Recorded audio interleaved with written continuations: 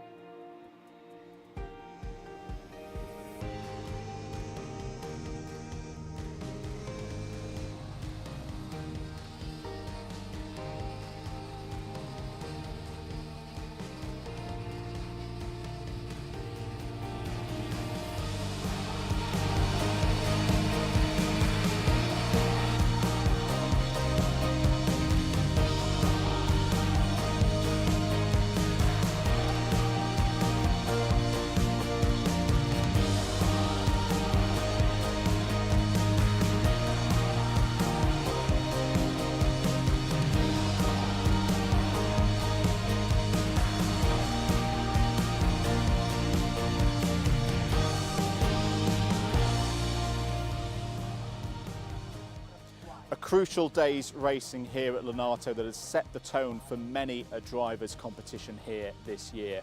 They'll move into day 3 tomorrow, where there's more race heats for them to move through and try and get more points on the board to solidify their places in the finals on Saturday, which you will be able to follow on the live stream. Keep it locked here across all of our social media channels for more coverage of the 2022 ROK Cup Superfinal.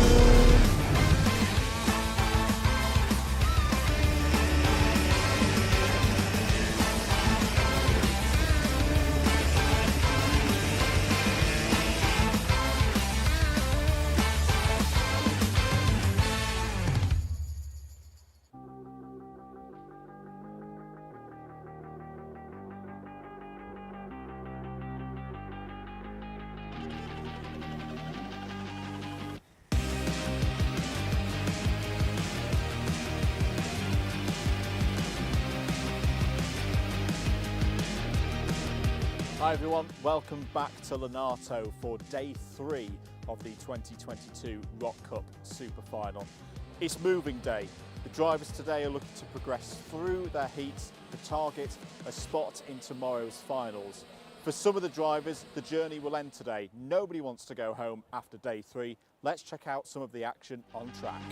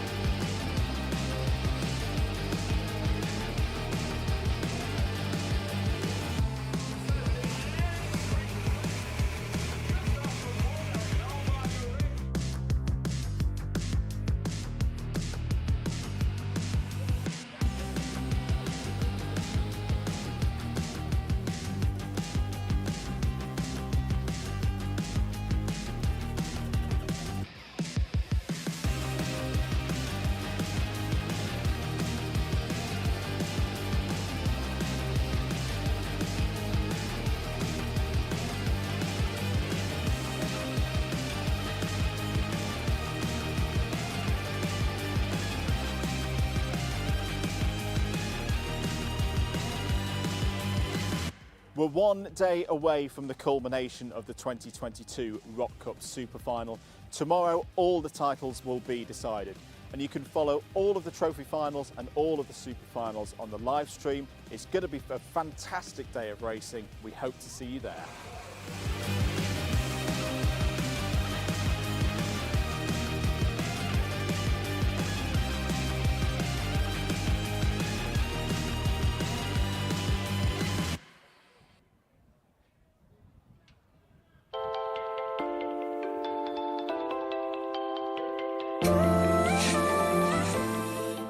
Bienvenue à la ROK Cup Superfinal. Let's go Canada! Fuerza Colombia. Hello, de Indonesia. Konnichiwa. Soy Pablo Ceballos de Ecuador. You are from? Malaysia. Let's go South Africa. Hi, Romania. Musta Philippines. Fala galera, sou Guilherme Figueiredo e vamos pra cima Brasil. Hello from the UK. Hello from Thailand. Ahoj, jmenuji se Filip Nedoma a jsem ze České republiky. Kalimera apoelada. Sziasztok, szurkoljatok magyarok. Go Kiwi. Hallo Deutschland. Grüß aus der Schweiz. Viva Argentina. Cześć. Un gros bisou de Monaco. Bisous. Hello Malta, Anaheim Great White Racing. Hallo, ich bin der Adrian Martins und komme aus Österreich. Nel nostro paese, il Principato d'Andorra, intentarem fer el millor. Go Australia. Ni hao. Ja, Chile. Go Netherlands! Gremo Slovenia. Shalom Israel. Türkiye'den selamlar. Bolivia! Uraia, Costa Rica. Let's go Jordan. Vamos Peru. Forza Mozambique. Давай Україна! Варіки для Литви! Хайде Romania. Buona ROK Superfinal a tutti!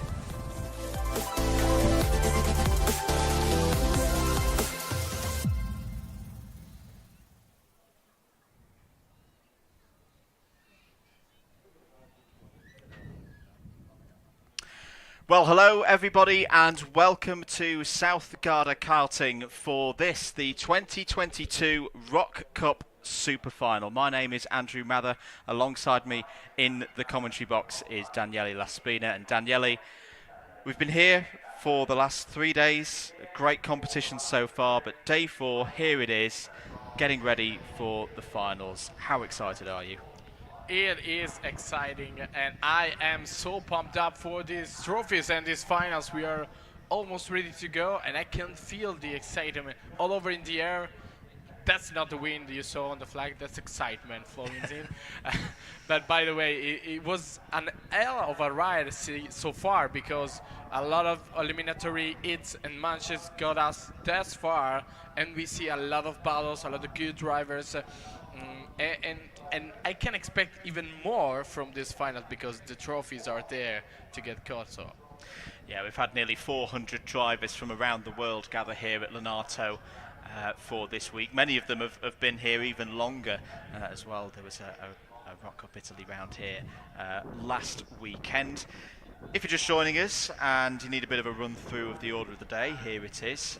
So we will start things with our Junior ROK Levanto Trophy race. This is for drivers who've not quite made it to the main Superfinal, but they've got this chance here to race for the Levanto Trophy in a few moments' time.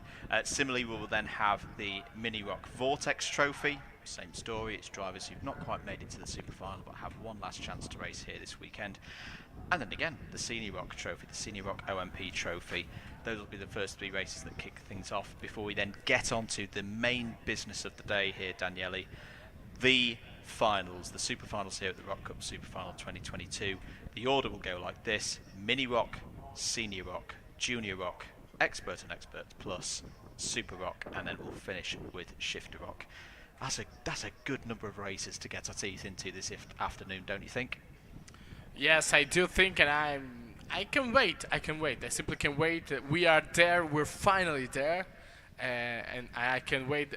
But let me say hello even in Italian, since we are in Italy. E allora benvenuti a tutti quanti qui dal Andrew Meder, appunto, dal vostro Daniele La Spina. Siamo pronti per queste super final alla ROK Cup 2022. Siamo carichissimi qui al South Gara Karting di Lonato. Il programma è semplice e sarà incredibilmente divertente, con i 3 trofei Levanto con i 3 trofei Levanto Vortex OMP in palio ad aprire queste super final per Junior, Mini e Senior ROK, e poi ci sarà il programma delle finali, delle super finali, anzi direi della super final per ogni categoria che andrà in pista. Insomma, un pomeriggio di assoluto spettacolo ci attende qui, e con tanti piloti coinvolti. Abbiamo vissuto un weekend spettacolare fin qui, anche se è soltanto sabato, ci siamo divertiti, abbiamo visto tanti piloti mettere davvero tutto in pista, e ancora dobbiamo vedere il meglio deve ancora venire, come si suol dire. Andrew, we are almost there. We had some chat with some of the drivers. They told us that they are a bit nervous. They're kind of feeling it, the pressure of being here now and today at the very most important day of the year. Absolutely, it's an international event. It's a one-off, even though there's been a series of qualifying heats and time qualifying and free practice beforehand. All of that is just to set the grids for what's to come, and if you get it right in one of these races this afternoon, great, you've got something to take home that you're very happy about. If you don't get it right, you've got to wait a whole another 12 months for the opportunity to arise again. The formation lap is underway then for the Junior ROK Levanto Trophy race. It'll be a 12-lap race, and Daniele, I think now is a good time to have a look through the grid of drivers that we've got here for this Junior ROK Levanto Trophy race. On pole position, Canada's Caleb Campbell, alongside him on the front row, Poland's Colin Vashny. Row 2 has Antoni Kashiba and Ethan Lennon on it. Kasper Henriksen and Adrian Potempa go from row 3. Dylan Jesse Collins and Motlabani Mabunda start on row number 4. Marcel Matijevic and Nicolas Stati start on row number 5. Giulio Mazzolini and Pietro Santesi on row 6. Christian Menezes and Austin Gale start on the 7th row of the grid. Sebastian Manson and Elia Epifanio start on row 8. Adrian Martins and Bennett Gashber start on row 9. Oliver Stilp and Tiago Strazzolini on row 10. Jacob Mikulev and Santiago Bastricia in row 11. Alexandru Brad and Fausto Arnado on row 12. Matthias Pichchaco and Diego R. Diaz on row 13. Felix Hilton and Alessandro Cocozoa on row 14. Guido Bidoli and Fernando Giacomo Pagazzoni on row 15. Massimo Canizzo and Lukasz Grabowski on row 16. Moritz Korbelik and Kimi Ray on row 17. Andre Pilk and Lorenzo Coronesi on row 18. This is a 36 kart field. So the drivers coming round the far end of the circuit through sector 3, taking the cut through. They'll wait for the lights. Once they go green, we'll be underway and racing, and we are racing down towards turn 1. Oh, already getting a little bit scruffy at the front of the field there, and it's going to, oh, there's going to be an incident as well, as one driver is off to driver's right. Yellow flags out, so already, Daniele, some of the drivers not even getting to the first major braking zone and having trouble. Yeah, you can expect it that the tension is there, and it was a tough start for Potipa, Mabunda and Matjevic. I guess they are involved, and now it's Potipa passing by there. The drivers involved because are or in late or not even passed through the first intermediate. Mabunda is now passing by, Matjevic passing by now, so I guess it's Matumba out of the race. Yeah, it's been a tough week for the South Africans so far, but hopefully they've got some chances in this race to end it on a high, including Ethan Lennon there in third place. Arguably, I'd say the favourite for this race, has been the fastest driver on this sheet, but has had bad luck in the heats. There is Lennon going down the inside for second place and getting second place, already on the move there in carts number 775. Good job so far, but the top group is still... Oh, wow, guys. Watch out down the hill. I guess they touched... I don't know if it is, but they kind of go wide, and of course there was the space for Lennon, for Ericsson, and for Manson too to dive in. They are kind of mixing things up at the lead group, and they are starting to get very, very battling and struggling one against each other. Let's pass by throughout the finish line with Campbell now leading over Lennon, Manson, Ericsson, Cosipa down to 5th right now. Gran partenza bella a cannone dei piloti al comando che iniziano fin da subito a darsi battaglia. Adesso Campbell e Lennon a guidare con credo prima un piccolo contatto fra Campbell e Cosipa che è costato un paio di posizioni a Cosipa proprio qua sulla collinetta. Adesso Campbell continua a guidare davanti a Lennon che ha ricevuto una warning flag. Yeah, warning flag for Ethan Lennon there. I think that was for the robust move coming down out of Sector 1 into Sector 2 last time around. There is a driver under investigation as well. It's the 786. Meanwhile, for the order, and there's an incident I can see out of our window in Sector number 3. So a number of drivers are going to be falling down the order here. Lennon leads on the road. Campbell second, Manson up to third place. It is a 10-second penalty for Mazzolini. So I imagine that will have been for a start infringement. We've seen a few of those penalties so far this week, Daniele. For Ethan Lennon, though, starting to get into a rhythm at the front of the field, quarter of a second ahead of Campbell. 10 secondi di penalità per Giulio Mazzolini, intanto segnalati al passaggio lì davanti, ma c'è stato anche un incidente in cui sono stati coinvolti alcuni piloti, l'avete visto lì al tornante dove sta passando adesso il leading group. Vediamo ora arrivare il gruppo di testa, warning flag anche all'indirizzo di Matteus Picciacco. Comunque guida Lennon davanti a Campbell e a Manson, poi Ericsson, Cosipa, Menezes, Jessop Collins e Wanzi Gale e stati per i primi 10, con adesso il pilota sudafricano al comando che col canadese sta andando via, mentre arriva l'attacco di Ericsson e combattono lui, Manson e Cosipa adesso per la terza posizione. Occhio ragazzi, mentre tra l'altro guardandoli fuori, oltre ad alzarsi un polverone nel gruppo di mezzo, devo essere onesto, siamo stati tranquilli fino adesso. Le nubi continuano però a circondare il South Garra Karting, speriamo tenga. Intanto Lennon va ancora fortissimo, parziale record nel secondo settore nel tentativo di scrollarsi di dosso Caleb Campbell. Yeah, great scrap going on there for third place between Manson, Henriksen and Cosipa. And confirmed there that order staying as is. It looks like Starty has got past Gale for 9th place. Who's made the most moves so far? Bidoli's up 18 places. Is up to 11th place from the back of the grid. But it's all in the hands of Ethan Lennon. On pace, I think Lennon would argue he should have been in the super final, but that's racing sometimes. It's not been his week, but finishing it on a high at the moment, holding this lead, fastest lap of the race so far, 50.347, trying to pull away from Caleb Campbell, the pole sitter there from Canada. 6/10 is the gap. Passano sul traguardo i piloti al comando per quella che è la tappa di metà gara. Lennon sempre a guidare, ma stavolta recupera qualcosina. Campbell leggermente più veloce, resta a circa mezzo secondo di distanza dal pilota sudafricano, il canadese, che sta cercando di rimontare. Di sicuro è che quei due stanno facendo un altro mestiere. A inseguirli ora c'è Manson, che dopo, devo dire, un'ottima partenza, Manson ha recuperato tante posizioni. Sebastian Manson, che partiva dall'ottava fila, adesso si ritrova a inseguirli, sì, con un passo inferiore. Difficile che, se non cambia qualcosa in breve tempo, possa andare a recuperarli. Lennon, che è molto veloce spesso nel secondo settore, dove sta continuando a migliorare. In generale stanno migliorando i tempi, ovviamente, con l'entrata in temperatura dei pneumatici.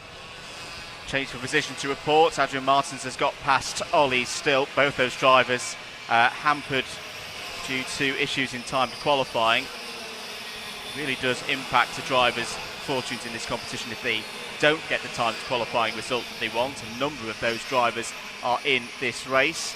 Lennon continuing to lead though, ahead of Campbell. Manson in third, Henriksen fourth. Good pace coming in from the Norwegian there in fourth place.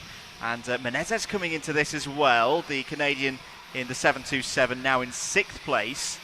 Just passing through the chicane.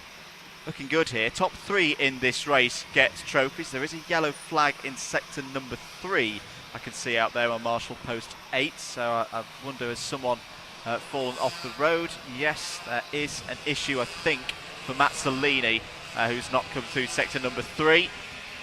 Good scrap going on there for around fourth place.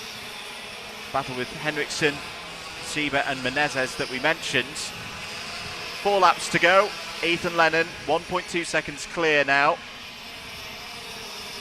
Now coming into turn number 4 and turn number 5 now. It's very, very close. Very entertaining to watch. Often this is, there's a spinner to we'll catch up with in a minute out of turn number 4, but it is the 780 of Kashiba back up to fourth place now, ahead of Henriksen. There's still time, I think, Danielle, if these three could work together, that they could catch up to Manson ahead. There's still a chance that they could get on the podium in this race. There is still a chance, even if Sebastian Manson is going pretty well, but I think it's not helpful for Kashiba, Eriksen and Menezes to fight along. It's Ollie Stilp that was the spinner in sector number 1. Ends a tough week for the British driver. Unfortunately, that is the end of Stilp's ROK Cup Superfinal for this year. Less than 3 laps to go. There's your leader, Ethan Lennon. 1.5 seconds clear of the rest of the field now. And that trio that we were talking about from fourth down have started to get themselves organised. They are starting to close in now on Manson ahead, particularly through the first sector. Sembra ormai l'unica cosa rimasta aperta, la lotta per il podio, con Manson che si sta iniziando a far avvicinare da Kashiba, o meglio è Kashiba che si sta avvicinando a Manson, con Campbell ormai con 1 secondo e 8 di vantaggio nei confronti di Manson e 1 secondo e 7 di svantaggio nei confronti di Lennon lì al comando delle operazioni. Insomma, adesso è l'australiano a essere messo sotto pericolo dal polacco, che si sta avvicinando per cercare di mettere in discussione la terza posizione, l'ultima per salire sul podio. Adesso che Lennon lì davanti, Ethan Lennon passerà davanti al traguardo, sarà l'inizio dell'ultimo giro per questo Levanto Trophy. Yeah, it's going to be a really close battle this for third place as they go on to the final lap. Down the inside, looking into the final call there was Kashiba, who's got the move done. So Kashiba up to third place now, ahead of Manson. Manson will look to fight back though. Hasn't had the benefit of a slipstream for quite a while, and now will do with Kashiba right there. Kashiba will defend into the corner. Turn number 4 is going to be a run on the outside though for Manson, and it looks like Henriksen's getting involved as well. Still down the inside, side by side between those two drivers. Great scrapping there for third place, the last spot on the podium. The 727 of Menezes is coming in as well, but for Ethan Lennon, approaching the final few corners now. Tough week for the South African driver, but finishes on a high, comes out of the final corner to win the Junior ROK Levanto Trophy here at the ROK Cup Superfinal of 2022.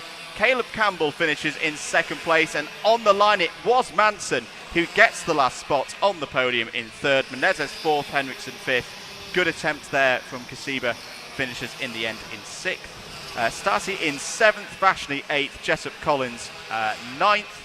And Austin Gale finishes in the top 10 there in your Junior ROK Levanto Trophy race. Good race there to kick things off this afternoon. Daniele, Ethan Lennon delivering the business, I think, as we probably would have expected, given the pace that we've seen Lennon have so far this week. Good to see him finish on a high there after the disappointment of not quite making the super final. Yeah, and of course Lennon could be easily inside the top drivers for the super final, and I think it's not the only one, but we did say that during the weekend.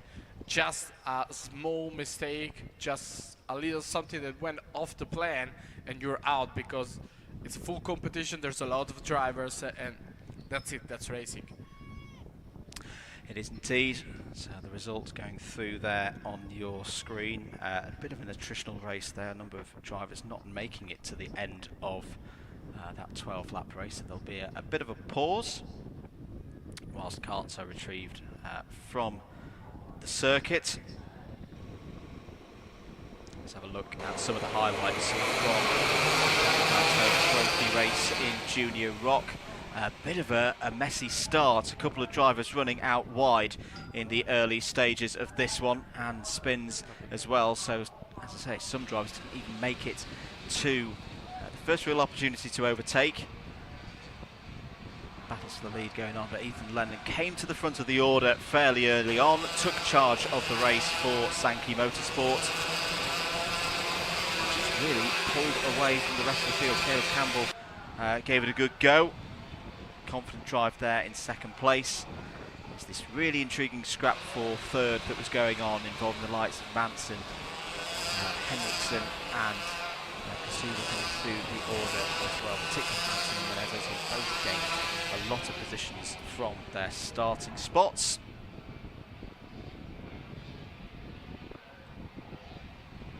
Kashiba was on the offensive, went down the inside. This group of three, at this point, were trying to catch up to Manson ahead. Got themselves organised, and they were able to reel in Manson and resume the battle later on in this 12-lap race to decide who would be the final driver on the podium. All the trophy ceremonies you'll be able to watch later on today. Ethan Lennon continued to lead out front though. As I say, once he got to the front of the order, never really looked back. Third, raged on in the latter stages. Kashiba going down the inside of Manson. At that point it was advantage to the Polish driver. Manson fighting back on the lap, not encouraged other drivers into the mix as well. For Ethan Lennon though, it was a win in the Levanto Trophy race. Campbell in second place, and Australia's Manson finishing there in third. And we move on, Daniele, to the next race on our schedule, which will be the Vortex Trophy race for Mini ROK.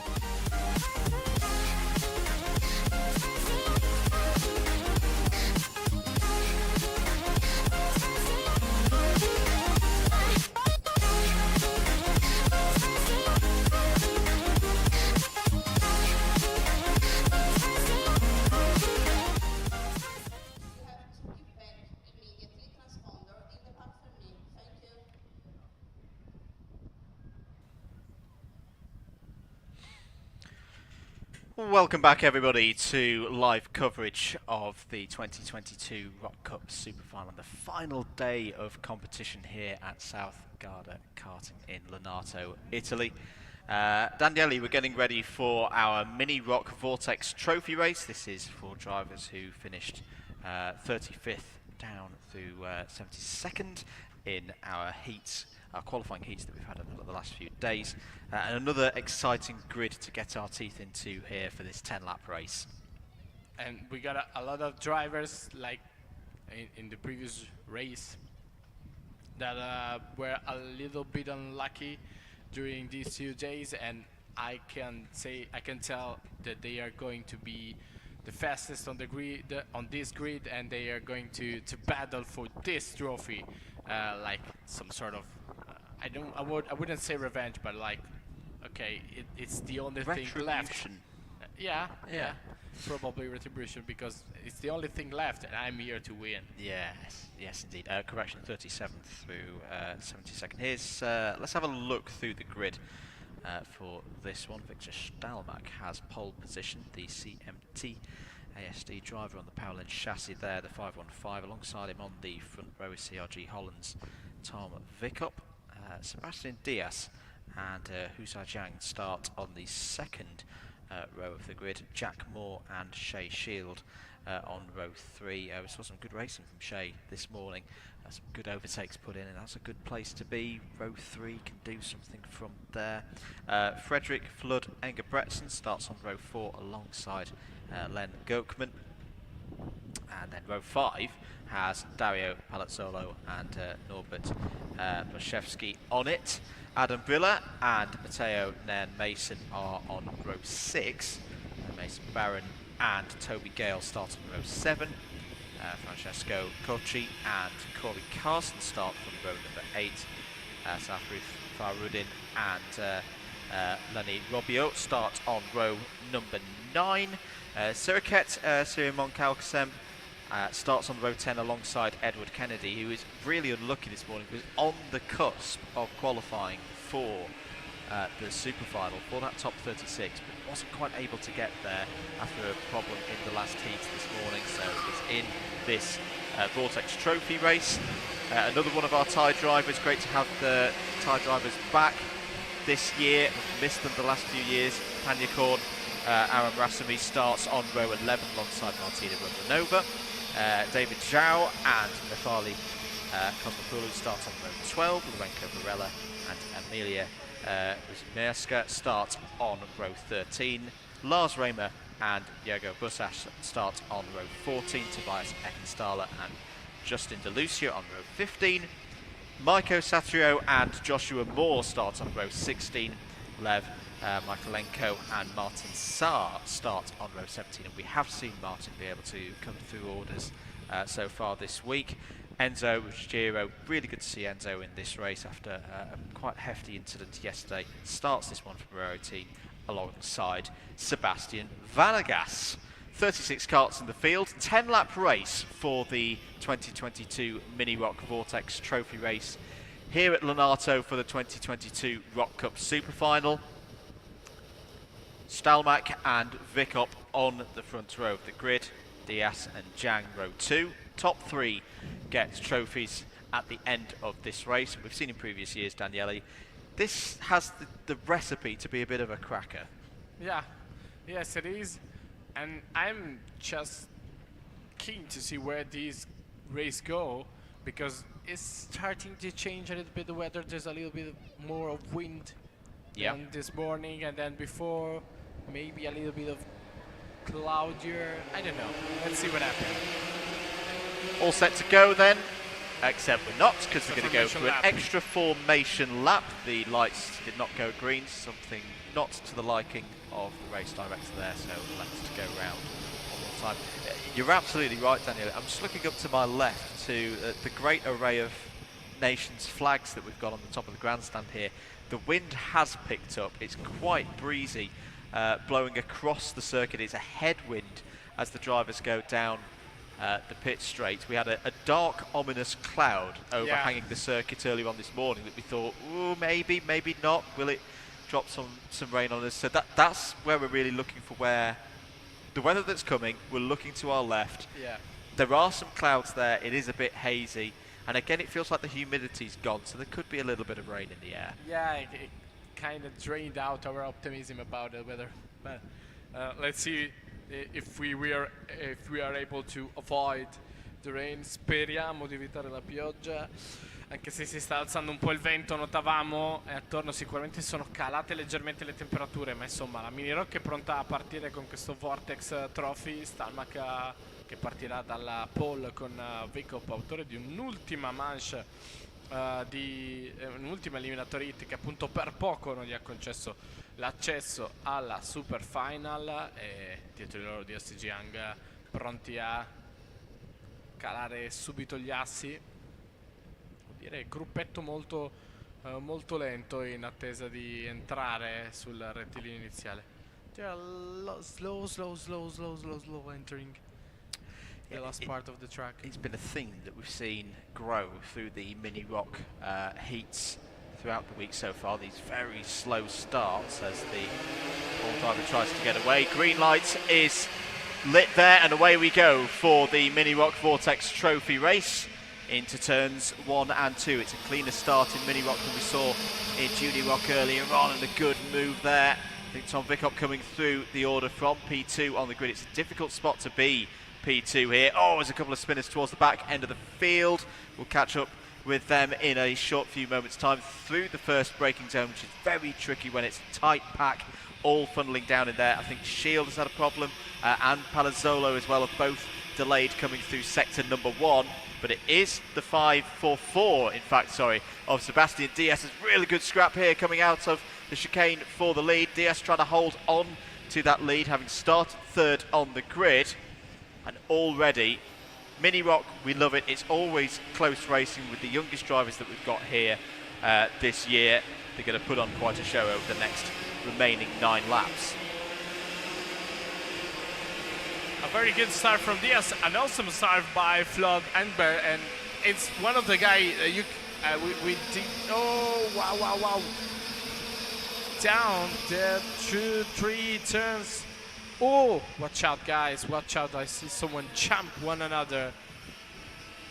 So Tom Vikop has come through here and now leads once again. There's a technical flag for Palazzolo, so something of a safety concern on the 560. That means that Palazzolo's race is going to be over. Good chance this now for Tom Vikop. Has got a bit of a lead. I'd say 3 or 4 carts lengths now over the rest of the order. Yeah, the wind has definitely picked up, so much so that the race starters now having to hold the mechanical flag in position, otherwise it would just be fluttering at a straight parallel perpendicular to the circuit. Vikop leads though. Stalmack up to second place, so our front row from the start of the race are in first and second again, except they've just swapped positions. Looks like Carson is on the move as well, looking for a move there for 5th place. He's faced the race now, settling down. Almost a quartet at the front of the order, trying to break away from the rest of the field, headed up by Vikop. Into the chicane they go. Stalmack in second place there. Oh, a little bit wide there from Carson through the chicane I just saw. The Australian is pushing on here. Leaders coming through sector 3 now, which has a great flow to it. These triple hairpins, lots of opportunities to overtake. It's all about getting off of them as quickly as possible, getting this good run down the pit straight through turn 1 and turn 2, carrying that speed all the way to the tricky turn 3.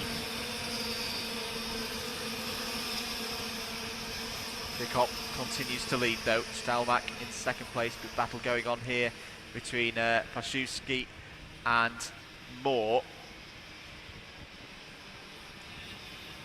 Another one of the South African team here. Good number for the 2022 edition of this competition. And Paszewski is just holding on at the moment. In third place, has gained 7 places already in this race.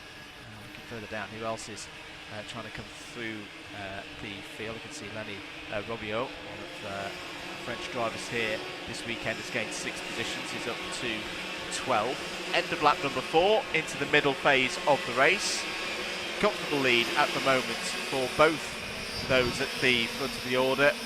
Vikop and Stalmack both into 55.6s. Edging away now from Brzezinski and Moore behind. He continue to battle on for 3rd place. Or no, I think they've changed strategy now. I think they've elected to start working together. The old adage of 2 engines better than 1. Trying to close in on the 2 lead drivers at the front of this field. A little bit further back, Flood and Gebretson is in 5th. Diaz 6th. Carson holding in the top 10 there in 7th place.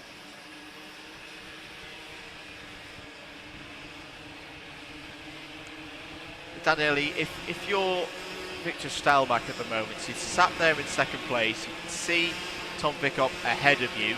The pace is fairly equal, but you know, you're probably aware now that you've got Brzezinski and Moore not too far behind. Brzezinski's now the fastest driver on circuit with a 55.470. A couple of penalties coming in, which we'll get onto in a second. But what do you do if you're Stalmack now? Do you allow those 2 drivers behind to catch you up, or do you try and push all in to catch the leader? The question is, Stalmack is aware of how fast his Blazewski is going, because if he is, and if have something to put aside Vikop, I definitely do. But if you don't have, probably in Stalmack head, you have. Let's wait and let's see what happens. Penalties just to confirm. Mason Barron in the 5.31 has a 3-second time penalty. And in fact, more time penalties coming in. I think these may be starting infringements coming in for a few drivers. The 5.72 and the 5.75. And if it's the 5.75, well, that's Shea Shield has already had an unfortunate incident in this race. We did mention a lot of drivers that were a little bit unlucky during these days, and I cannot think of Carson that now is up in 6th. It was a little bit unlucky this morning too, and I really hope for a strong finish at least, because he's a good driver who is in the ROK world, already know that, and that's for sure a good one. Change of situation here. It's Tom Vikop. Tom Vikop is one of the drivers to have received a penalty. So leader on the road, 3-second penalty. At the moment, that relegates the German down to 5th place. Penalties as well for Barron, as mentioned. Gokman, Saar, Moore. That's going to be Joshua Moore, not Jack Moore at the front of the order, or towards the front of the order, and as mentioned, Shea Shield. So a number of drivers there getting in trouble with the stewards. Gara che cambia e si trasforma perché arrivano penalità per Joshua Moore, per Shields, per Barun, ma soprattutto per Vikop, che a questo punto può anche non essere sorpassato quantomeno da Stalmack, da Blazewski, da Moore, appunto, da Jack Moore, che è lì davanti, perché potrebbe essere sufficiente arrivargli vicino per scavalcarlo. Arriva una penalità anche per Jiang, sempre di 3 secondi. Allora in questo momento è in pista Vikop a guidare, ma con Stalmack virtualmente al comando, e Blazewski che ha ridotto fino a 4 decimi.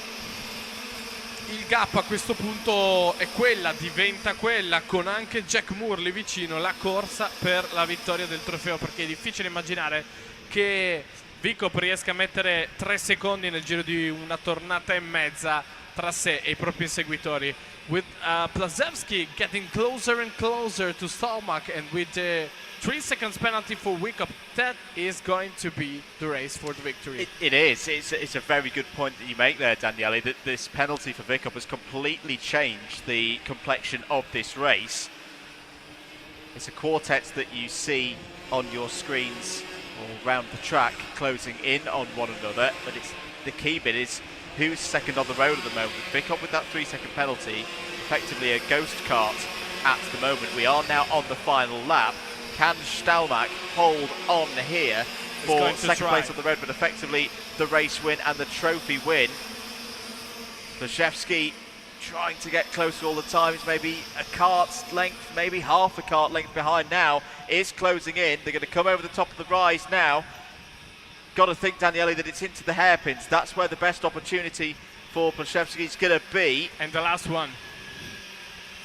They are on the last lap. Stalmack looks over the shoulder, checks to see where the Norwegian is, defends to the inside on the penultimate corner. It's going to be one corner to go. Who's going to take it here in the Mini ROK Vortex Trophy? Tom Vikop takes it on the road but has a penalty, and it's going to be very close on the line. Second place goes to Stalmack on the road, which will be the win once the penalty is applied. 0.047 of a second.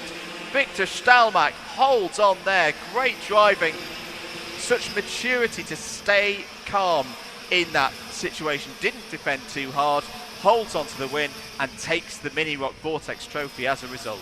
Such a confidence. Wow, what a way to win by Victor Stalmack, of course, due to the 3-second penalty for Vikop that ended up in 5th. But what a race by Stalmack, and I'd say that I have nothing to say to Blaszewski. He tried till the very last turn to get this victory, but it's second and it's good. Got a good race. He started back in 9th position and ended up in 2nd. Then it's Jack Moore for the 3rd places. Wow, what a race. It was a good race. That's a pity for Vikop for sure, because he had the victory in his hands, and due to the penalties, he's ended up out of the podium. Yeah, I say quite a few 3-second penalties there for a number of drivers. Just to run through this stress, this is a provisional result. Stalmack from Blaszewski, Moore, Jack Moore there finishing in 3rd, Frederick Flood Engelbretsen 4th, Vikop 5th, Carson 6th. Good drive there from the Australian and AV Racing, up 10 positions, finishes P6. Diaz in 7th, Kochi 8th, then Mason 9th, Fahrudin in 10th. Good drive there also from Fahrudin, up 7 spots. Toby Gale finishes in 11th place, Zhang in 12th, Sirimon Kolksem in 13th. I'm also going to give a shout out to a really good drive here. There was a point early this week where I wasn't sure whether we would see Enzo positions in that race. Let's have a look at some of the highlights of that Mini ROK Vortex Trophy race. Good start, especially from Diaz sitting there in 3rd place on the grid. Took the early initiative in this race. In the early stages, classic Mini ROK. No one really able to break away. Good battling, lots of overtakes, 3 wide in places coming down the pit straight. As it started to get into the middle phase of the race, it was Tom Vikop who took the advantage.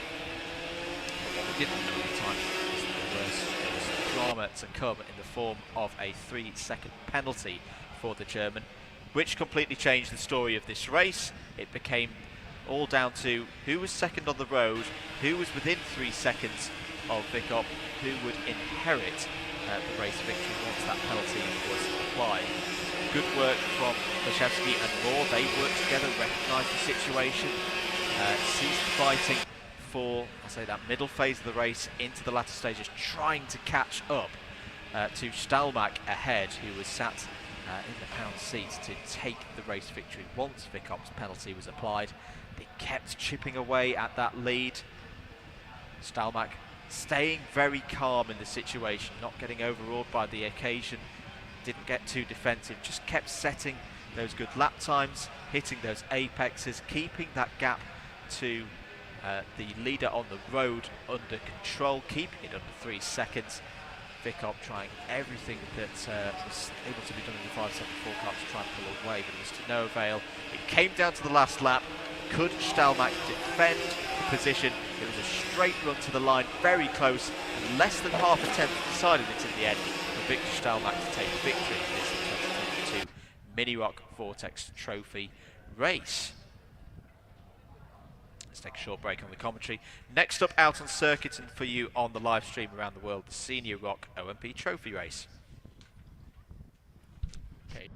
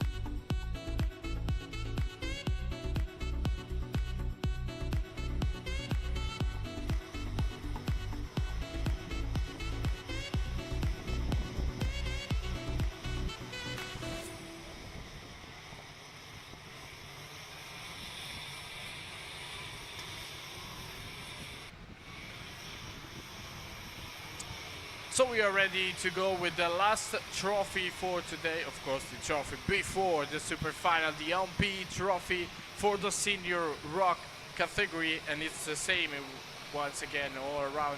A lot of drivers that will be a lot of with a lot of happiness in the Superfinal. Bartoszek starting from the pole position with Ali Shabana in the second row, in the first row along with him. Second row with Todd, with Nicola Meglio and Todd Ragustad. Then it's Adrian Labuda, Christian Postrian, Tobias Neidberg and Paolo Dun Pastori, Keenan Sini and Alexander Panaev. Then it's Yi Cheng Ku and Sebastian Blanco, Andreas Ardiles and David Marcinowski, Milan De Geratu and Philip Nedoma. Then it's Reyes and Boltazu, Marina Reyes and Alexander Boltazu. Then it's 10th row with Tamir Emre and Luke Joshua Armstrong. 11th row with Alia Tomasetto and Rebecca Guarguaglini. Then it's Kane Malilla, Anders Gaitzik, Luis Esser, Philip Bartosz, Lucas Pace, or Cohen, Radim Gojchen, Claude Brinca, Miguel Quinoes, Carson Bowers, Philip Volok, Alfredo Chiozzone, Fabian Boffo and Richard Seifert. 15 laps to go and we are ready, underway with a great start by Bartoszek and Nicola Meglio trying in with Alicia Yabana, trying to defend himself They cross their path. Amelio tried to dive it in. And Labuda is there too. What a great start and chaotic start, but I say with no major consequences between the first corners. Maybe someone is a little bit late, and there's a yellow flag now there at turn 4. There at the straight before turn 4. Pastori, I guess, it's out of the race. Now there's an under investigation for Nicole Amelio, car 241, but the race is still on, and they are already fighting at the top. But now Amelio try to find her way out. Meanwhile, the first lap is gone. Alicia Bana is leading with Bartoszek, Labuda, Nyberg, Bastian, Sini, Blanco, Ragustad, and Marcinowski. A good start by Alicia Bana that was able to defend himself by Amelio. Then Amelio was caught in that incident, and then to overtake Bartoszek, he wasted no time. Absolutely. Pastori also, Bartosz has had problems on the first lap. I think that was just Spinner at the first hairpin. Warning flag for Nadoma as well. Longer race this for the seniors, 15 laps in total. But Alicia Bana controlling this one from the front at the moment. Bartoszek there in second place, who's had a particularly good start. Chu's had a good start, up now 6 positions with an overtake on Nyberg there on lap number 2. So it is Alicia Bana from Bartoszek, Labuda in 3rd, Pastian in 4th. We saw Pastian have a good race this morning in the last round of heats for the seniors. So I know that there's some good form there in the 213 kart. Leaders coming over the rise now, down towards the chicane. 265 of Alicia Bana feeling the pressure a little bit, went defensive, and that may have been a mistake. He's going very defensive in these early stages of such a race. Bartoszek there in second place. This is going to bring a lot of other drivers into this. So Chu's in there as well in the 271. And if there is some weather due to come here, this could get very interesting in the latter stages of this race. Emre Demir is under investigation, but it's very close out there, Daniele, for the lead of this race. Yes, it was a chaotic start for part of the grid. You can see Tomasetto, Maglia, Geisig, Esser all up a lot of position from their starting. Oh, there's a retirement, I guess. Someone in park outside. I'd say it's Rebecca Guarguaglini, if I'm not mistaken. Yeah, Guarguaglini has not come through the first sector. Rebecca is so out of the race. She's had a strong ROK Cup Superfinal, qualified through to this OMP Trophy race, but that unfortunately is the end for Guarguaglini. I'm sorry for her. Allora, dopo 4 giri a guidare le operazioni, Alicia Bana con una gran partenza è riuscito a tenersi dietro diversi piloti, compreso Bartoszek, che adesso è scivolato in sesta posizione. A proposito però di Polonia, c'è Marcinowski che continua ad andare forte, fortissimo, dalla nona posizione, 50.5 la sua tornata, che è ovviamente il giro record, e c'è una penalità per Emre intanto che è già abbastanza in basso dal punto di vista del risultato. Abbiamo visto poco fa invece, a proposito, il ritiro per Rebecca Guarguaglini, purtroppo durante la sua corsa. Grosso peccato. 5 giri vanno agli archivi con Alicia Bana, che adesso si sta difendendo dal cileno Pastriana e da Jan Butu, con Nyberg, Labuda, Blanco, Ragustad, Bartoszek e appunto Marcinowski, tutti abbastanza compatti ancora. Sta provando a fare il classico tirotto Alicia Bana lì davanti. Problems for Or Cohen, just came past our commentary box quite slowly in the 246. All of these have popped out onto the grid, Daniele. All of these drivers are on fresh tyres, so there shouldn't be any issues with grip, but Alicia Bana is driving the kart really hard. Down the inside, here goes Pastrian for the lead of the race. This has been coming, I feel, and everybody's going to have a go now. Chu down the inside going for second. The door's been opened now on Alicia Banner. Is going to lose a lot of time here, a lot of positions. Pastrian confirmed in the lead, 2 second, and Nyberg up to 3rd. I was watching our great start of this race for Yelchen Ku, because he was starting from the 6th row in the grid, and he's already up to the top, fighting for the victory. Yeah, it's been driving really well so far this week. Unlucky in places, as many of these drivers have been to not make it into the top 36 that go forward, or have gone forward to the super final. Oh, it's all getting a little bit scruffy in sector number 3 as everyone's bulking each other. This is all trying to find a way through to start catching up to the top 3. Top 3 get trophies in this race. Massively close out there. Pastrian in first, Nyberg second. It's all gone wrong for Alicia Banner. Unfortunately, Daniele now down to 11th spot. Like you said, they're still fighting in a huge group, especially there at the Alpines in the sector number 3. And in a blink of an eye, you can go from the top to 11th, like Alicia Banner, like it was before, for a lot of drivers, and especially for Marcinowski and for Bartoszuk, sorry, that now is trying to climb it up. Pastrian and Nyberg were able to, black flag to Nicola Meglio. Wow. Yeah, a black flag. I don't think we've seen a black flag so far this week, so that is not good news for Meglio at all. Will be out of this race. Allora, bandiera nera per Nicola Meglio, che a questo punto è costretta a ritirarsi dalla gara.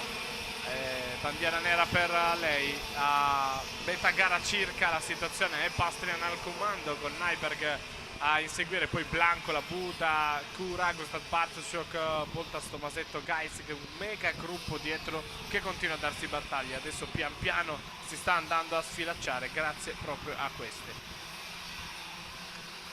I've got to say that Tobias Nyberg is really starting to put the pressure on Pastrian now. Took 2.5 tenths out of Pastrian's lead in that first sector. Has the fastest lap of anyone at the moment, does Nyberg, and has just dropped down to a 49.5. We've got a race on here in the Senior ROK OMP Trophy between Christian Pastrian, who started there on the 3rd row of the grid. 1 spot back was Tobias Nyberg, so they've raced through from 6th and 7th on the grid. Down the inside, looking there, so close between the two of them. Great racing once again here in Senior ROK, and as they come by us here, can confirm that, yeah, Pastrian is still in the lead, but Nyberg getting closer all the time. Took more time out in that first sector. Slightly tighter line from Nyberg through the initial of these triple hairpins. There'll be 5 laps to go after they come over the start line in a few seconds' time. Can Pastrian hold on for this lead over Nyberg? Can any of the drivers behind take advantage of this as well? Blanco is up to 3rd place with a great drive. It's sector 1, Daniele, where Nyberg seems particularly strong. That's a good opportunity to try and overtake into turn 4. Yeah, it is. It's one of the perfect overtake spots of this track. One of the many, but I guess Nyberg maybe want to wait few laps, I don't know, to just see if he can have something more than Pastrian, considering the fact that Blanco, Labuda, all these drivers are pretty far, so he can wait till the very end of the race. Vediamo se davvero questa è la strategia di Nyberg, che magari aspetterà qualcosina per attaccare Christian Pastrian. The 257 has just come past without an exhaust. I think Alexandru Boltasu, there may be a mechanical flag coming if my ears were correctly tuned in on which car didn't have a silencer there. There has also been drama for Diaz in the 231 is out of this race, or as good as out of this race, having had a spin at the chicane. I wonder if those 2 events are related. Meanwhile, though, at the front of the field still, Pastrian and Nyberg. I think you're right, Daniele. I think Nyberg's just using this phase of the race to keep things calm, not getting too much of a battle and encourage the likes of Blanco, Labuda and Raugstad, who's going very quickly now. Did start on the front row of the grid, on the second row of the grid, is now coming more into this one, has the fastest lap of the race with a 49.2. There's a technical flag for Bultazo. I'm not surprised. No, not at all. Not at all, considering the noise. Seems like the idea for Nyberg is that to wait. And know that maybe Pastrian is just too quick for him, but seems like he got the same pace of Christian Pastrian and maybe got something left to try to attack him. Blanco, Labuda, Ragosted, Bartoszek, it's a good match for the third spot too. Well, indeed, there's a bit of disturbance on the stream. That is not a supercart going round. That is Alexandru Boltasu's 257 without its silencer. It's still going round. Past us again. Blessed. That's cart with the C, like you say. I can't even hear what you're saying, Daniele. 2 laps to go. Black flag now for Boltasu for not abiding by the mechanical flag. Oh no, he is. And now has got into the pits. And our eardrums, if they could breathe a sigh of relief, just did. But a lap and a half now for Pastrian. He's responded well afield, Daniele, to this pressure from Nyberg. You would have said 5 laps ago, Nyberg's coming through, whether Pastrian likes it or not. But it's built that pace back up. Seems to be able to just hold him at that 4/10 gap as they go on to the final lap. Yeah, now we will have the answer. If it was a tactical thing of it was because they are both at the limit and there's nothing more on the Norge to attack Pastrian. Let's see what happened, because now it's getting closer down up the hill and down they go. If he wants to attack Pastrian, he has to do it now. Pastrian doesn't want to defend too hard into these corners as well. It'd be a really big move from Nyberg all the way back there to get this right. The corners are ticking on by. Christian Pastrian is going to finish on a high here in the Senior ROK OMP Trophy. Out of the final corner, it's going to be a win for the 2-1-3 of Christian Pastrian. ROK Cup USA have a race victory here on the Saturday. A good win by 4/10 of a second. He held that gap for that last 6 or 7 laps. Really well done by Christian Pastrian there. A win ahead of Tobias Nyberg in second place. And it's a very good podium, in fact, for ROK Cup USA because Colombia's Sebastian Blanco finishes in third. Grande vittoria di grande vittoria di Christian Pastrian. Il cileno alla fine riesce a tenere a distanza Nyberg, che chiude secondo, con Sebastian Blanco che chiude invece al terzo posto. 2 piloti di ROK Cup USA sul podio in questo OMP Trophy. It was a good race by Christian Pastrian. Gave me the feelings that he always knows where he is with his pace.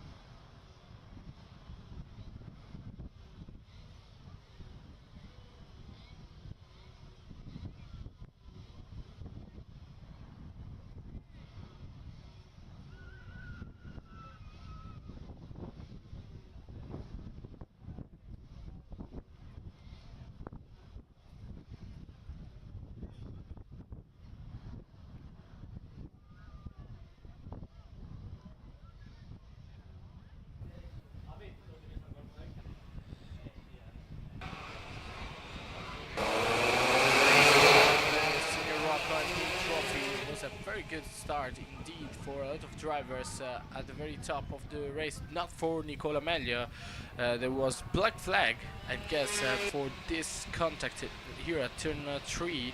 That pretty much was a dead end for Air and for other drivers. The fight for the top still goes on with a good start for Bartoszek and Ali Shabanai that took the lead for the first 2-3 laps, but then he got away with a lot of fight with Pastrian, with Nyberg, and they got the upper end. After all, there was a few technical flags, by the way, but at the very top of the heat, there was a lot of good driving with Christian Pastrian picking up the pace, and now there, with after overtake, Nyberg getting back on second position, he got to it. He got to Pastrian, and they were able to put aside a good amount of advantage, stay away from Blanco, Labuda, from Tomasetto, who guides a lot of drivers in that pack. They're starting to fight along. As you can see, they were there, and Nyberg was there, but never almost there to try and attack and overtake Pastrian. Then he got away with the victory till the very last lap. He defended himself. He stayed away from trouble, to be honest. It wasn't enough, never enough to attack him, and he got the last few laps with a little bit of advantage, almost half of a second every time. That allows him to take the victory home in the Senior ROK OMP trophy over Nyberg, and over third place Sebastian Blanco.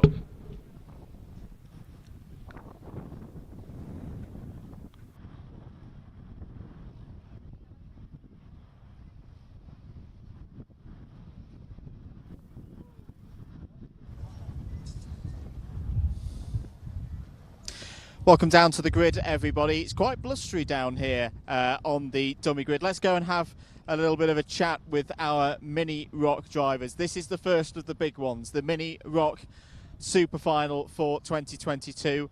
First driver that I want to have a little bit of a chat with is Vivek Kanthan. Vivek, what a week so far. Perfect run through the heats, 0 points, absolutely perfect score. You must be very pleased. Yeah, it's always amazing to obviously start in front and be in such a big event and win all the heats, and it's all possible because of the AV racing. So I'm really grateful for them, Alessandro, my mechanic Bobo, and Simone for the engines. So AV Racing have a very good record in this race, but it is a one-off race. What's the mindset ahead of this final? Obviously you win, but it's about being consistent, working with my teammate, obviously Williams alongside me, Shinzei, who's behind, a bit further behind, but it's really about teamwork. And then obviously the last lap is free for all, but it's really teamwork.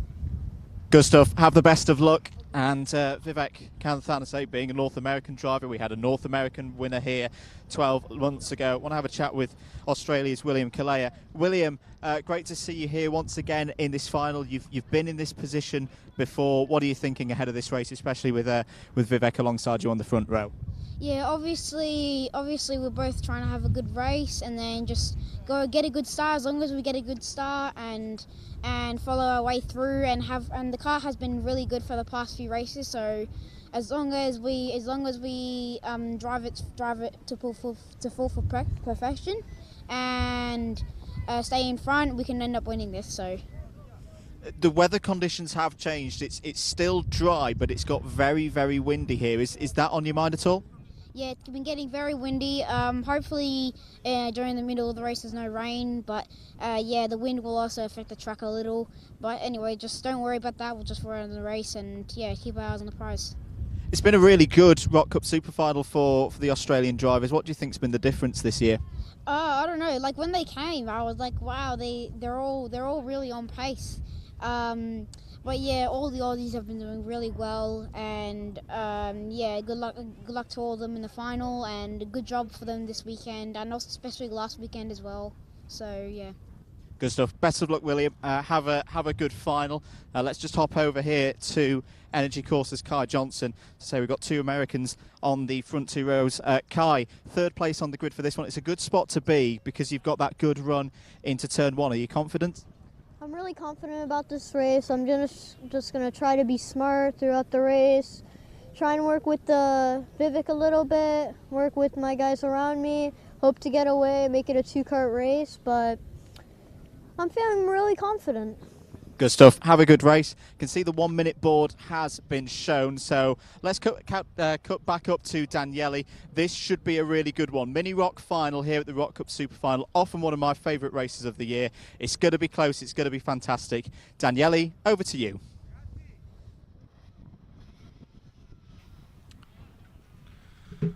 It was quite interesting to see the voices from all the grid, I'd say, part of the grid. From the mini ROK, kind of forget they are mini while they're talking, and cheers to Andrew for his big job, that's for sure. Speaking of the grid, let's put the days in order for the first final of the day. It's Kantan starting from the first row in this 12 laps super final in mini ROK category, and we heard of him. Of course, it's always good to start from the top. But it's gonna be a tough race. It's USA, Australia, with Kantan and Kaleka in first row, with Sebastian Eskandari and Kate Johnson in the second row. It's Zerui Shen and Ken Reipold in third row, and then it's Kasper Reipold in third row, and then it's fourth row with Karar Firand and Gay Korn. Then it's Matvei Dergunov, Luke Tal, Jared Clark, Amish Campbell, Zdenek Babicek, and Milos Shizmuk. Then it's Thomas Chichoraki and Bogdan Stefan Kozma Christopher, with Olivier Isadesini and Declan Deonarin with Bruno Gritz and Bautista Panetta 10th row on the grid.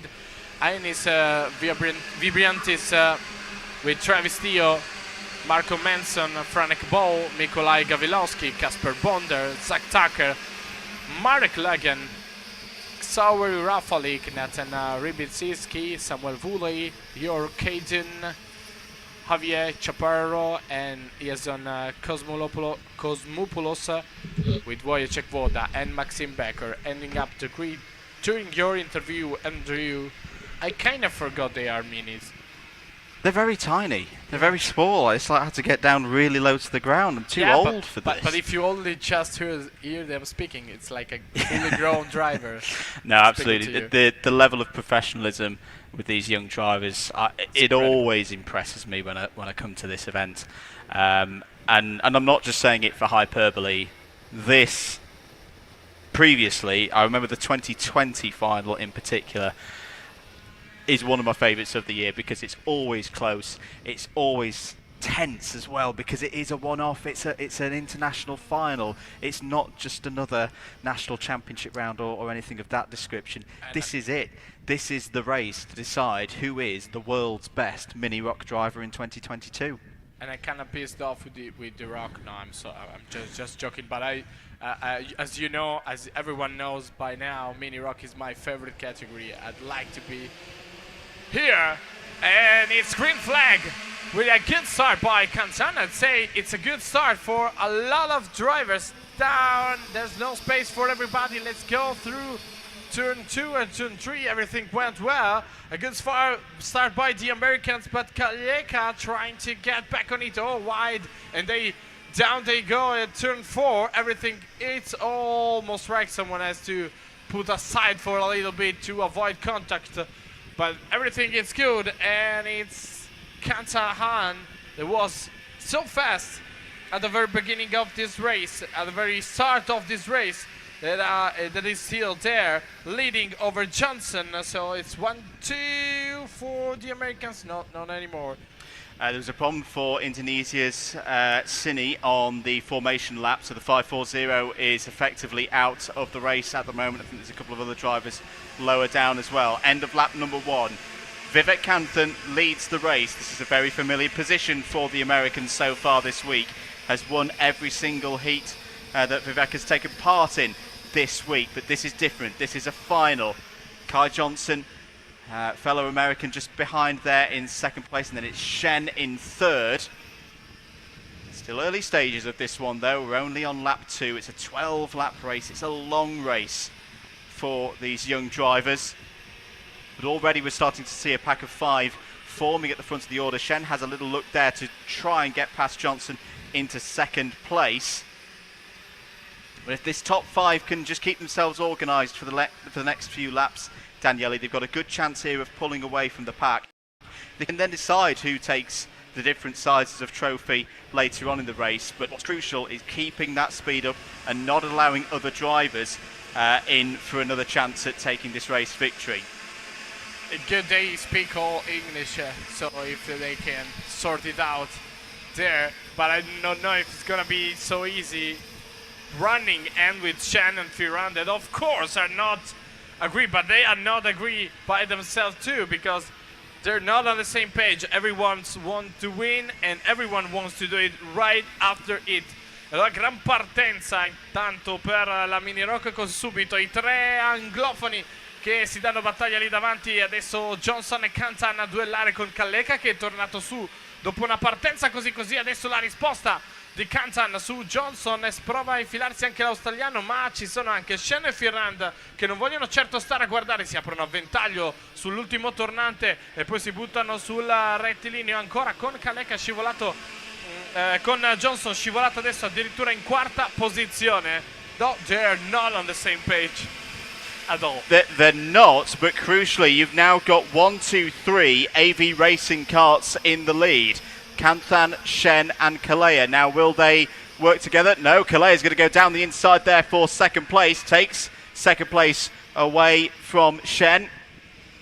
This is good work at the moment from all of these drivers. They are keeping that gap to the 6th place driver, Durganov.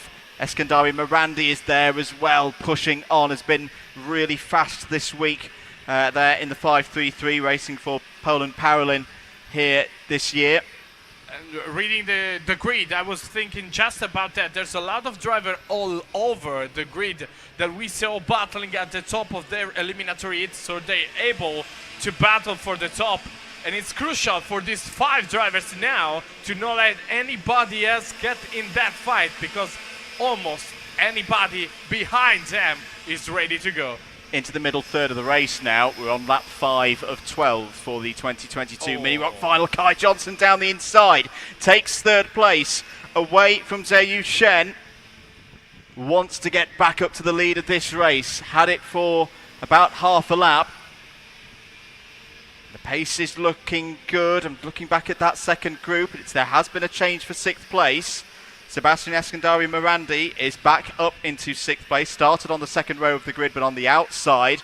As we mentioned, a difficult place to start here at Lonato, and is starting to bridge the gap. He's getting away from Durganov and Bogdan Stefan Kozma Christofor behind, and is closing in. Who's got the fastest lap at the moment? In fact, it is Bogdan Stefan Kozma Christofor. This would be a sensational story, Daniele, because the story so far for the Romanian driver is a horrendous qualifying. Had to start every single race from the back of the field and race through those fields. Was gaining 15, 20, sometimes even 25 positions in some of the heats. Has got into this Superfinal and is now closing in on the leaders. Side by side for 3rd place, Shen and Johnson. Shen goes through, and that's an opportunity now for Kalea and Kanthan to race off the front, and there has been a change for the lead. Kalea into the lead past Kanthan. This is okay at the moment for AV Racing. Their 2 drivers are pushing off the front of the order now. It's not decided yet. They'll keep working together as we enter the second half of this race. And I was watching 8/10 of a second of Ferrand from Eskandari. Now it's 5, as you were seeing him, and of course Bogdan Christofor, Kozma Christofor are getting there too, and they are not 2 drivers you want to when you are battling for the top. Qui si sta chiudendo il gap con gli inseguitori, anche se adesso Kaleka e Kantan stanno chiudendo la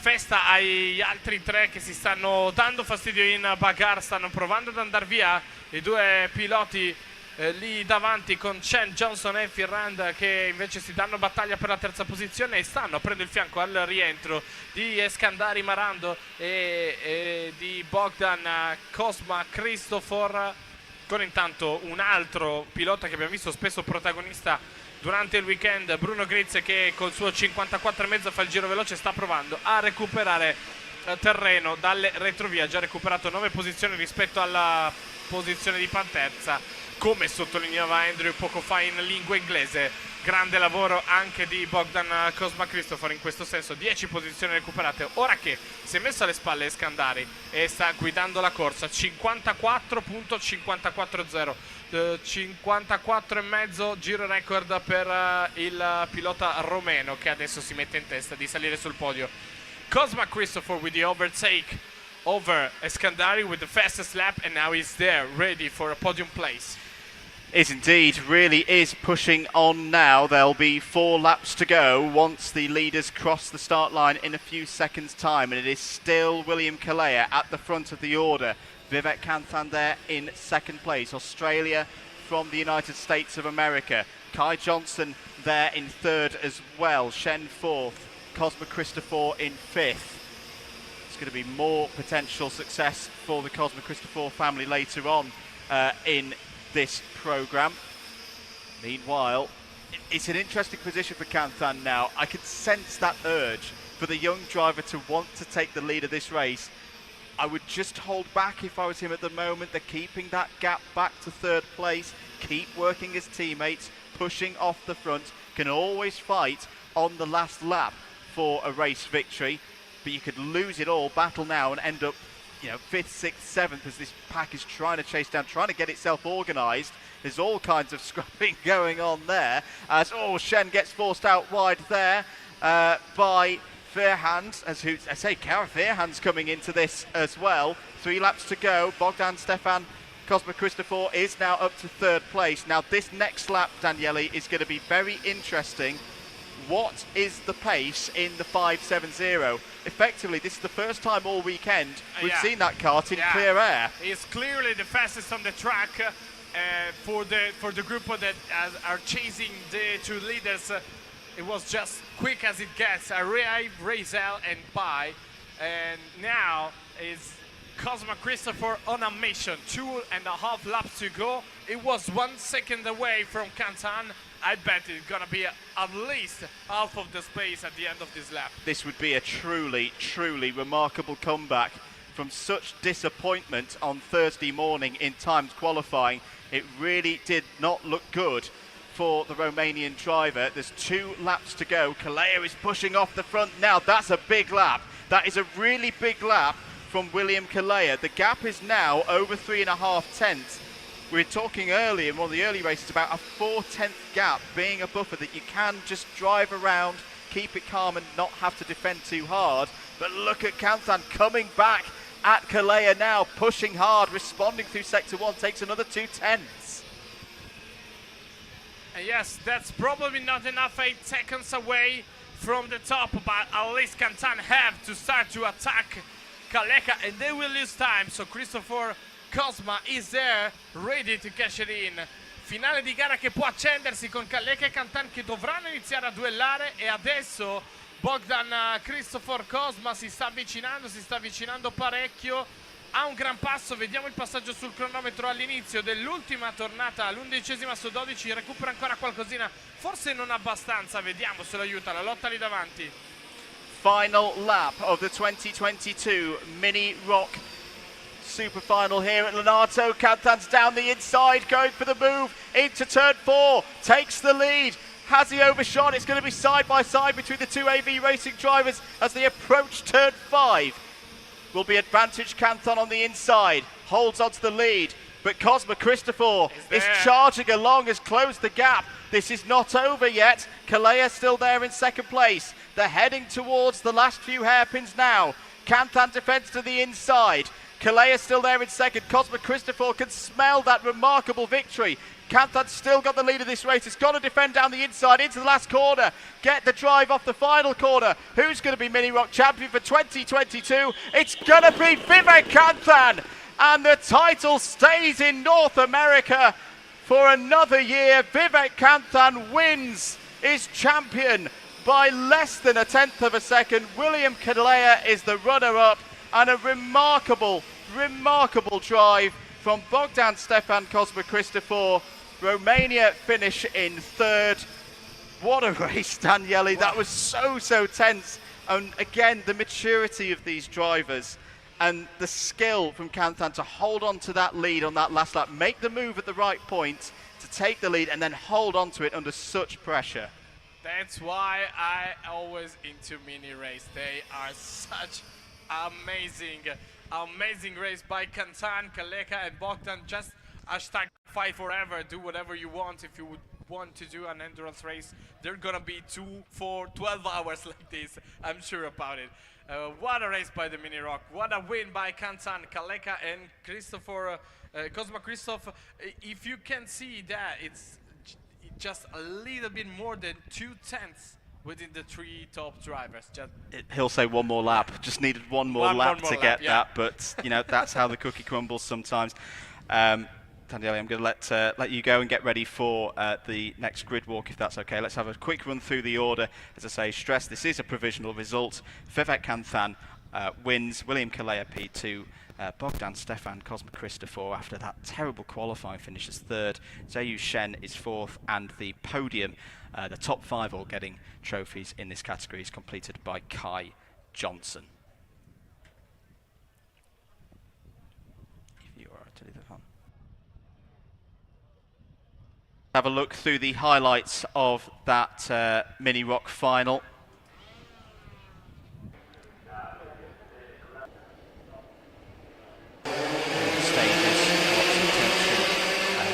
On the grid as away they went for the race start. Good start for those on the pole side of the grid, as predicted. Kai Johnson taking advantage of that, hopping up to 2nd place in the early stages. It was Vivek Kanthan who led the early stages calmly from the front, as Kanthan has done throughout the heats this week here at Lonato for the 2022 ROK Cup Super Final. Kai Johnson managed to nip through though. This was a very interesting phase of the race to see this group of 5 at the front. Could they work together and resist the pressures from behind of Durganov and Cosma Christopher, who were desperately trying to join this group and see whether they could join the party, maybe even take the race victory. There's an example of Cosma Christopher flying through the field. He's done a lot of overtaking this week. The lead changed though, and the AV Racing drivers took to the front again. It was William Kalea who got up into P1, and this was a pivotal point of this final. The 2 AV Racing drivers calling a truce, a planned truce I'm sure, to push off the front and make it a 2-kart battle for the race victory towards the end. This is good tactical play from both Kalea and Kanthan. Good friends off the track, good friends on it, fair racing between the 2 of them. But it turned out to be Cosma Christopher coming through the field, and whether Cosma Christopher in the 570 could close that gap late on. The key move from Kanthan on the last lap, down the inside into turn 4, got past Kalea. Then it was a case of defend it all the way to the line. Cosma Christopher was right there.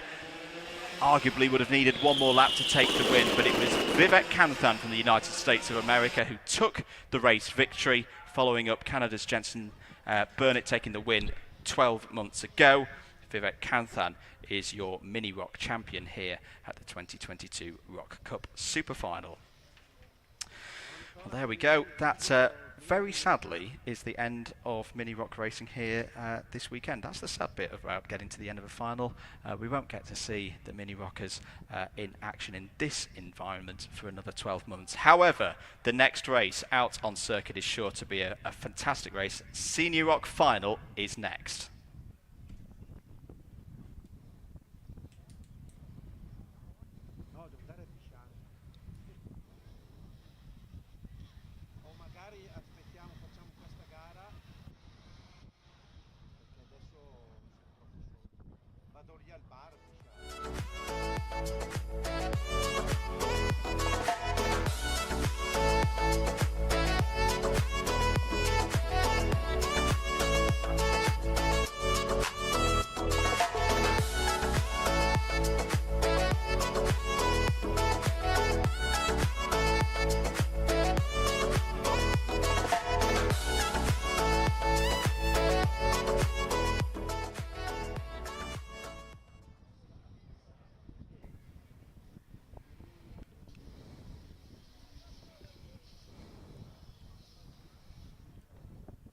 For David Locatelli, you were absolute dominant during these days, and are you confident about this race? È stato dominante, insomma, hai abbastanza fiducia?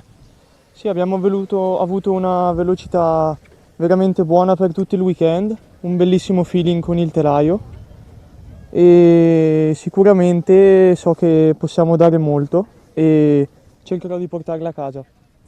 Okay, so they have a good feeling with the tires and with the kart, of course, and they're gonna try to put just this one effort because the feeling is good with the track, with all the things here.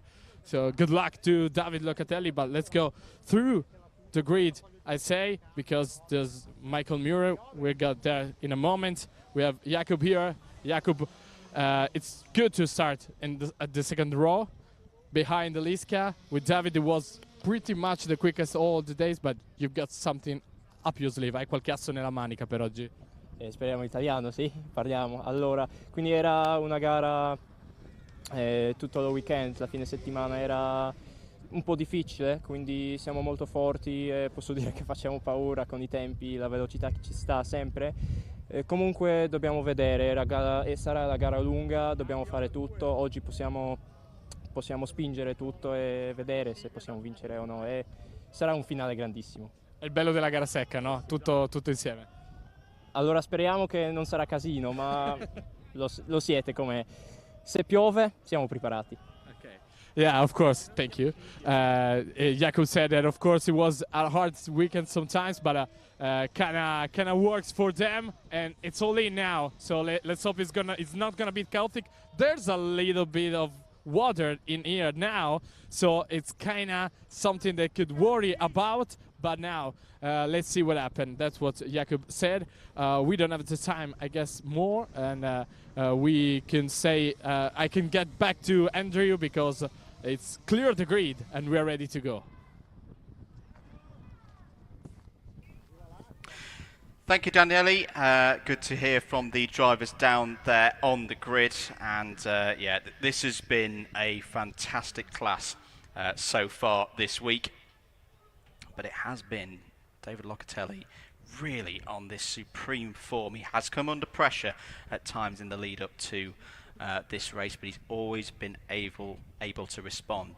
But, and it is a big but, it's a final. It's a one-off race. The heats, apart from setting the grid for this race, don't mean anything and don't indicate what's going to happen across the course of the next 20 laps here at Lenato for the 2022 Senior ROK Final here at the ROK Cup Superfinal. It is a stacked grid of talent from around the world. Let's have a little look through the grid then. As we mentioned, David Locatelli has pole position for Zanki Motorsport. Alongside, on the front row of the grid, is Eliska Babikova. Her sister Teresa had a very, very good run in this very race 12 months ago, so TEP's racing team will be looking for a similar performance, if not better there. Row 2, Michael Muller for New Technology Racing Team and Jakub Rajski for AMA Racing Team. The performance from Rajski earlier this morning was very, very telling. A very strong heat run for Rajski, indicating that he is up for the fight here today. Row 3 has Luca Bertoni from Zanki Motorsport on it alongside his KGT Motorsports Christian Kanonika. KGT also have a driver on the 4th row of the grid with experience in these superfinals. Bartosz Grishwak there for Poland. NRD on Frey starts 8th on the grid. Patrick Woodstoth 9th on the grid. Leonardo Menya, lots of experience around this circuit, starts also on the 5th row of the grid. Matteo Zaffarano starts on row 6 alongside last year's junior champion, stepping up to seniors this year, the Mercedes-AMG Formula 1 junior development driver, China's Yanpu Sui. Look out for Sui, could really tear through this field, has got a lot of speed there. Row 7 has Salvatore Toscano and Alfie Briggs on it. Pietro Chaya has the 8th row of the grid to go from. Parazio Hargia alongside on that row. Andrea Ledina, another very experienced name, runner-up in this race 12 months ago, has to start this one though from row 9. Marco Deander from Argentina starts with him there. Row 9, Matteo Pupo and Julian Figueiredo. row 11, Lorenzo Bedetti and Robert Soroka. Robert Soroka has done a lot of overtaking this week, could be a fast race driver in this race. Alessandro Antonelli and Samuele Di Filippo, row 12. Michelina Sabai and Timothy Mikhailov in row 13. Arthur Nero de Mello and Andrei Kochka on row 14. Clay Osborne and Jan-Luca Savaglio, row 15. Yuri Nemechek and Adam Pitschaka, row 16. Oriol Sofian and Christian Silvano, row 17. Ricardo Monti and Kevin Wagner making a 36-kart field. Away we go for the 2022 Senior ROK Final. 20 laps, and there is some rain in the air here. This could be a very tricky race with that into play, but it's been a good start for David Locatelli. Leads into the first hairpin. He's having a bit of a challenge there from Michael Muller in the 2.42. So Michael Muller has used the advantage, starting on the pole side. There is an incident towards the back of the field, which we'll catch up with in a moment. But Locatelli doing exactly what we've seen so far this week, Daniele, getting that shoot from P1 on the grid, has the early lead. We are confident with the car, we are confident with the tires, we are confident with good feeling with the track. David told us he's ready for it, and now it's up to anybody else to stop him. Oh, number of karts off, going out of the penultimate corner, so that's some high runners out of this race in terms of race victory, but it's Locatelli leading, Muller second, Bertoni third, Grishvac fourth and Reisky fifth. Drivers in trouble on the first lap: Frey, Zaffarano, Antonelli, Kochka, Adam Pitschaka again after he wrestled his way into this final. He's not going to get the kind of result he would have wanted. All of those drivers, unfortunately, we can count out of the top 5 here today. Some weekends, some races, some days just cannot get straight, and Adam Pitschaka this time wasn't so lucky. We remember him since last year, and we know how fast he is. So let's hope we will have it back in 2023. Definitely. So end of lap number 2, a tenth of the way through this race. David Locatelli's lead is 4/10 ahead of Switzerland's Michael Muller.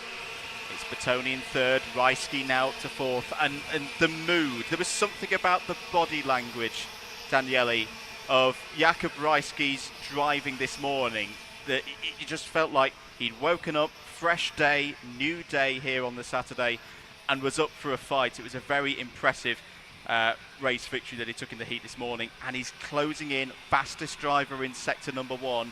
He's on a charge. It definitely is. Like I said, it's up to them to understand something, how to stop him. Quindi è un problema degli altri per ora fermare Locatelli a partire da Müller. Non abbiamo avuto il tempo di sentirlo prima della gara, ma sappiamo che era bello incarognito per stargli dietro e stanno provando a stare al passo. Müller, Bertoni, Reisky, Griziak, come diceva Jasper Jakub prima. Allora è la gara da tutto o niente, è il momento di andare all-in senza creare casini, ma se il tempo assiste, perché mentre ringriglia qualche gocciolino iniziava a scendere, può essere l'occasione per provare a giocare le proprie carte. It's all about the water. Meanwhile, it's a 3-second penalty for Soroka. It's all about the water because while I was in the grid, just some drops kind of were there. Yeah, there were a couple of spots on the window of the commentary box, which you could see to my left, but no more for the moment. End of lap number 4. Locatelli still leads. Now 6/10 clear of Michael Muller. Jakub Reisky is now up to 3rd place and has the fastest lap of the race so far, 49.546. I feel at the moment, and just right on cue, Reisky down the inside, goes for 2nd place, gets 2nd place. Now the game is on. Now it takes another step towards being one of the greatest finals we've seen in recent years, because the man in form from this morning, Jakub Reisky, kart number 227, is into 2nd place. And this duel we haven't seen so far really this week, Locatelli versus Reisky. And as I keep saying, this is a new Reisky from 24 hours ago, a recharged Jakub Reisky. What happens now over the next few laps could be very telling for the story of this race. And we are just a quarter of the race, so there's plenty of time to try to catch on Locatelli. Reisky has already got a little bit of space over Bettoni and Müller means that he is faster than the other two. But Locatelli kinda answered back. 49.2 on the last lap, the same exact time for Rajski, but Rajski has the overtake, so maybe has something up his sleeve they could use for getting back on Locatelli. It was a Polish win last year in the senior ROK final. Karol Czepiel coming from 14th on the grid in one of the great drives that we've seen here at Lonato over the years. It was Alexander Bardash the year before at Franciacorta. Can it be 3 in a row for Poland in the form of Jakub Rajski, or can the title go back to Italy in the form of David Locatelli? That is lightning pace from Jakub Rajski, 48.931. This is incredible driving at the front of the field, but still Locatelli has that lead. He is responding. He is getting quicker himself. I reckon what is that gap going to look like when we next cross the line, Daniele? Probably about 3 or 4 tenths, but the point being, it is coming down still. Yes, it is. It's still 6-7 tenths of a second away. It's not over yet. And we have also to see how the setups is going to take place in this race, because maybe someone looking to charge on Locatelli as a setup that it's for the beginning of the race, but maybe some others, for example Locatelli, could be on a setup for his car that could last for the whole race length. Just looking at the wider picture for the top 5, because the top 5 received trophies in this race, keep an eye out for Lorenzo Bedetti. Now, Bedetti has been very quick, but is a driver who had just one bad heat, one bad result. That's what put him on the 11th row of the grid. He's gained 11 positions already. He's into the top 10, and there's plenty of race time to go. So if you're on track side, keep an eye out for the 282 flying through the order. It's just gone past Alfie Briggs in 11th place. Next target, Patrick Woods-Toff. End of another lap, 8 laps down, 12 to go. The gap now holding, and that's a good response. That is a really good response from David Locatelli. He's brought his pace now down to a 48.7, and the gap is holding at 6 tenths of a second. Rest of the field going through. You can see out there that Lorenzo Bedetti is continuing to make moves, could be on for a run to the top 5 here. So I think, is there a problem for Michelina Sabai? Yes, there is. So Michelina Sabai, who ran brilliantly in this race last year, was in the battle for the lead for a long time. It's not going to be her year. There is also a kart off at turn number 4. Let's try and work out, it may be Toscano, because Toscano hasn't come through the first sector, neither has Fry, but is out of this race, Toscano. That's a real shame. He's had a good run through the heats. Not quite happened in the final. I was looking at the last year ending. The second one was Andrea Ladina. Look at where he is now. How things can change, not only in a year, but in a weekend, because Ladina was fast this year too, but was cut off in some fight, was out of one of the eliminatory hit, that's for sure, and kind of forced him to come back to stay inside the Superfinal. This is a category that every time can put up some new outcome. But this time, this year, seems like David Locatelli has his number. Does so far. We're at the halfway stage of the race, 10 laps down.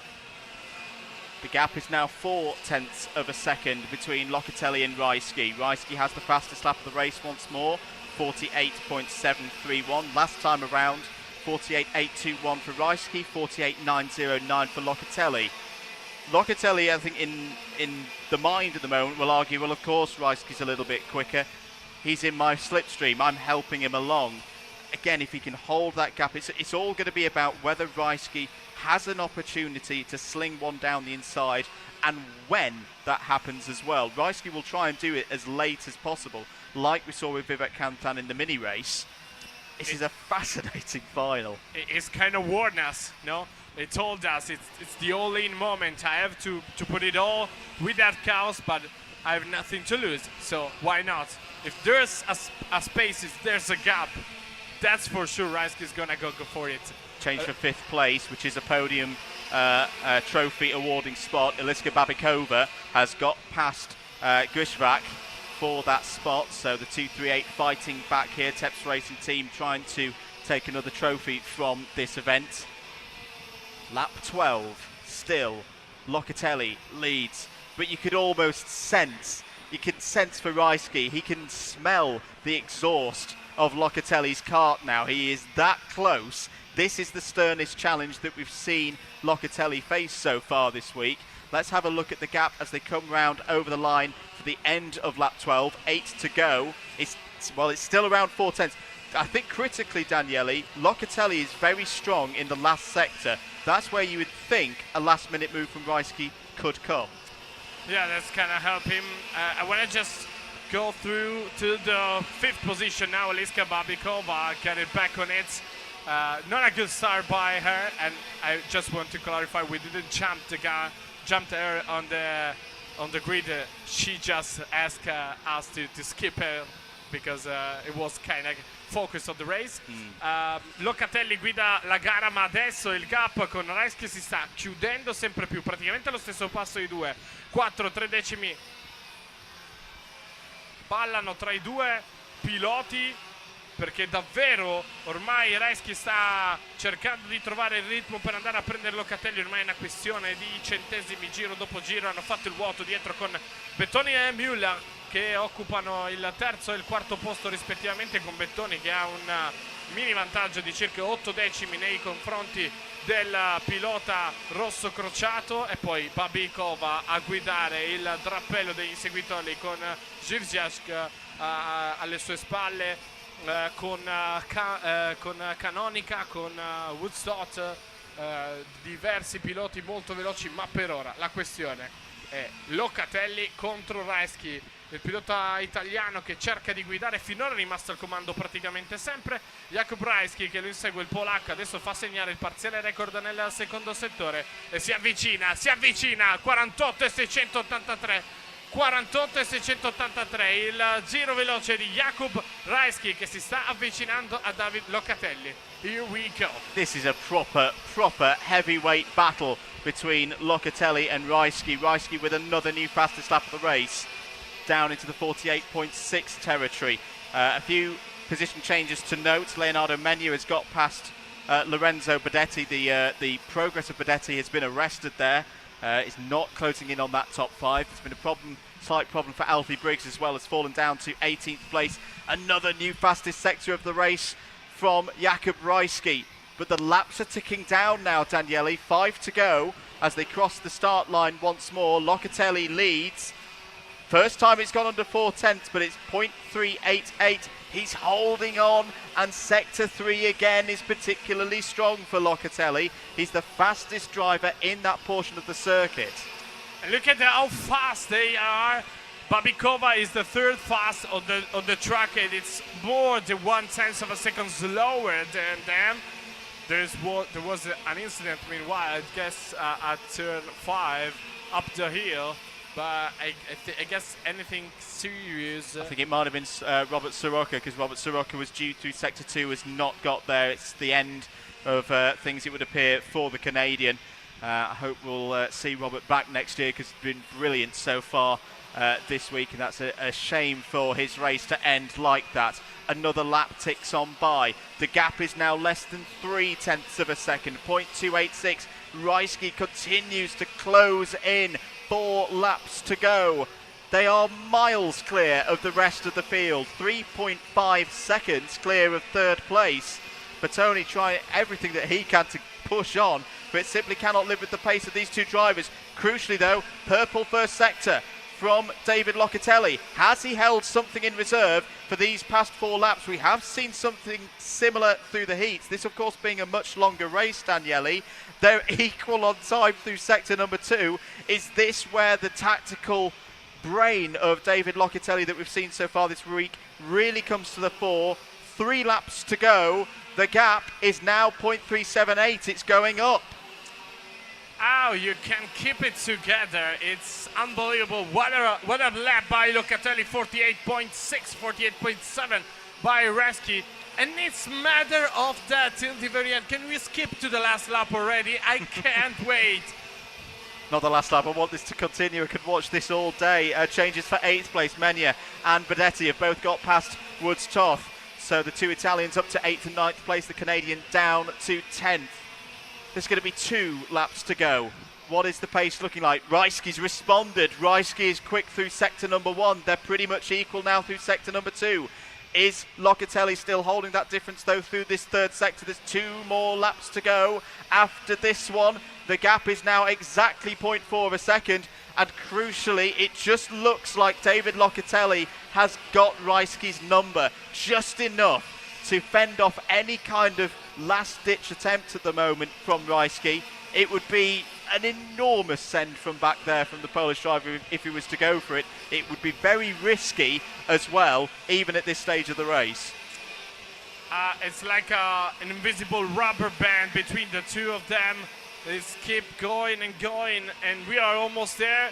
We are almost there. Oh, look at the flag now, because they're almost there to... Almost catching up to some back markers. To lap the...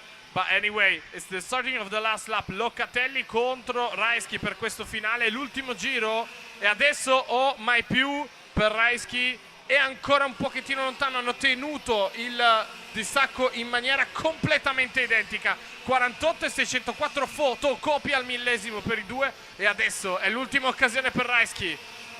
Exactly the same lap time on the penultimate lap. It's still 0.4 of a second, and David Locatelli is now counting the laps away, but Rajski is closing. They're out of sector 1 into sector number 2.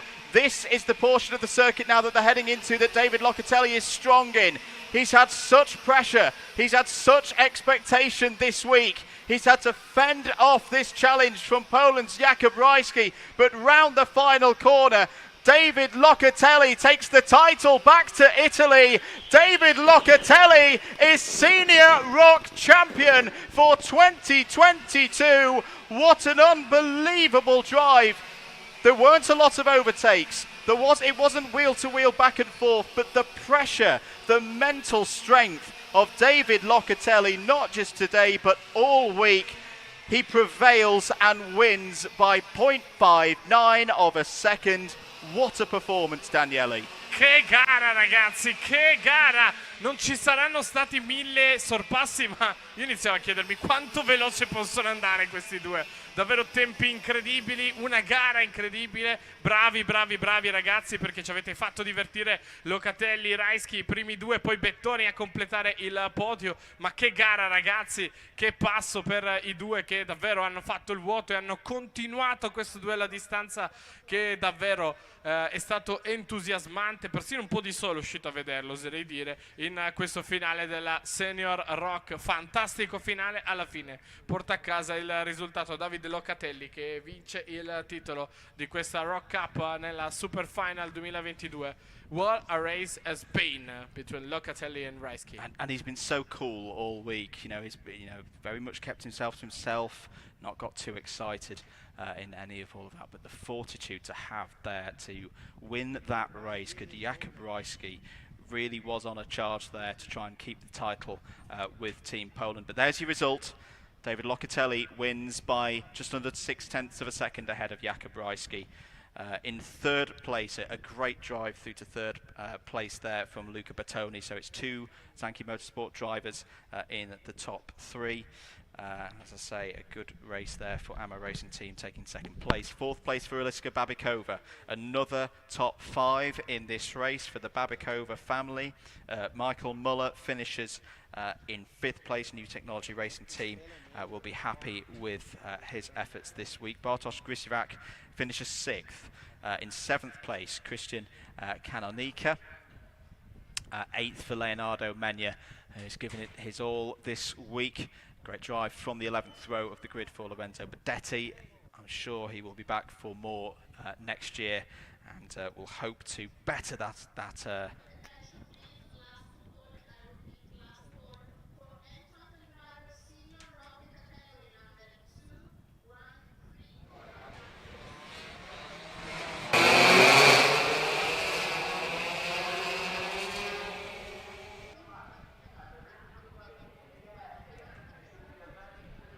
Let's have a look at some of the highlights from that race. Apologies Any background noise. Early start, really key for David Locatelli to get a good gap over the rest of the order in the early stages of this race, knowing that there were some drivers behind who would play this tactically, play the long game, and charge towards him in that second half of the race. First half very much felt like a number of the heats that we've seen so far this week at South Garda Karting. Great drives coming through the field from the likes of Bedetti. An early stage of this race, Jakub Rajski came through into second place. That figure that we saw this morning in the last of the heats, where he was a race victor, really started to charge in and take time out of David Locatelli as the laps ticked on by. The big question, though, could Rajski get into a position where he could go for a move on David Locatelli? Something that we've not really seen anybody do this week. We weren't sure how could David Locatelli respond to this level of pressure. Again, something we hadn't seen up to this point. The response, imperious. David Locatelli matching those sector times of Rajski, keeping that gap at over 2.5 tenths, and crucially in the latter stages of the race, pulling it out once again to 4 tenths. It's hard to send one from that kind of gap around this circuit. You've got to get close, you've got to get in the slipstream. Rajski wasn't quite able to do so. David Locatelli takes the senior ROK title back to Italy for the first time since 2019 here at the ROK Cup Superfinal. And this cool, calm and collected Italian, all of that emotion, you could almost feel it just sigh out of him, that relief to be champion. Right, well, we'll look forward to more senior racing when we're back here for 2023. We're going to move on to the junior ROK final. This has been our largest category here this year at the ROK Cup Super Final with over 100 entries. It has been a big battle just to make it into this final race for these drivers. I'll take a short break on the commentary and be back down on the grid with Daniele in a few moments' time.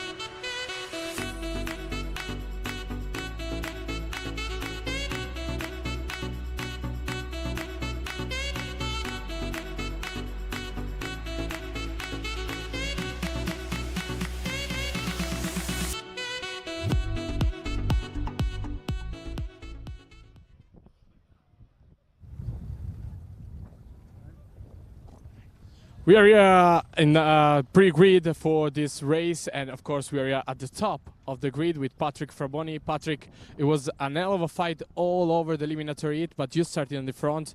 Do you feel confident? È stata una battaglia sempre, praticamente nelle batterie tra ieri e stamattina, però parti davanti e questo ti dà fiducia. Sì, sono felice di questo e cerco di fare il meglio. Pronto per la gara? Hai qualche asso nella manica? Do you have some aces up your sleeve? Sì, sono pronto. Okay. Good luck, buona fortuna. Grazie.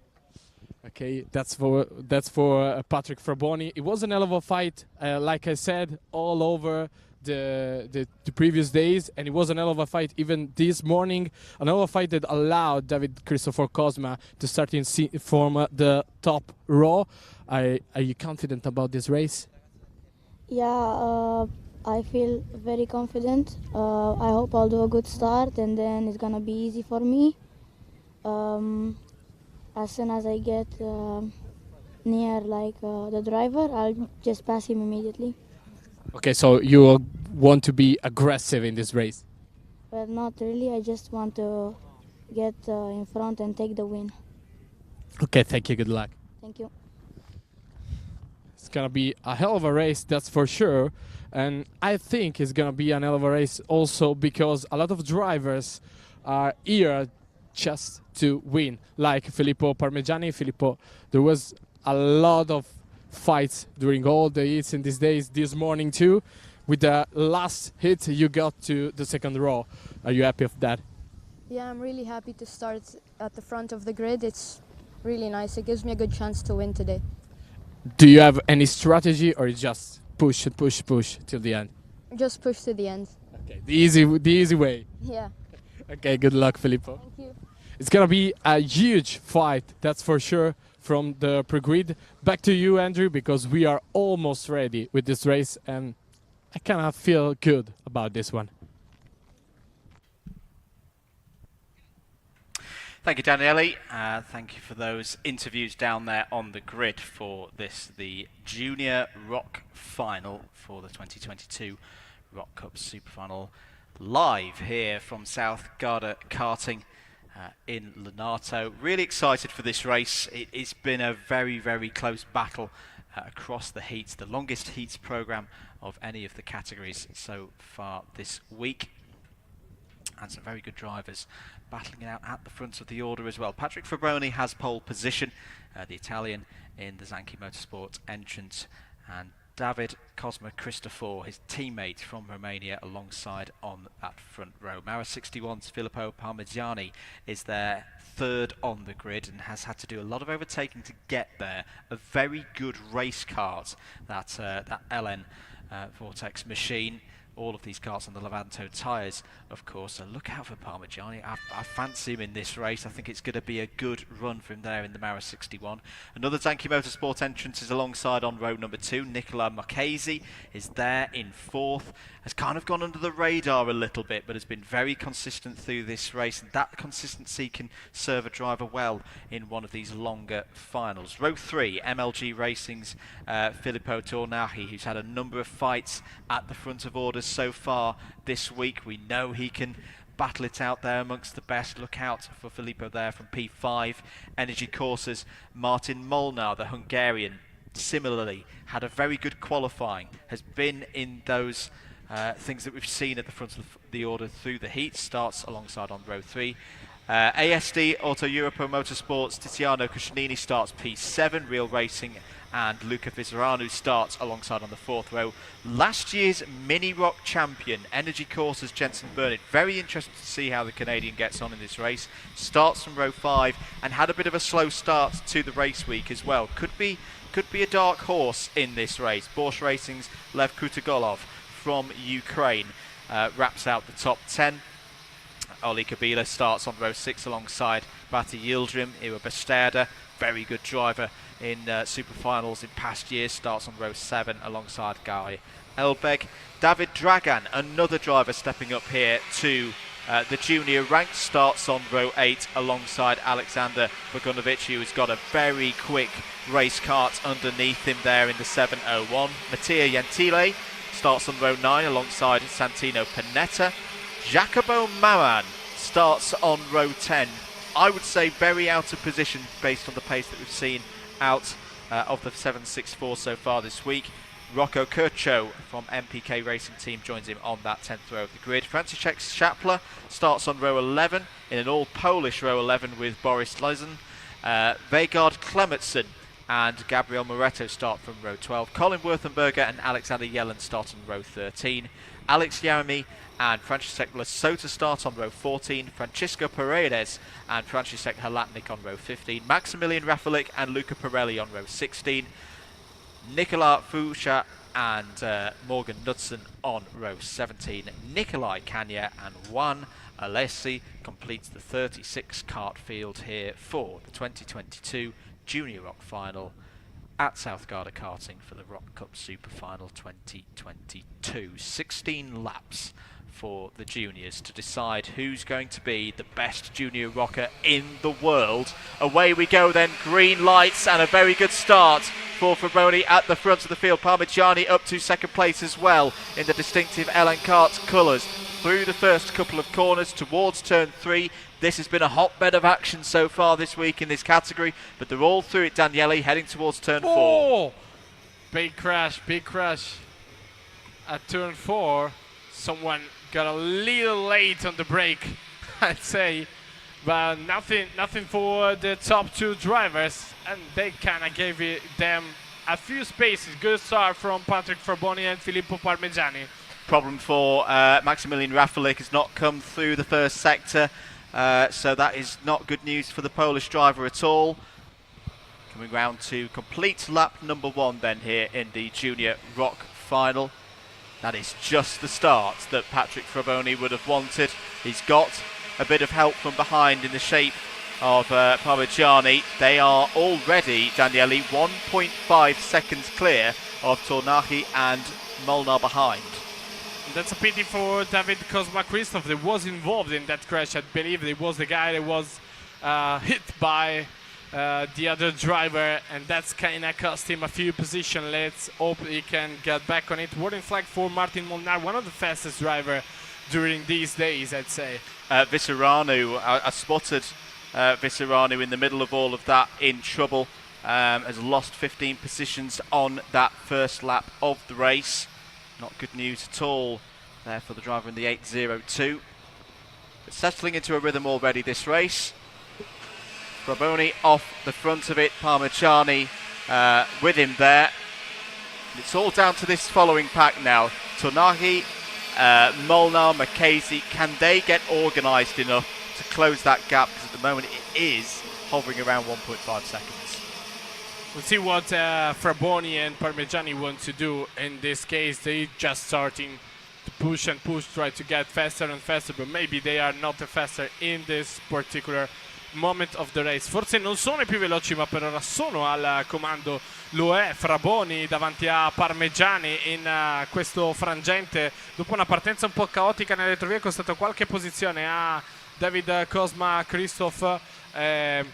Adesso Tornaghi, Molnar, Marchesi, Barnett, Gentile, lo stesso Romeno, Kozma-Christoph, Besterda, sono tutti là a cercare di recuperare spazio praticamente in un unico gruppo, che poi di fatto è il gruppo dove abbiamo visto i piloti lottare per le vittorie nelle varie batterie di queste giornate.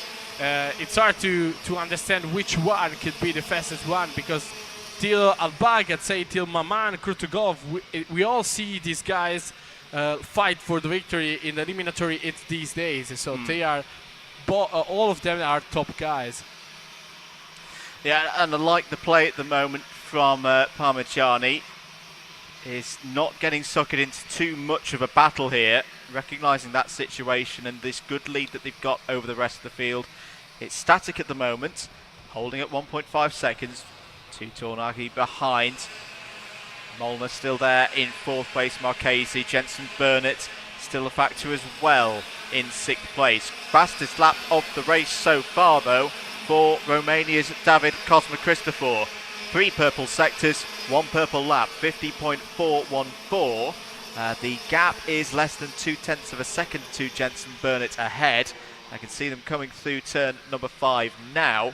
Let's keep an eye there on a comeback drive from Kozma-Christoph. Through the chicane go the leaders, the rest of the field following behind. Krutogolov going very quickly as well. Fastest Sector 1 of anybody so far, the Ukrainian in 13th place. I mean, on a mission, I say David Kozma Christoph with the fastest lap in the previous lap is trying to regain what it was his, and is trying to get back on it at least once again. Oh, wow. It's over Burnett now. Kuzunini with a great lap. It was faster than anybody else by 0.3 of a second at least.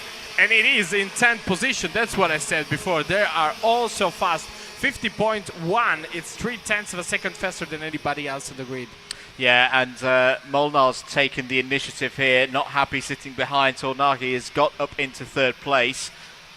The challenge now, if you're in the shoes of Martin Molnar, is you've made that overtake. There's been a slight loss of time as a result of that. You've now got to show that speed and push off the front, pull that group back towards Parmigiani. Otherwise, the battle will start to rage on for 3rd between now and the end of the race. I'd still say the early stages, though. We're only on to lap number 7. We're not halfway yet. But I guess I could say is that it's starting to do it. It was slightly faster in this lap, and it was faster than Marchesi. Cosma that overtook Tornaghi too, and now they're fighting Cosma down on the inside of turn 4 to try to get back at least in P4.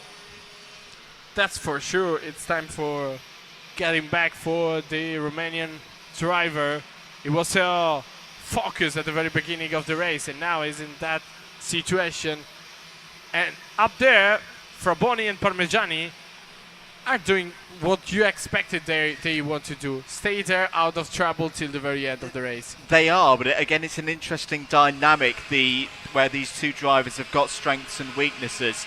Parmigiani's car, would you say, has a bit more top speed at the moment. Is quick in Sector 1, is quick coming out of Sector 1. They're fairly equal through Sector number 3.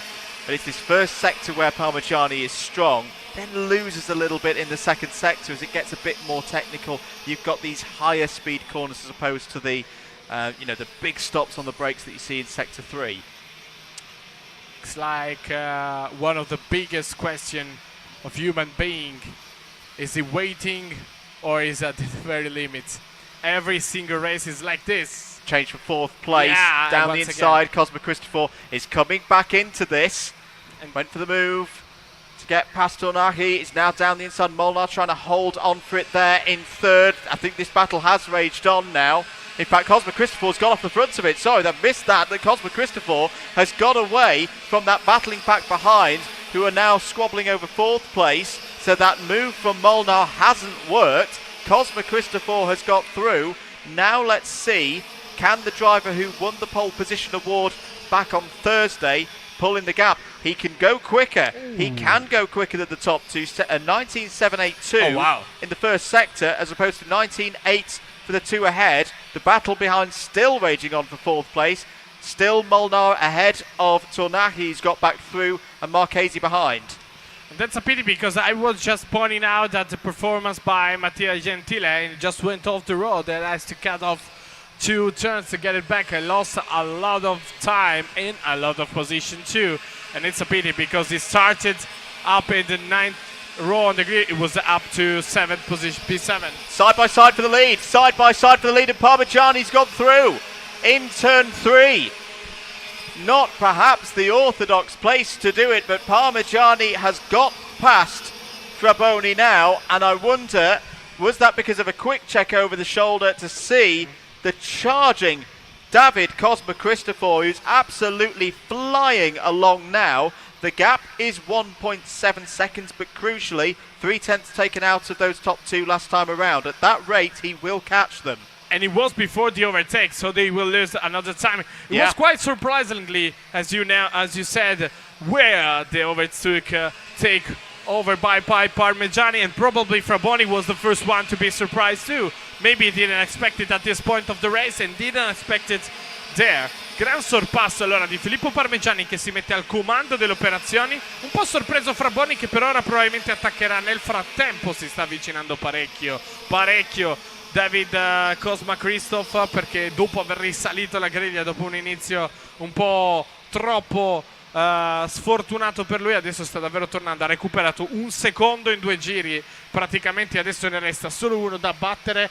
If you ask me, I'd bet now that David Cosma Christoph will be in the mix for the win. Absolutely.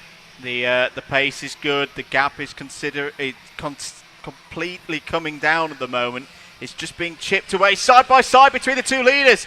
Fraboni trying to go for it into turn 1, side by side through turn 1 with Parmigiani. What incredible racing here. Parmigiani will have the inside line, have it into turn 3, but no, Fraboni's got through. Fraboni returns the favour through turn 3, but all of this back and forth between the two leaders means just like that, David Cosma Christopher is in the fight here.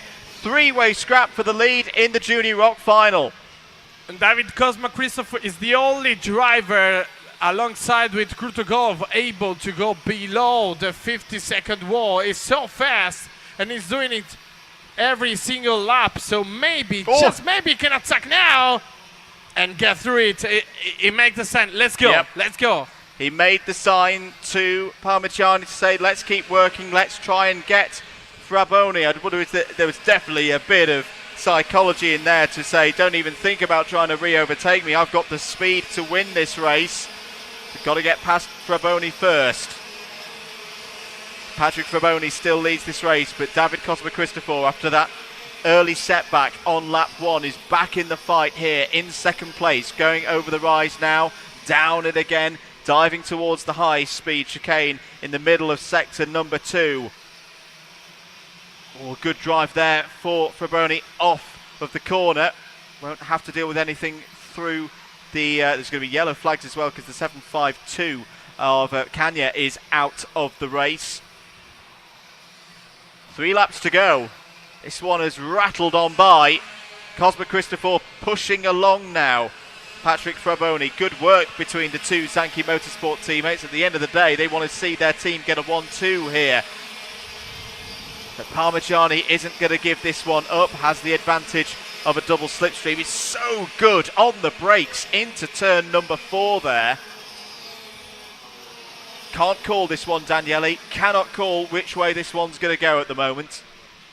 I really don't know. Seems like now they have still something, all of them have still something to put down on the track, and we are almost 2 laps to go. So this is gonna be tasty, a tasty end. Sarà una finale succulento tra Fraboni, Cosma Christoph e Parmigiani, davvero tutti e 3 velocissimi. Adesso tutti e 3 nel mix e ora inizia la parte calda della gara. Giro veloce per Parmigiani, 49,792. Stanno abbassando i tempi in maniera continua e siderale i 3, dimostrando di fare un altro mestiere. Probabilmente potremmo davvero essere vicini a un finale incendiario. Si riavvicina parecchio Parmigiani, sta per ora seguendo Cosma Christoph come gli ha fatto segno il pilota romeno poco fa, ma adesso non ci sarà più tanto tempo per farlo e Fraboni in fondo è lì. Vedremo cosa succederà in questa finale.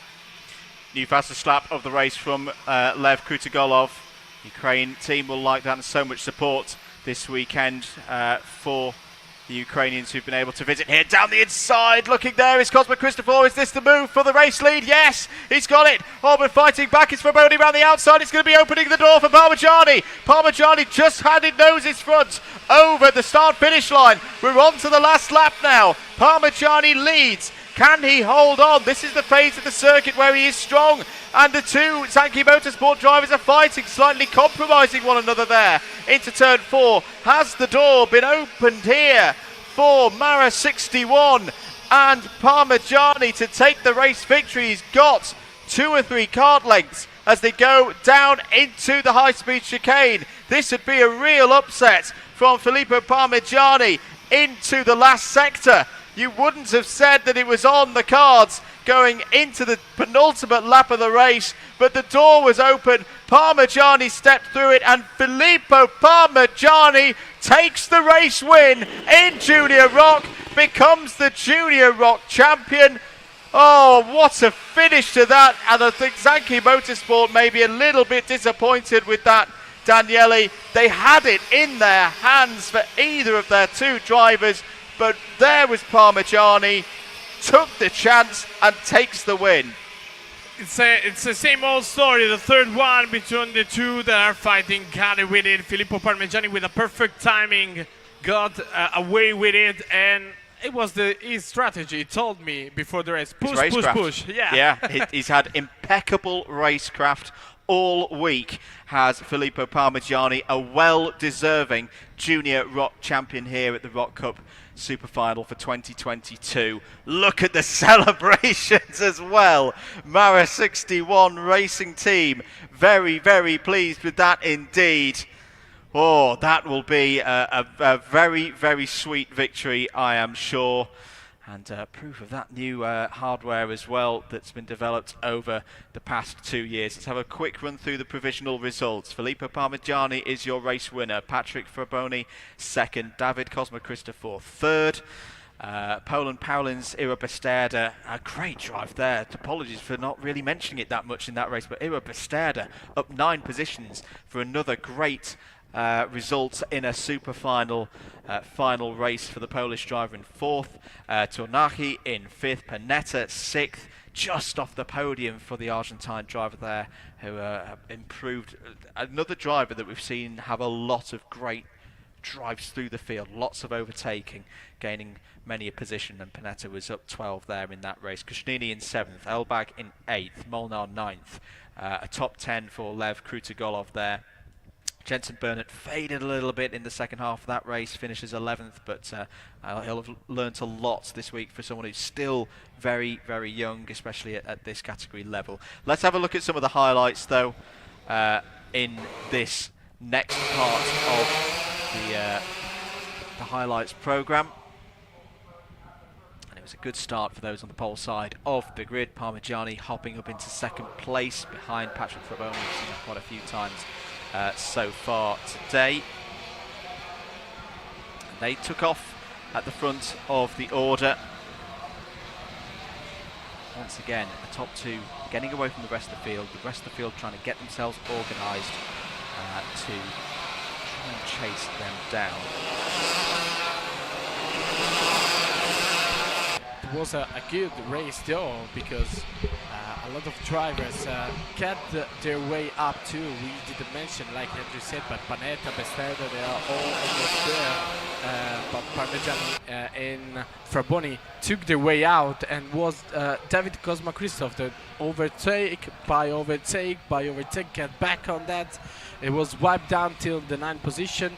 He got back on 3rd, and then tried to fight his way back to the victory, to the very top of this category and this race. And when the fight started, David Cosma-Christoph did the last step to get there.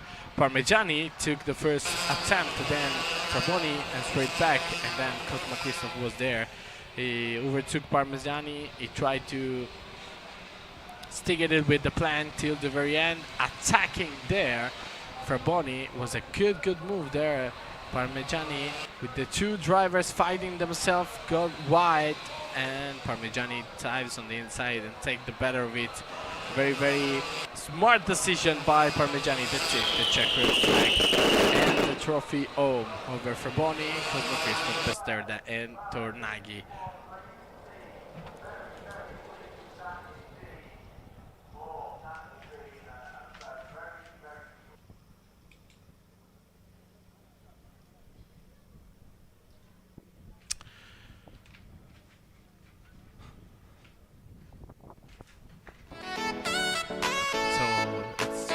Fine.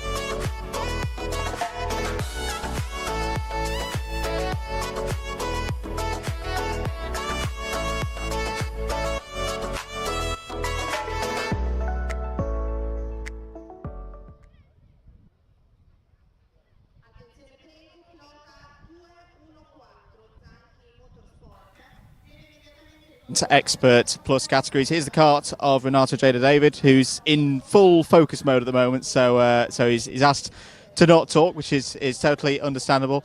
Tino Donaday is hopefully good for an interview. Tino, reigning champion, you've been here before. Are you feeling good? Non ho capito, io parlo solo italiano. Scusa. Scusi. Sono in modo buono. Sono ok. Okay.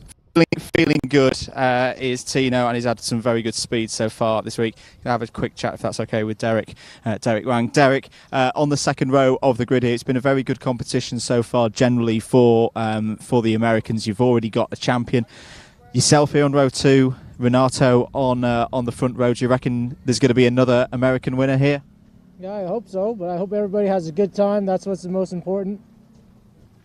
Tell us a little bit about the effort. This field, this class in particular, there's a lot of you guys coming across the Atlantic. What's kind of the preparations that have gone in to get everybody over here today?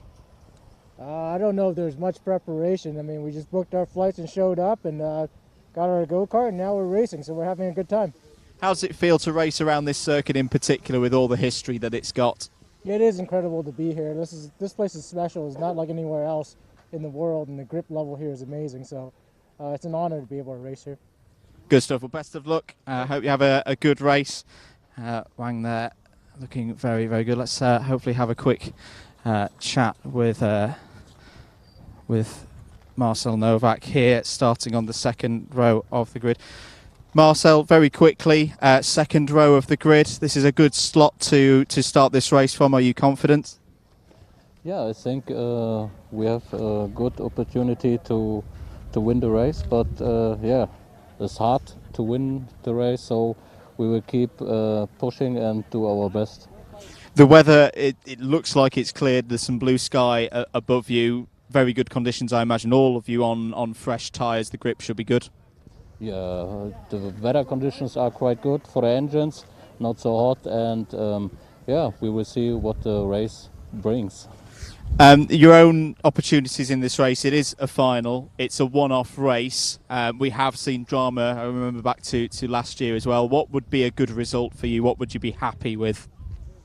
I'm happy with the top 3, but yeah, we want to win the race, and yeah, we keep pushing.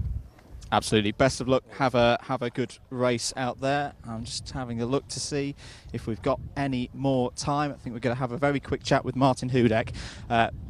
Martin, very quick word. You've had a great success in this race in the past. You were on the podium last year. Do you reckon you can get on that podium again today? We are here for the podium, not for to be here. And I will try to do my best. Which part of the race do you think is the most important? It's a long race. I think that you must a little bit thinking about the racing and go fast and have a good position in first 2 laps, and try to do my best first laps, and we will see where we will be. Good stuff. Well, great to have you back. Have a good race. Martin Hudek there, as I say, has been very successful in this race in previous years. I think we are about ready then to get going here for the Expert and Expert Plus final for the ROK Cup Superfinal 2022. Daniele, back over to you.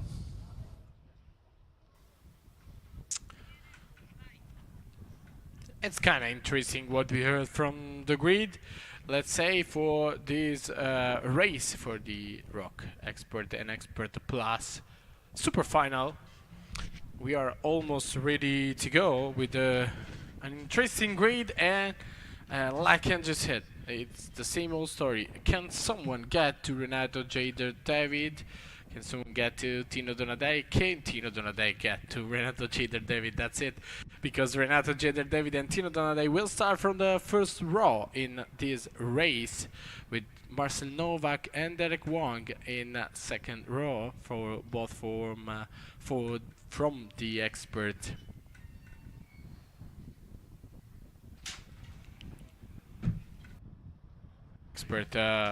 category.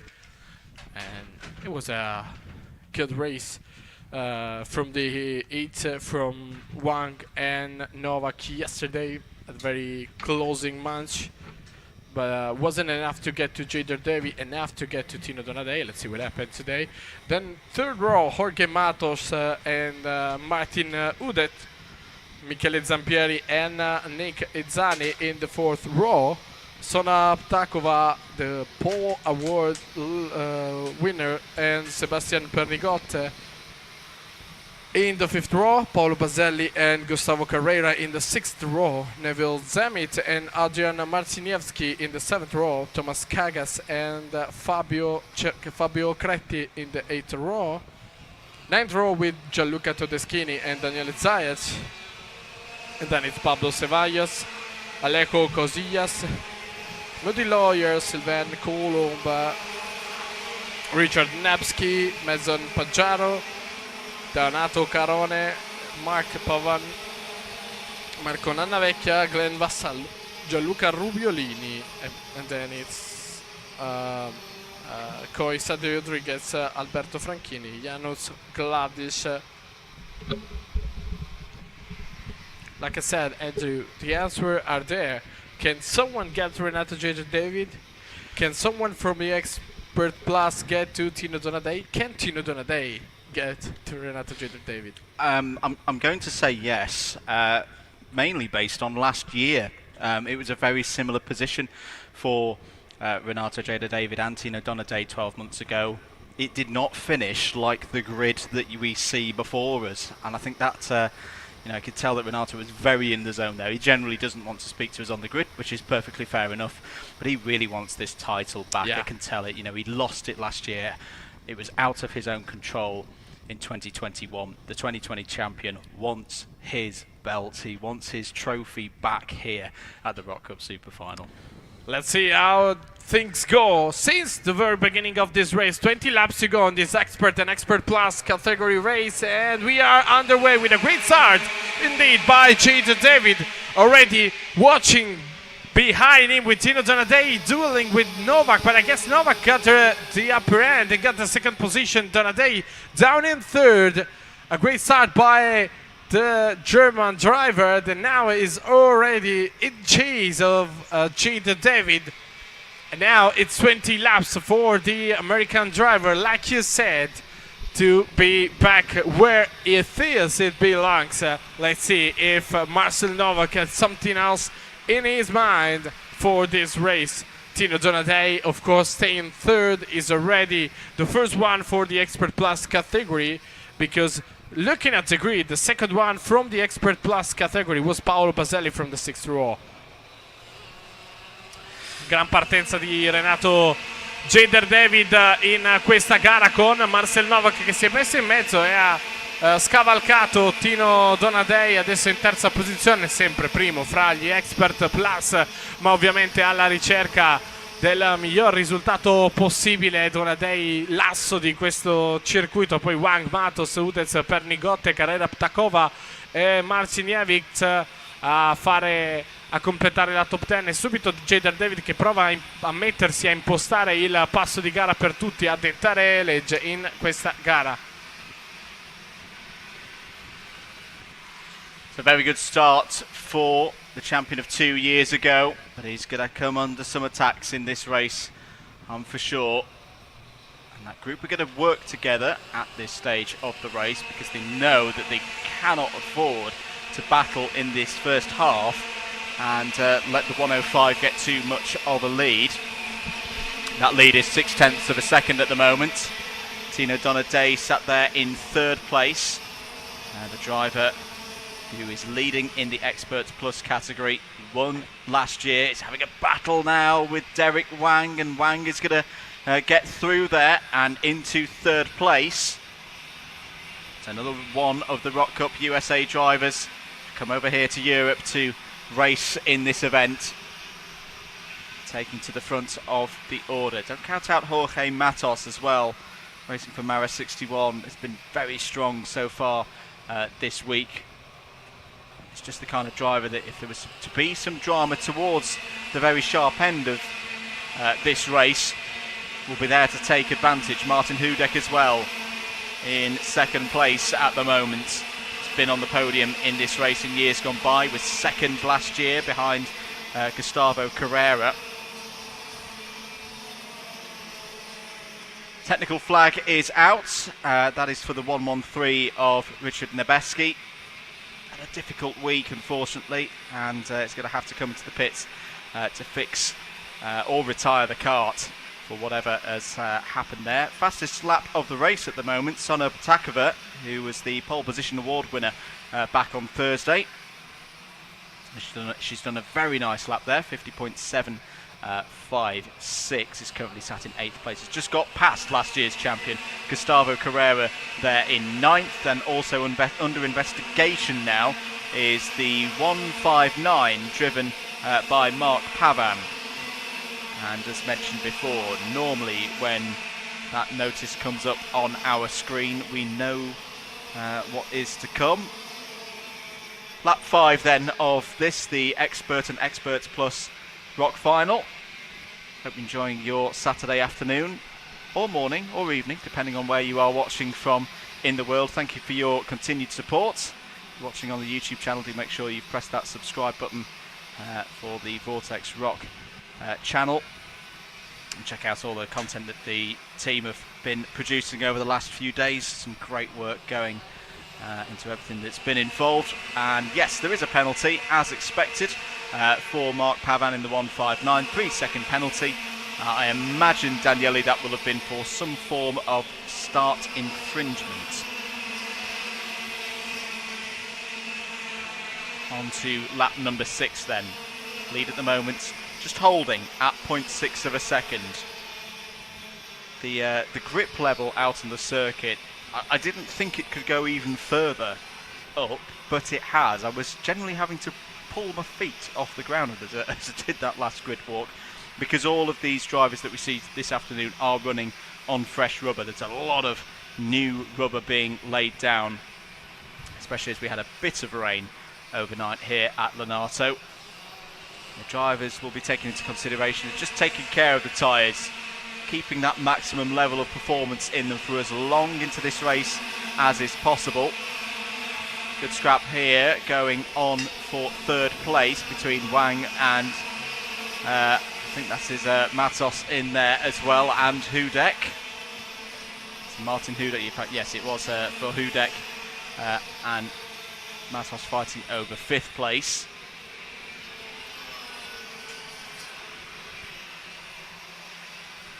But Derek Wang has been getting on with his business so far this week, Daniele, closing in now on Novak there in 2nd place. I would say at this stage looking a little bit quicker. Yeah, seems like now it's a little bit quicker. It seems like he needed few laps to find his rhythm, his pace, but now he's there, and now he's thinking about overtaking Novak. He probably knows, he's trying to understand if it's a good idea to overtake Novak now, or if it's more useful to wait and see if they can both get on Jader David and then attack him. I don't know if this is the case, but seems to me like that is the case. 7 giri e mezzo ormai andati agli archivi. Jader David al comando delle operazioni in questa corsa. Come un po' ci attendavamo, 7 i decimi di vantaggio su Novak, incrementati di 1 nell'ultima tornata. Sembra un po' più veloce adesso Derek Wang, che ha scavalcato Donadei e poco fa, e adesso si è messo alle spalle del tedesco. Da un paio di giri sembrerebbe un pochino più rapido, vediamo se abbiamo ragione. Qui gran giro in realtà di Novak, che va a recuperare 3 decimi in un solo colpo a Jader David alla chiusura dell'8º giro.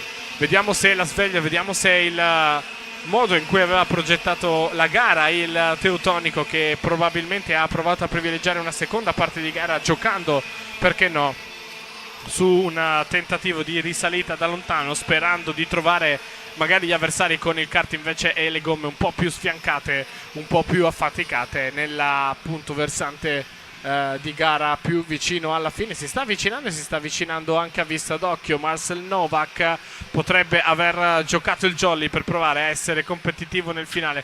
A very strong lap by Marcel Novak. Andrew, let's see if he can make it again. Yes, he does. Probably this is where the race is starting. Yeah, I'd agree. We're on lap 10. We'll be at the halfway point after this one, and the gap is coming down here.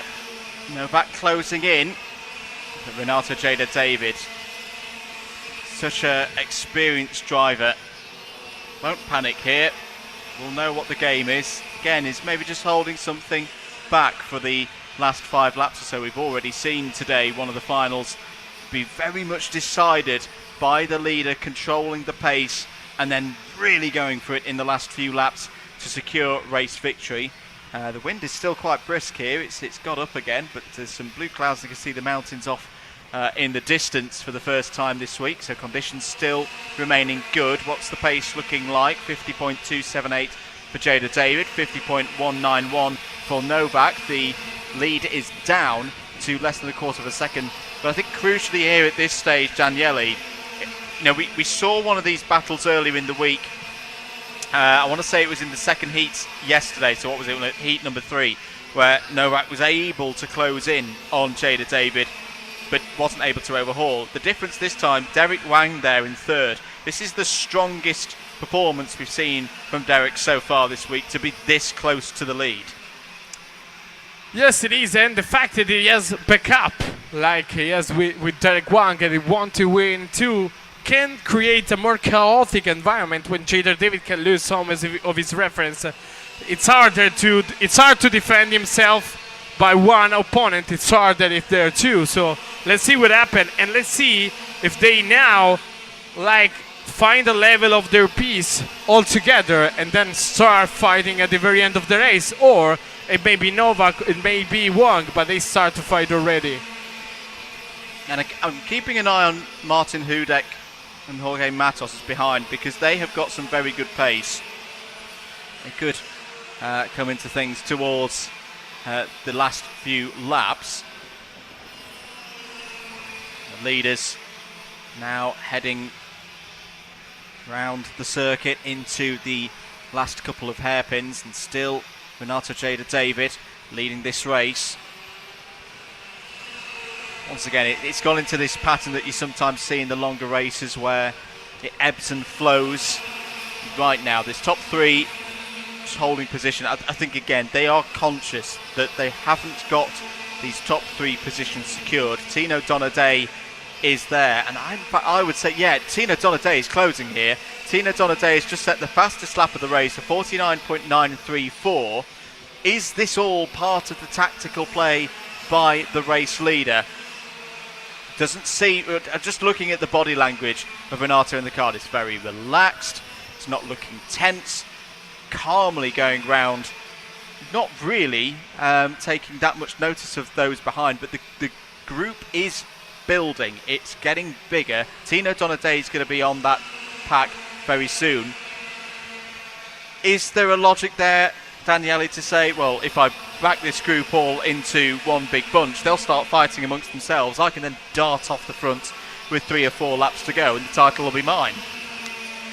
13 giri trascorsi e mezzo ormai praticamente, perché il trittico Jada David, Novak, Wang sta davvero prendendo il largo, quello sì, ma ormai praticamente si è costituito in un unico gruppo con 7 giri al termine, anzi appunto ormai 6 praticamente. Sarà interessante vedere, i 3 si sono all'incirca plafonati sullo stesso ritmo, in 50 basso, in 49 alto nell'ultimo frangente, e devo dire che sembra un ritmo non così impossibile per tutti gli altri in pista. Anche per esempio Matos al quinto posto gira sul 50,0, esattamente come fatto dai primi 3 in questa tornata, così come anche Ptakova, Baselli che sono molto molto più indietro. Resta al quarto posto Tino Donadei, sostanzialmente quasi raggiunto da appunto Matos e poi da Udez. Ma per quanto riguarda David, intanto c'è la blue flag per Janusz Gladys adesso ad attenderlo al traguardo. Diciamo, per quanto riguarda Jada David, Novak e Wang, adesso probabilmente c'è da aspettare gli ultimi giri, ammesso e non concesso che, come giustamente sottolineava prima Andrew, con Novak e Wang che nell'ultima batteria di ieri nella manche 3 anche riuscirono ad arrivare addosso a Jada David, ma poi non riuscirono ad attaccarlo. The question now is, can they really attack Jada David or not? They can, they're there, and they're within that range where you could put a move on Jada David with a bit more pace towards the end of this race. I just want to drop in with Expert Plus because we have got two categories going on here at the same time. Tina Donadei, as mentioned, comfortably leading. Paolo Baselli also doing a great job, 8th place overall, 2nd in Expert Plus. Todeschini, Gianluca Todeschini, is the next driver in Expert Plus in 18th place at the moment, looking on for that third place trophy. Sorry, 4th place at the moment is going in the direction of Loya in the 151. So Mundi Loya from Peru there going along quite nicely. Good scrap going on for the 5th place though in Expert Plus, currently in the hands of Ceballos in 23rd place overall. Less than 4 laps to go then, and still Renato Jada David leads this race. By this time last year it had all gone wrong for the American, with technical failure taking him out of the race. Each lap ticks on by. There's a few more blue flags coming out. Gianluca Rubiolini has been shown the blue flag. We'll have to pull over and let these drivers that you see on your screens at the moment through. 3 more laps to go, and it still doesn't feel like, you know, that Jada David has really hit the hammer yet, and he's really searched for that pace or needed to pull that pace out. And right on cue, look at that, he's now pulled away. 3 laps to go. Let's see what the pace is like on this particular sector. It's a 19.834. Is this the point at which Renato Jada David starts to go, right, I've done the job now, I've defended, I've controlled this pace, I've got 3 laps to go, I can stretch my legs now and sprint for the line? He really is trying to not fully get away with it, but just to have just that short amount of space to stay safe at the very last lap. That's what it's everything that Jada David needs to get away with the victory. Now the fastest lap by Novak, just beaten by Ptakova, Baselli, Pernigotti, all those drivers that are so fast, but are now between 6th and 9th position. And Jada David maybe is not the fastest on the track right now, but like we always said, he got the right experience, he got the right mindset to stay there and never let go. And he's got the track position, personal best in sector number 1. He's gone purple in sector number 2. I'm not surprised. This is what I thought the tactical game of Renato Jada David would be. Hold it all for the latter stage of the race. And he really has increased the speed now. Sets a 49.838, goes on to the final lap, and is 1 lap away from retaking this title that he lost last year. The 2020 champion into turn number 4 now, with a comfortable lead of nearly 6/10 over Marcel Novak and Derek Wang, who've had a great race. They've kept Renato Jada David honest here. They've not let him get away with this one, but the cool, calm, collected character of Renato Jada David is through number sector 2 now.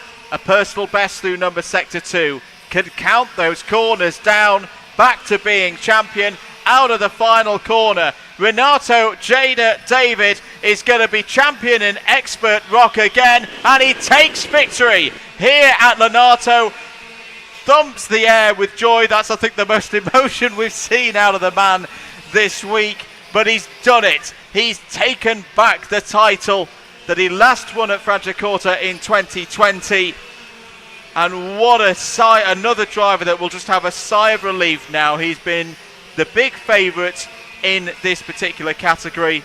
All that pressure, he's dealt with it and taken the title. Great second place. In fact, there was a change for second place right at the end there. It's an America 1-2. Derek Wang takes the runner-up spot. Marcel Novak in 3rd. Tino Donadei in 4th. Retains his Expert Plus title with relative ease. What a performance from Tino Donadei. 5th place overall, Jorge Matos, 4th in class. Martin Hudek, 6th overall. 5th in class. Sona Patakova, who's been fantastic this week, unfortunately just misses out on the top 5 in class, finishes there in 7th overall, 6th in class.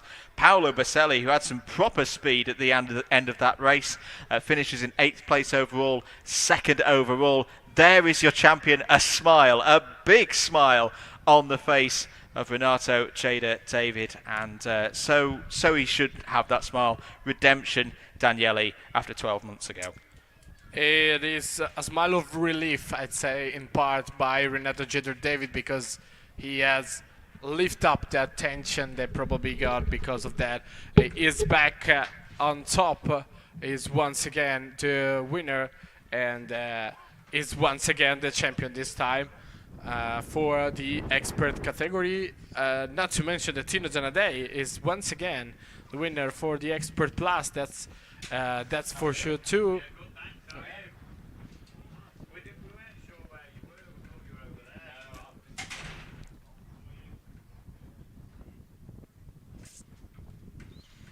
It was a good race by the expert and expert plus drivers, and let's see once again the highlights from that race, with Renato Jada David starting very well from the top position, with Marcel Novak right behind him. They took the position away from Tino Donadei right on the spot, taking the 2nd place, and try to stay on pace with the American driver. They kind of went back and forth since the 2 to at least 8/10 seconds advantage by Jada David, but they kind of never get in contact. They never fight. They were always there, but Novak was never able to really attack Jada David.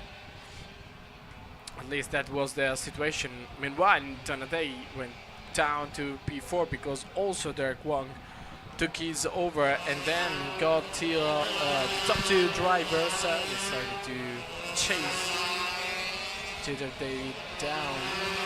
Speaking of Novak and Wang, they did an awesome job to get back to Jada David lap by lap with a lot of patience, a lot of work, that's for sure, to get back on them, starting 8th or 9th lap in the race. But then that was pretty much it. Neither Novak or nor Wang were able to attack Jada David, and that was the perfect spot for Jada David to control them, stay just away to not be attacked. And at the very end, it was Wang indeed that overtook Novak and taking the 2nd position. Behind them, then it's Donadei and Matos with Udets in P6. That is the 5th of the expert ROK, and Donadei winning it for plus.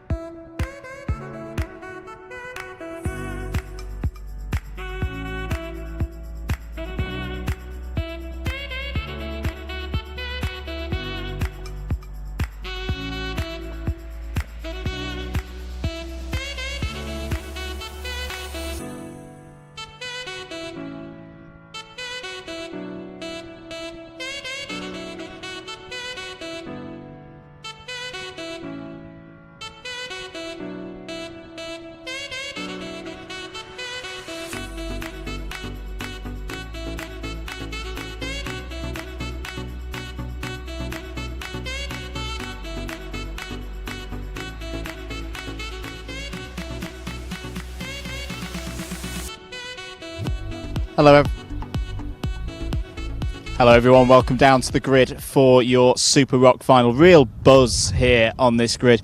Let's have a very quick chat with our pole sitter, Riccardo Ianiello. Riccardo, on the grid, you've been in this position before. You won the junior final 2 years ago. Are you confident? Yeah, I'm confident, really confident, and I think I can win, and I try to win.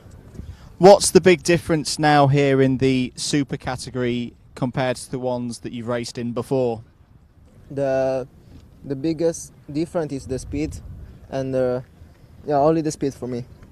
Good stuff. Best of luck, Ricardo. Have a good race. Let's go over to second on the grid, and the British-born driver based in Switzerland, Elliot Shaw. Elliot, second last year. You're second on the grid here for the final. Is this the year that you can go one stage better and take the win?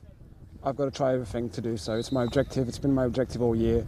My objective now is to not lose too much time on the start and really do the best I can. We've worked amazing with the team, and I'm just proud of what we've achieved so far.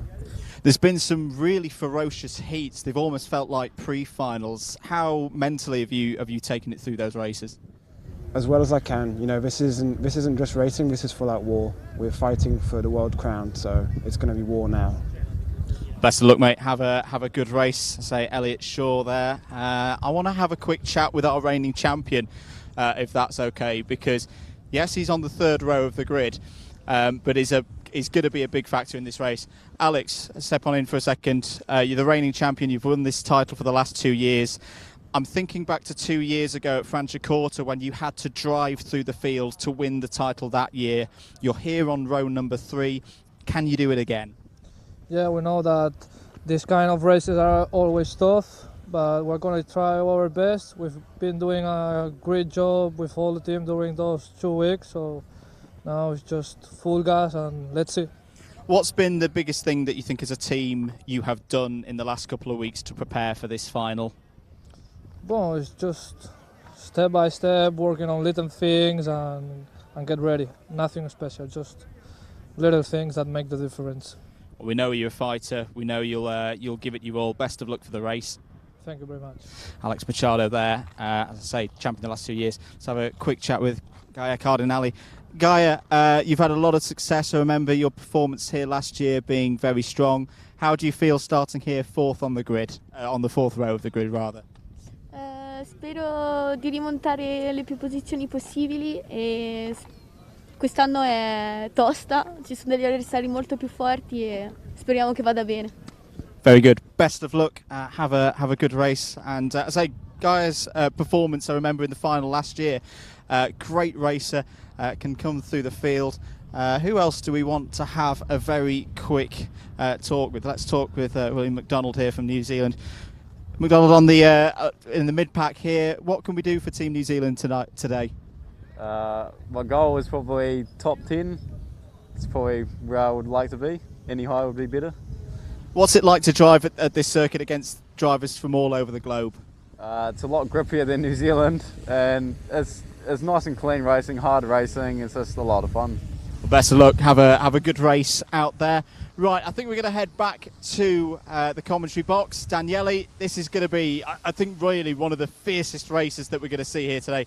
All of these drivers very experienced. They know what to do, but they're all very competitive and raring to go for this Super ROK final.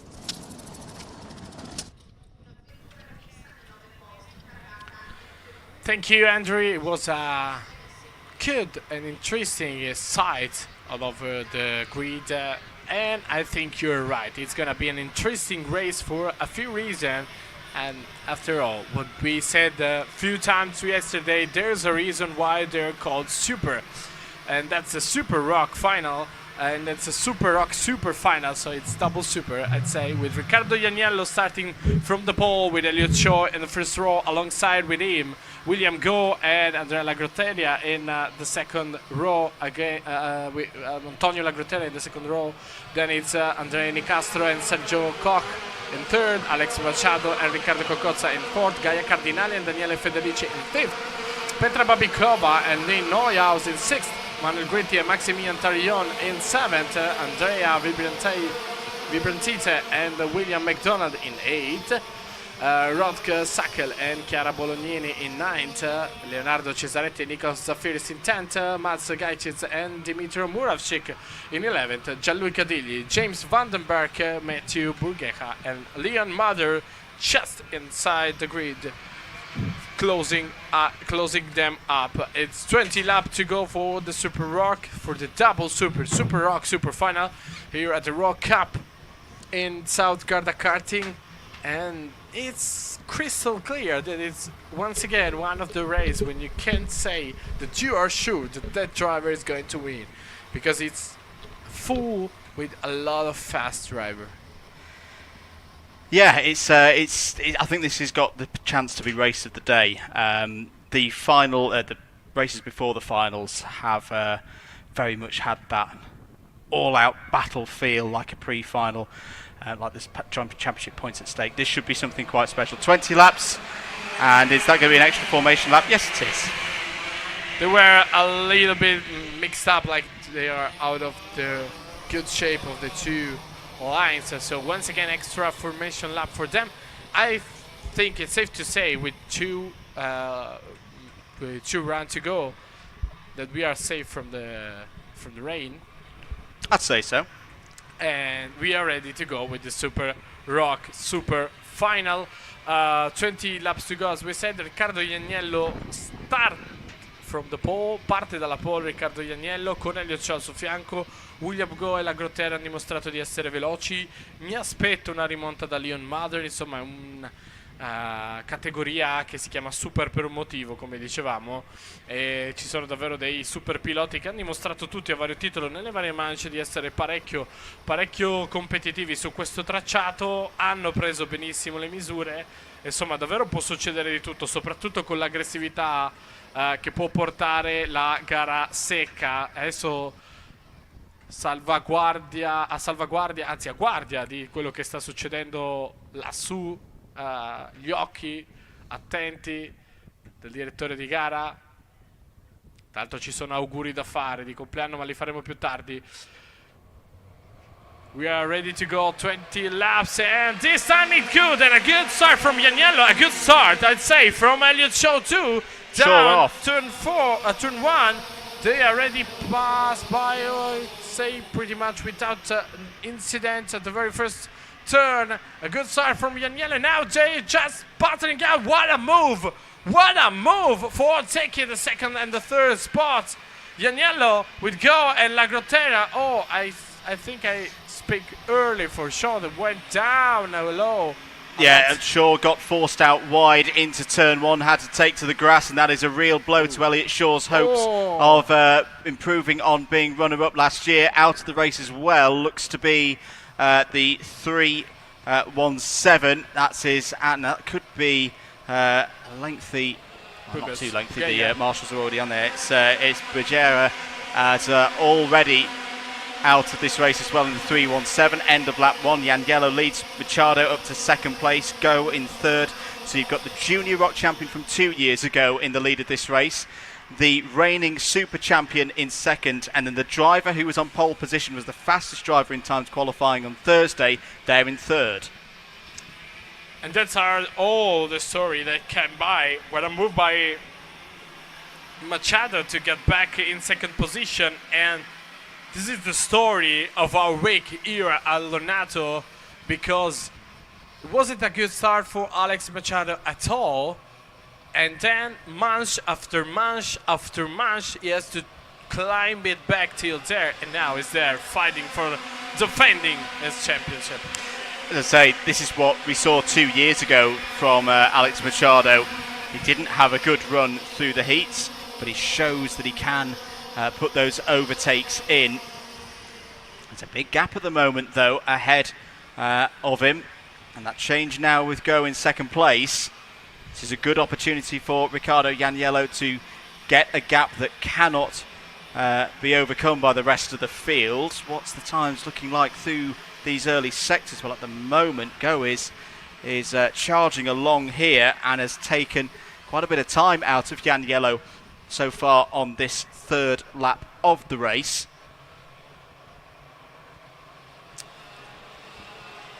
Lavateria going, arriva una warning flag per Murav Sheikh con Ianiello che continua a comandare Go, che dopo aver ripreso la seconda posizione su Alex Machado adesso si è messo a fare un gran tempo, 48,9, un paio di decimi più veloce di Machado in quest'ultima tornata, 3 decimi pieni più veloce di Riccardo Ianiello. Sta provando a chiudere il gap con il primo della classe, con Nicastro, che non è invece tanto lontano insieme alla Grotteria. Warning flag for the 3-2-4 of Leon Mather there. Has had a difficult week, and down 24. There's a little bit of mistake there with the transponder and with the graphic, because we saw the Greece was at the top, but it's not true. Sorry for grids. That's okay. 0.5 of a second is the lead for Ianiello ahead of Go, but crucially, a tenth quicker was Go on that previous tour of the circuit. Machado still there as well in third place. Good scrap going on between Nicastro and Lavateria in fourth and fifth place. Guy Cardinale has gained a position on that last lap as well, is up to sixth. Federici has followed through into seventh, and unfortunately for Koch, that's 2 spots lost down to eighth. Looks like there's been some form of problem out there as well for William McDonald. Just lost a few positions on that last lap. The driver from New Zealand who spoke to on the grid. Getting into the middle phase of this race now. William Go continuing to push here. That is another fantastic lap from William Go. The gap is now down to 0.3 of a second, 48.4 last time around for Go in the kart number 325. Ianiello needs to find something here. 0.2 slower, and so far on this lap again, Go is quicker, but it does look like Ianiello is now starting to respond, and does respond. Fastest second sector of anybody so far in this race. Good response from Ianiello. We've seen a couple of drives in this position already here today. David Locatelli is an example in the seniors. Can Riccardo Ianiello match that performance from his compatriot earlier on in the day? They are well clear at the moment of Alex Machado. Alex Machado has got to find something extra special, it would seem, this year to challenge once again for this title. Won last year, won in 2020, won in 2018 as well. 6 giri andati agli archivi, ormai praticamente 7, ora che Ianiello, leader della corsa, sta per arrivare a ridosso della linea del traguardo. Ianiello che sta provando un po' a difendersi, diciamo così, dall'assalto di Go. Ha fatto segnare il giro record della tornata precedente e adesso hanno fatto segnare praticamente un tempo identico, 48,7 alto per entrambi, con Alex Machado che invece in 48,5 è andato un po' a ricucire lo strappo.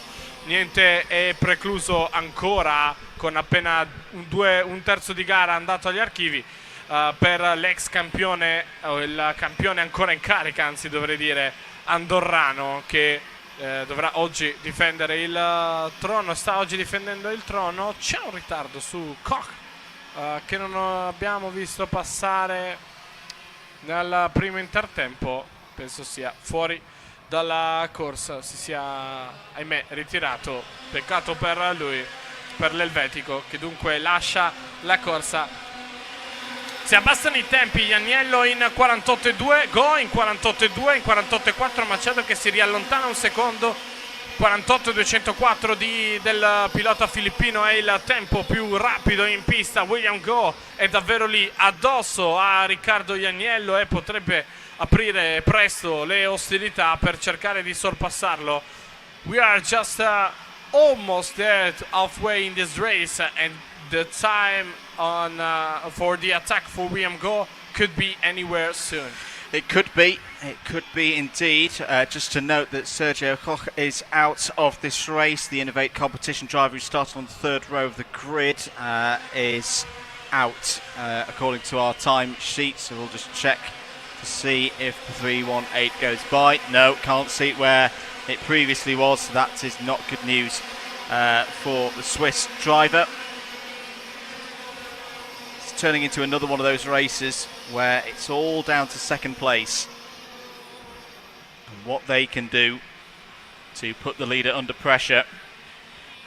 It's not just any old driver that William Goh is trying to chase down. As we say, Ricardo Janiello has been in this position at the ROK Cup Superfinal before, 2 years ago in the juniors.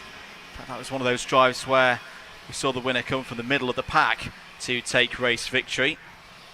A little bit different in terms of how it's playing out, but still it's a driver who has that temperament to win one of these longer races. We are into the second half of the race now. Janiello leads by 0.367 of a second. They are both 1.5, 1.6 seconds clear of the reigning champion. William Goh looks very good to me, Daniele, into the hairpin there. We've seen it for a couple of drivers who've done well today.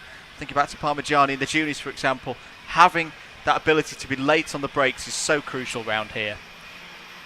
Yeah, it's you know, when you are starting to know the track and you get confident, you have a good feeling on that, and the tires in a good temperature range, everything is perfect. You can start to do something that you never do in the track. It's something that nobody else can do in the track, and that's trying to create new overtaking spots all over the place. Maybe it's even better if you can find, like Parmigiani did before, an overtaking spot that nobody has ever used it this weekend, because you know that your opponent is not expecting an attack there, is not closing the door because he doesn't think there's a door. The door is shut down by Janiello now there with William Goh starting to mix things up. He's trying to say, hey, I'm here and I want to overtake Oh, he's you. gone for it down the inside. It's the penultimate hairpin, nearly running off the circuit there. Good attempt from William Goh. There may have been a bit of contact between the two of them, but Janiello holds on to the lead. 8 laps to go. But as you say, Daniele, I think that was called absolutely spot on. Janiello wasn't quite prepared for that. It was a big move from Goh, didn't quite pull it off. But that will heighten the pressure on the Italian in the lead of this race. Grandissima manovra di William Goh che si prende la prima posizione adesso su Janiello con una grande manovra, appunto. Forse i due si sono anche sfiorati le gobbe, sono andati davvero vicinissimi e adesso Janiello risponde e si rimette al comando. La battaglia è iniziata e mancano ancora 8 giri, quindi la battaglia potrebbe anche risucchiare dentro Alex Machado. 2 secondi e 1 di distacco per l'andorrano rispetto ai primi due, ma se questi due iniziano la bagarre potrebbero andare avanti a lungo. Janiello got back on top over Goh, but if they start fighting, you think that maybe they could create some room for Machado to get back, but they just fight and they just put on a lap that is 0.4 of a second faster than Alex Machado. Yeah, and he's just the kind of driver that you don't want to give that opportunity to. You know that Alex Machado will keep pushing all the way to the end. He's on his own at the moment there in third place. Lavateria down by about 1.7 seconds in fourth. And then there's still a good scrap going on for fifth place between Cardinali and Federici. Federici, apologies. Maxi Terillion's had a good race as well. Argentine driver up 7 at the moment. 6 laps to go. I wonder as well, that attack from William Goh, has that just caught the attention of Ricardo Janiello? Because he's putting in these laps now, looking consistent. He has increased the pace a little bit at the front of the order. But saying that again, William Goh is so strong through the first sector. Really gets close. Now, can he get a good run through this next sequence of corners? He's having a half look into the S's. We've not seen any overtakes through there so far today, but we have seen them at other points of the week. Willie Goh is his name, but it starts also to be the question that you ask for him. Will he go for that gap? And that's what we'll answer on the track. Allow me to take a little spotlight over some of the best driver on comeback. 10th position regained by Leon Madras, starting from the bottom. We know that it's fast. We know that it was fast. It was a bit unlucky in the manche. 10th position too for Van den Berg, and a good amount of position for Tarion, Federici and Cardinali. They all got back on the track after a bad third manche yesterday, so I completely see where this is going, and could be another race if they were in the mix starting from the beginning. There'll be 4 laps to go after this one. Janiello still in the lead, but Go even closer than before over the line. 1/4 of a second. That's the gap. Machado in third, 3.8 back now.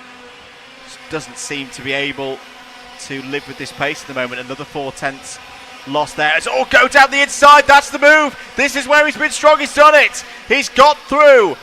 A very clean move into turn 4. Fair play to Janiello. Janiello gave him the space on the inside there.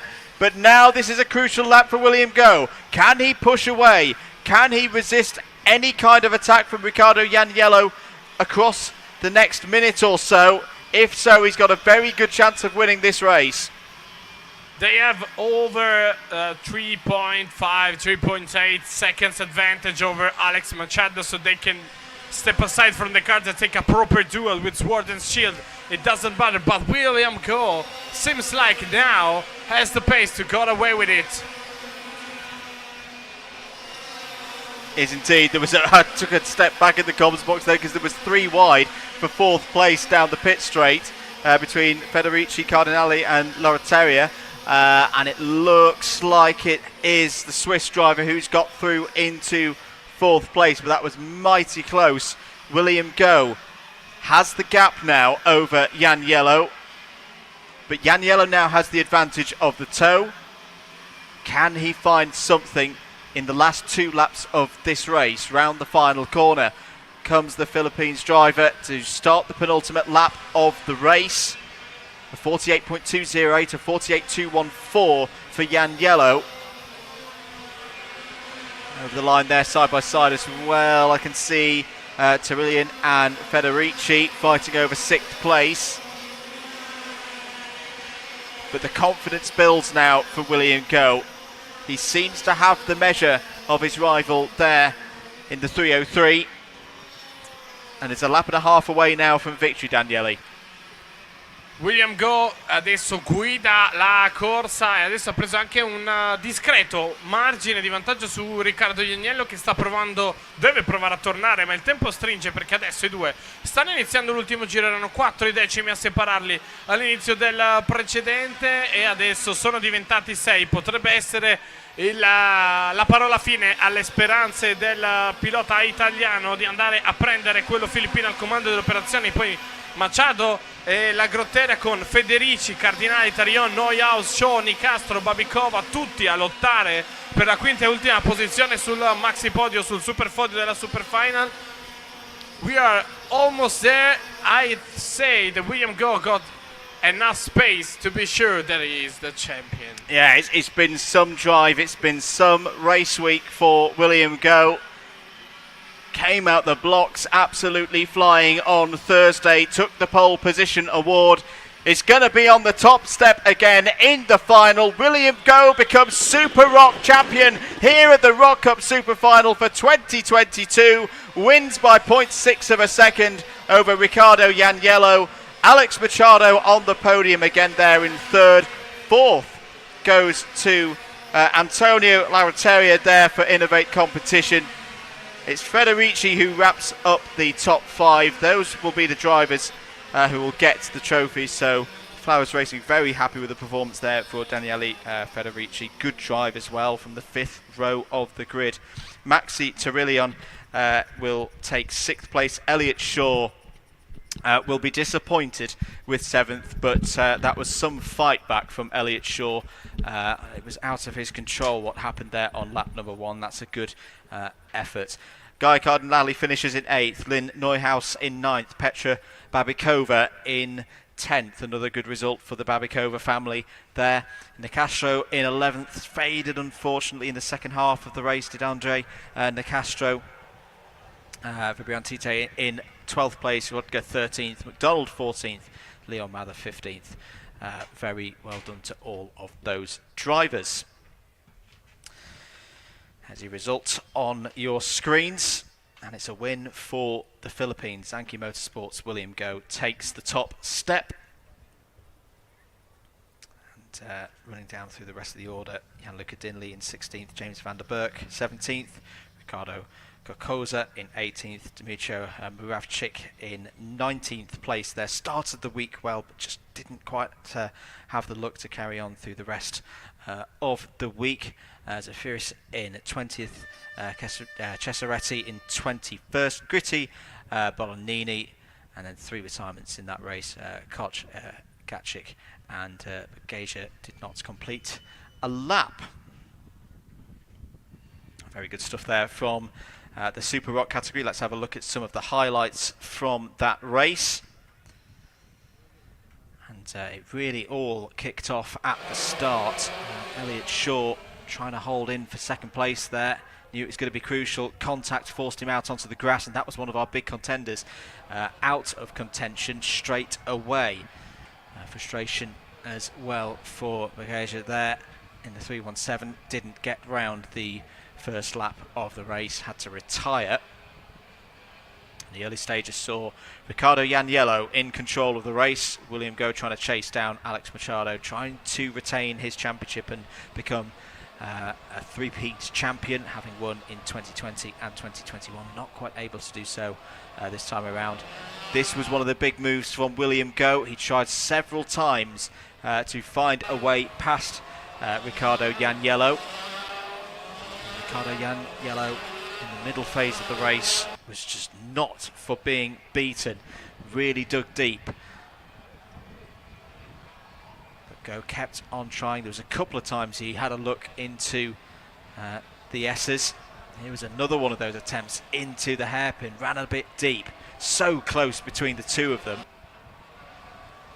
Lesser drivers would have had contact that would have resulted in both of them falling out of the race. But the high quality that we see here in this Super ROK race really did shine through. Machado kept pushing on there in third, and this was the big move on the brakes into turn 4 on the inside. The block pass that Janiello just could not find a way around, and that was what gave William Goh the lead and the victory here at Lonato in Super ROK at the 2022 ROK Cup Super Final.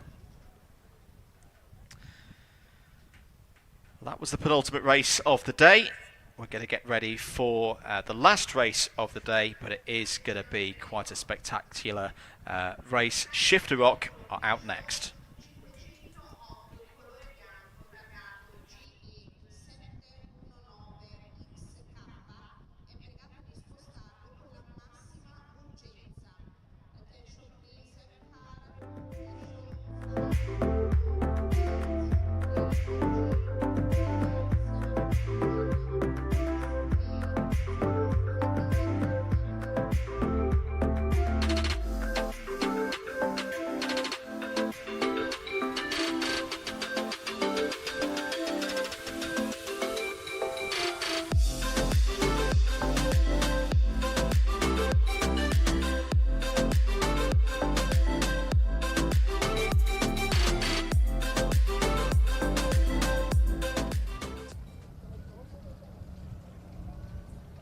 Let's change gears because it's shifter time, of course, with the shifter ROK category closing up here at the Superfinal. It's Ruti Mines, opening it, but in this race you're starting from the pole. A strong Friday yesterday for you. So do you feel confidence about this race, and do you fear something? Rossini's got a lot of pace on board, so see what we can do from the pole. See if we can keep him behind for the first part of the race, and hopefully get the win. Did you pick something from the previous race, from the leaders, to defend yourself all over the track? I picked up a little bit just where Rossini is better to me, and hopefully I can use that for this race. Okay, good luck. Let's see if he can really defend himself from, I say, all the grid that we will able to attack him, starting of course with Nicola Rossini. You were the fastest during the Friday, and on Thursday you were so strong, and now you're in first row. What did you expect from this race? Cosa ti aspetti da questa gara, visto che è stato parecchio veloce in questi 2 giorni? Mi aspetto di non essere concentrato e mantenere diciamo, il passo che ho mantenuto in questi giorni senza forzare troppo e speriamo di concludere al meglio. Hai qualche asso nella manica? Spingere sempre al massimo come sempre ho fatto in questi giorni. Grazie, buona fortuna. He said to us that it was pretty quick, pretty strong during this week, and of course, the only strategy for this race is to push, push, push every single time. Push, push, push. It probably the strategy also for Andrea Zamin starting from the second row. Push, push, push. Or do you have something else in your mind for this race? Hai qualcosa di diverso in mente oppure anche tu spingere, spingere, spingere, vediamo cosa succede? Cerchiamo di spingere il più possibile e cercare di fare il meglio possibile. Conosci i tuoi due avversari davanti, li hai conosciuti anche in queste mance, hai qualcosa in serbo per loro? Sono molto competitivi e cerchiamo di fare il meglio possibile. Grazie, buona fortuna. He tells us it's always pushing, but something could be there, something prepared for these two drivers. He knows that these two drivers in front of him are quick, so let's see what happened. Let's see what happened with Zamin. We'll see what happened with all these drivers. Let's see what happened, Andrew, because it's the last race, and I'm enjoying this time.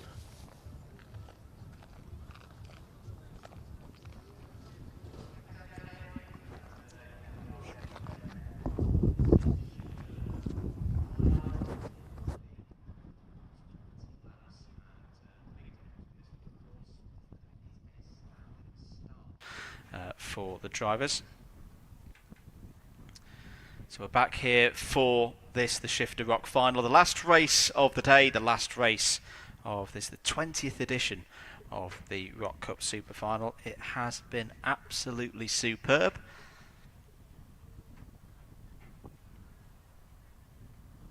And crucial to get a good start here in this race. It's a tight run down towards turn number 1 and turn number 2. And Rutty Mains on pole position here for this one. Nicola Rossini, Alessandro Cavani and Andrea Zemin on row number 2. No reigning champion in this category, which I think has changed the dynamic a little bit so far this week. Everyone raring to go, although we have got a reigning champion from a different category in this one. Let's go through the grid then for this, the Shifter ROK final, with a few moments to go. Rutty Mains, as mentioned, on pole position. Nicola Rossini alongside on the front row of the grid. Alessandro Cavani and Andrea Zemin on row number 2. Gabriele Benzi and Domenico Ciccanini on the third row of the grid. Sebastian Janczewski is on row 4 alongside Alessio Foresto. Then we find, as I say, one of our reigning champions, Carol Chepiel, last year's senior winner, on row 5 alongside Hunter Pickerton. It's worth mentioning that Chepiel won that race from 14th on the grid. Could he do likewise here in the Shifter ROK final 12 months on? Federico Mastelino is there on row 6 alongside Davide Cugini. Mattia Vita and Mattia Lamena start on the 7th row of the grid. Mario Pervalescu and Ayato Iwasaki start on row number 8. Marco Chiarello and Daniele De Martis start on row 9. Claudia Henning and Marco Aquarella start on the 10th row of the grid. Victor Odin and Dante Lera on row 11. Davide Greco and Manuel Daciano on row number 12. Takushi Azuma and Noah Engler on row 13. Costin Ion, great to see that Costin Ion is in this race. For those not aware, had a very, very big incident on the first racing day of competition here. Had a lot of work done by the team to get him back into this competition. And there he is on row 14.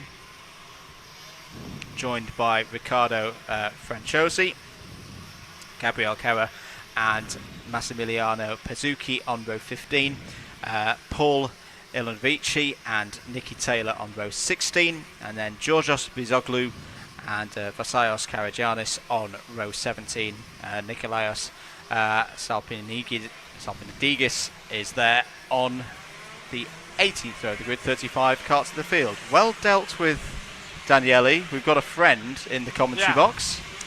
It seems like it's a whole week friend for me. Oh yeah. And none of them are Had all kindly the requested, wildlife but, in here. Yeah. I don't know what to say. I love animals, so it's good to me.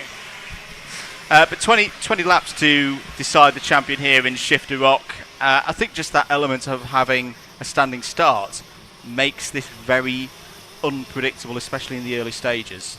Yeah, it is what makes unpredictable this race, and it's a whole different way to plan your start of the race in the very beginning of it, because you can put up some strategy, you can put up some ideas, but then it's all about reflect at the point. And we've also seen on numerous occasions false start penalties been handed this week, and they are big. Could be a deciding factor in this race. And we've often seen them for those on the front row of the grid, because of course they've not really got anything but the lights to be the reference for setting off.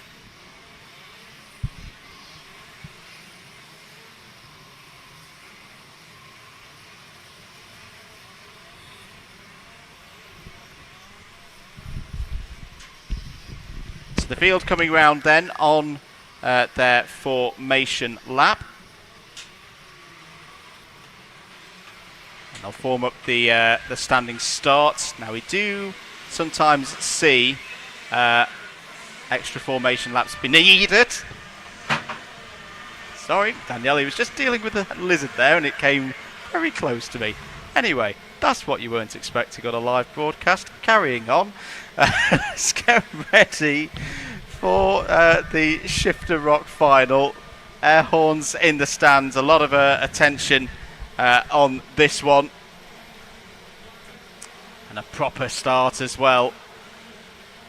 The lights will come on one by one. Once they go out, we will be ready to go racing here at Lonato, the last race of the 2022 ROK Cup Superfinal. Eyes on those lights, away we go. Very good start for Mains from pole position. They all streak down to the first couple of corners. Are they going to get through there unscathed? It's looking like a good start for everybody through the field. Nobody taking to the grass, but what a lightning start, Daniele, as there's a bit of a mess in the midfield coming out of turn 3. At least 3 karts involved and out of the race, but at the front it's a good run for Australia's Rutty Mains.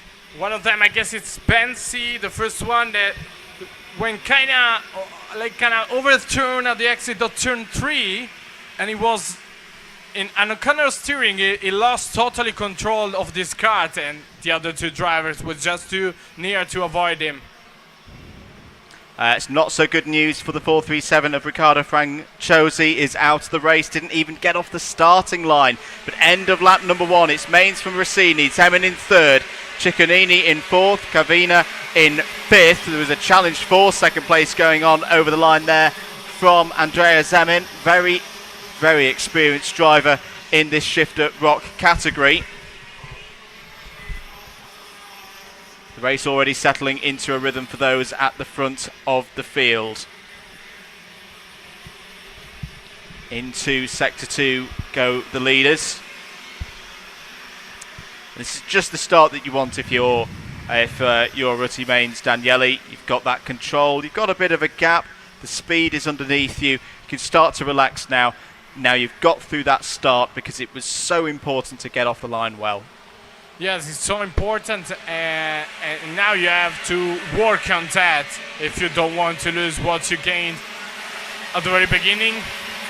Seems to me that there's no under investigation, and probably everybody on the grid played safe this time from the very start on the grid. No jump start, I'd say, no surprise from them. So it's racing, and Rutty Mains, what he told me, right? He feel fast, he feel confidence, he know what to do. Pick a little something now and there from the other leaders during this day. Wow, and there was a not planned trip outside of the track for Jancewski now at the chicane. But anyway, Rossini and Zemin knows how to be fast. They already had beat Mains during the qualifying hits. So let's see what happened. They have all the cards on the table. They have indeed. We're on to the 4th lap of the race. As you mentioned, Jancewski having a half moment there through the chicane. Lost a number of positions, is now down to 13th spot. Over the rise they come once again. It's in a nice rhythm, this race at the moment. I just saw, was it Mattia Vita? Yeah, Mattia Vita's going quite quickly at the moment in the 4:16. Set the fastest first sector of anybody. It's in that second group, the likes of Carol Chepiel and Dematis as well. It's interesting to note that Carol Chepiel has started to gain positions as well. Is up to 8th place at this stage of the senior final last year. Chepiel wasn't really on our radar, but my goodness did he become a big part of that race. Challenge coming in now for the race lead. Rossini closest to mains that we've seen in the last few laps. It feels like the driver who took the pole position award in this category on Thursday, Daniele, is starting to ramp up that pressure. Oh, he's gone for it. Down the inside. Big move. We said we hadn't seen a move into the chicane so far today. There is one from Nicola Rossini. Like a lizard sneaking in, and he got it to the first spot.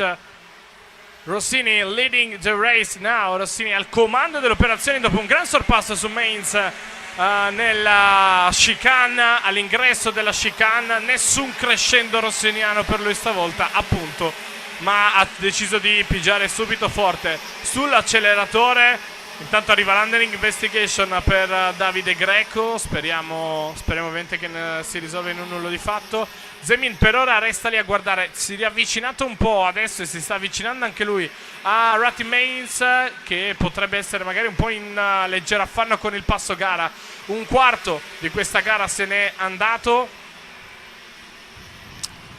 And yeah, I think there is going to be a penalty coming here for Davide Greco. It's been a torrid week for the Canadian, plus 5 seconds for Davide Greco.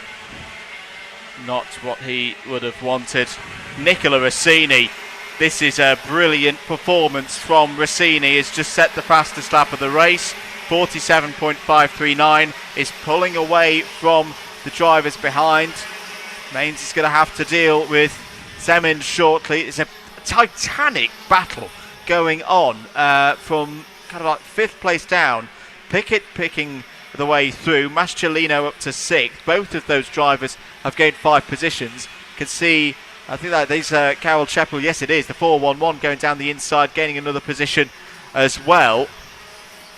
There's still a long way to go in this race. Lap number 7 completed. Rossini over the line, another new fastest lap of the race, extending out 2.6 of a second now. Chepiel confirmed it's up to 6th place now. The trouble for those drivers from 5th down though, Daniele, there is quite a gap up to Cavino and Zemin ahead of 2 seconds. Yes, there is. There is, and probably it's what they looking at, you know. They're monitoring this. Even if now probably is the turning point of the race for someone that kind of worked on the last part of the race on the setup. So it could change something on the pace of some of the drivers. I don't know if the top drivers or someone that is not at the top at the moment, but it could change something. Rossini, by the way, is still going faster and faster. Once again, is the fastest on the track. 47.4 is lap, and it was the fastest, even faster than Maines, and slightly slower than him. 47.4 for him too. Trouble for Takushi Azuma, loses some pace down the pit straight, and positions as well. Kajini has got by. Carol Chepiel has also got past Hunter Pickett for 5th place. In the middle phase of the race then, we're on lap number 9 of 20, the Shifter Rock final here at Lonato. Hope you're enjoying the coverage here for the 2022 Rock Cup Superfinal. Make sure to leave a like on whichever social media platform you're watching the stream on. 0.8 of a second now the lead for Rossini ahead of Mains. Zemin still not too far back as well in 3rd place. Cavino a bit isolated in 4th. which could be good news for the likes of Carol Chepiel. And I'm just going to mention this, Daniele. I'm getting a little bit of deja vu here.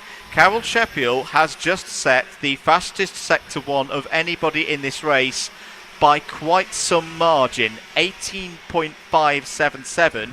He's taken a tenth and a half out of Kavina ahead. He couldn't do it again, could he? It would be quite remarkable. This is a far more strung out race than it was in the seniors 12 months ago. But halfway stage, and all of a sudden, the Polish driver in the 411 is starting to light the timesheets up. Rossini now leads by 0.8 of a second.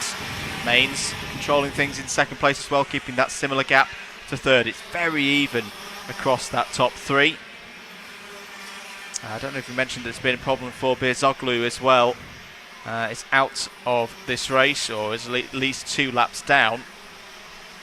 10 giri andati, 10 giri ancora da percorrere. Rossini resta al comando di questa gara, 8 decimi di vantaggio nei confronti di Ratty Mains, 8 decimi di vantaggio dell'australiano sull'altro italiano Alessandro Zemin e Alessandro Kavina appunto e Carol Sieper che seguono, ed è una gara che adesso si fa un po' anche di nervi, perché bisogna vedere se qualcuno calerà sul ritmo, riaprendo i giochi, oppure le situazioni resteranno virtualmente immutate come in questo momento. Potrebbe addirittura essere il match winner quel sorpasso che all'AS, che sta percorrendo proprio in questo momento Nicola Rossini, ha operato in maniera chirurgica come il barbiere di Siviglia, andando a prendersi la prima posizione, che poi non ha più lasciato. Mains sta perdendo ogni giro qualcosina nel ritmo gara, sceso al 47,3 adesso Rossini, 47,3 anche per Mains, che però di fatto non guadagna un secondo tondo a separarli. 8 laps to go then. Rossini now a second clear of Mains there in second. Just keeping an eye on that second large group headed up by Chepiel. Time is coming down, but the top 4 have increased their speed as well. Maybe they're aware of the threat from behind. Who else has moved away through the order? Gotta give it to Costin Ion. I really was concerned for Costin Ion at the start of things this week. The very first race on Thursday, having qualified on the second row, an almighty hit to the rear of the cart when Costin unfortunately stalled on the grid. A situation beyond his control. He's fighting back here. Has gained now 13 positions, is up to 14th place in this race. Trying to close down on Mattia Limena ahead. All looking in control though, Daniele, for Rossini at this stage. The speed that we've known has been there since Thursday when he took pole position. He's keeping everything in control at the moment, and has got this rhythm. A 47.4 last time around. Best lap at the moment is a 47.2. He just keeps plugging away and ticking the laps on by. Yes, and yes, he is in a great shape, and he showed us it took the best Mains to stay in front of him, but now seems like it's hard to do so. At least looking now at the piece that they put down, seems like Rossini is in a comfortable position at 47.3, 47.4, and seems like to me the Aussie is a little bit in trouble on staying on that piece. That's probably all the difference that's there, because even if Mains try and find a way to get back on Rossini, probably is going to be more tired, or his tires are gonna be more wrecked. Yeah, it's a fine balancing act for all the drivers out there. And for Mains, still a good hold in second place, 1.9 seconds clear of Zemin behind. He's fairly strung out at the front of the field now. Not that will trouble the leader, who sets a new personal best and best of anybody through sector number 1. Rossini now in the lead by 1.2 seconds. Getting ever closer to the title. Last year was won in convincing fashion by David Lewinsky. Blue Alessandro Buran the year before that. Blue flag now for Iwazaki.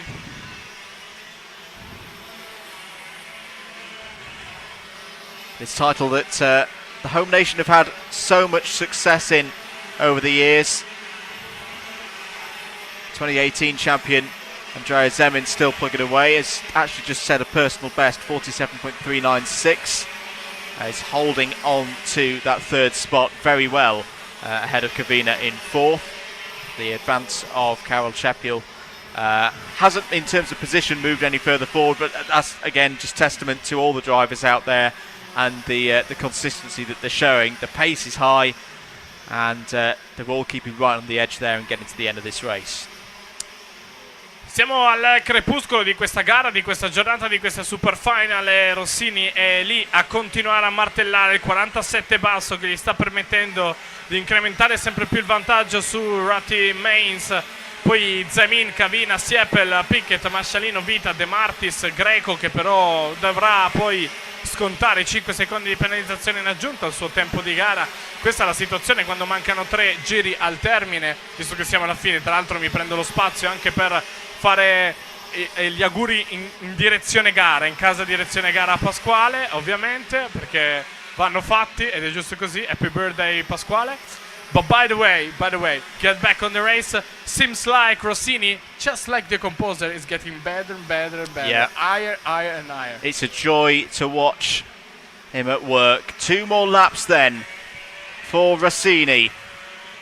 Another great lap there, 47.215. Lead is now 1.9. Mains also comfortable at the moment, 2 seconds clear of former champion Andrea Zemin. No changes of position to report out there. Another great drive though from Nicky Taylor.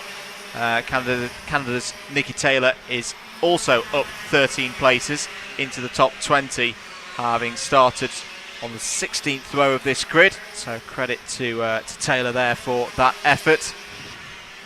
But how about this? We've not seen many winners from second on the grid this week. This is going to be quite a key one if Nicola Rossini can just see out this final lap of the race, final lap of the day and of the competition here at Lonato for the 2022 ROK Cup Superfinal. It seems like it's going to be a parade lap for Rossini. And this will feel so good as a driver. All the hard work that's gone in. The SG race team on the sidelines will be full of pride at the moment, through the chicane for the final time. Heading now towards one last sector, 3 corners to go. Round the first of the hairpins, round the second of them now. To the last corner, Nicola Rossini is going to be champion in Shifter ROK and takes the title here in 2022. A brilliant drive, winning by 2.2 seconds ahead of Australia's Rutty Mains. Third is going to go to Andrea Zemin. Zemin on the podium once again here in the Shifter ROK final. A great 4th place as well there. Also started from the second row of the grid, Alessandro Kavina, and 5th for Karol Chepiel, battling 5th place there. A really good final, Daniele, but it's all about Nicola Rossini, isn't it?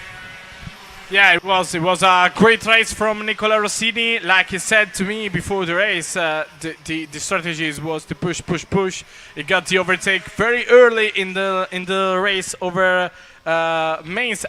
I'd say at the first time he saw a gap, he went through it and he got it, and then starting to Emery Town, the piece that was that nobody else was able to match, not even of course Mains. He has to stay in second place. It was a good race by the Shifter ROK, like we expected, and it was an awesome job by Rossini.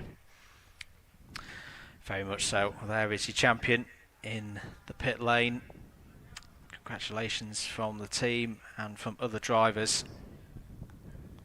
It's just been on such good form all week. Only really had one slight mistake, which was the second heat where I finished in 6th place, but the speed has been there throughout and a very deserving champion. We take the time here to remember that all the award ceremony will be in the paddock.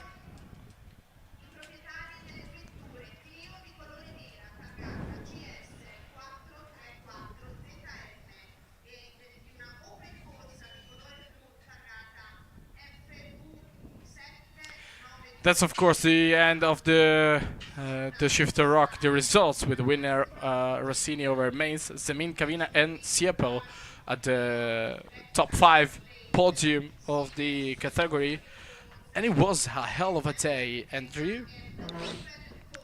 Before ending up today, let's rewatch this race, of course, and then will be the award ceremony. Absolutely. That's for sure for every category, even the trophy that we lived before, and of course the award ceremony in the paddock zone, we say it for the ones that are here at the circuit. And before we leave, we take just one last time the moment to say happy birthday to Pasquale Lupoli. Oh yes, 41 years old. Tanti auguri, Pasquale. I thought he was 21. 21, no, 21 years it's of 41, maybe 51, who knows. I So don't much know. experience. 38. 38. It's all I was does giving 38. him 17 There's a little bit years there. confusing about the age, but anyway. dear. Except from that, let's see. Let's relive back the Shifter Rock race. The Shifter Rock race with the start, a very tense start. I see now from the highlights that a lot of drivers just wait a little bit more, just not to jump the start, just not to be among the one that take the penalty, because of course it's going to be to ruin the race. Of course it was not a good start and a lucky one start for Riccardo Franciosi. Anyway, the start of Mainz was good. It started from the pole, it worked a lot to put up the pace, but it was not enough, because at the very first attempt, when he saw the gap, Rossini kind of studied the Aussie and attack him in one of those spots that we spoke about early, the one when you don't exactly expect to be attacked, and at the entering of the chicane right in the middle of the track, and then Rossini just got away, hammering down a good, awesome piece, lap by lap. Every single lap he was faster than Mainz, faster than Zemin, and Zemin couldn't quite get it to Mainz. It wasn't enough, so that's what the podium, the top 3 with the top 5 fulfilled by Kavina in P4 and Siepo in P5. Here's the little problem with the leg at the in the incident with I say the Berserkyo and Kiryu, and then Iwasaki was blue flag. But anyway, that's the end of the race with Rossini taking the checkered flag and being the super final Rock Cup champion for the Shifter Rock. Very good stuff indeed. Well, unfortunately, that is the end of the racing here today. Thank you very much to everyone who's been part of the event.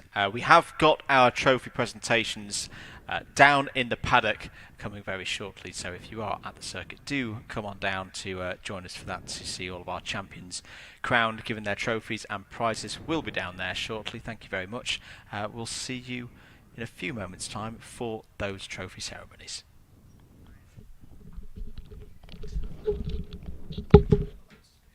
Sorry, I just...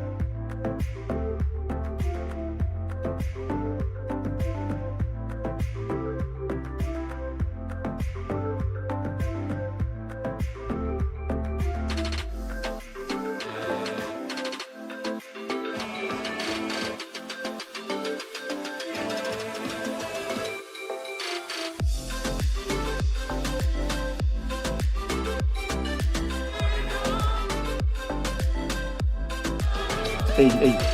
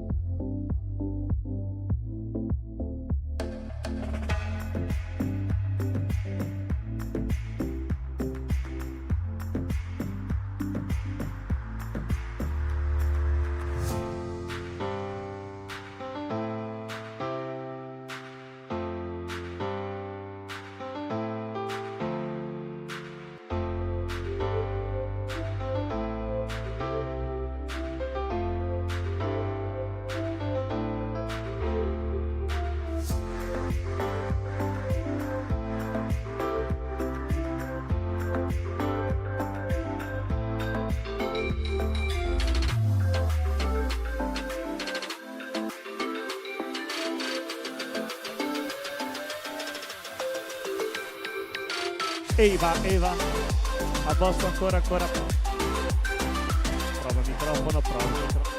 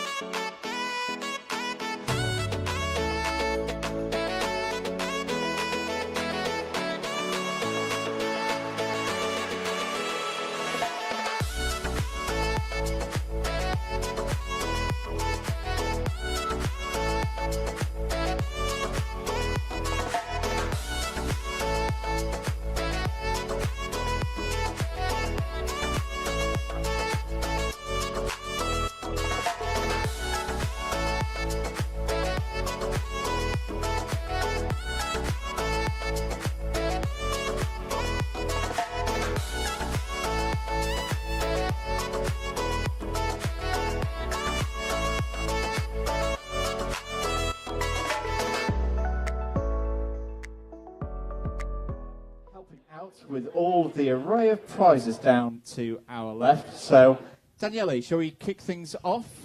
Before we kick things off, I really need to assure one thing, that there's going to be a proper audience for our winners. So let's get try. For example, let's hear for the winner, Andrew Mather.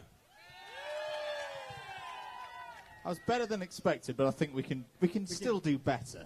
Once again, do better than that. Let's hear for the winner, Andrew Mather. That's better. Yeah, that's the way only better. time those words have been said this year, and probably the next year and the year after that. That's why I'm a commentator, not a driver. You're welcome. Right, let's crack on then. First trophy presentation is going to be for our Vortex trophy race in Mini Rock. The top 3 get awards in this one. And so we're going to start with our driver in 3rd place. Please welcome to the stage, 3rd in the Mini Rock Vortex trophy race, driver number 538, Jack Moore.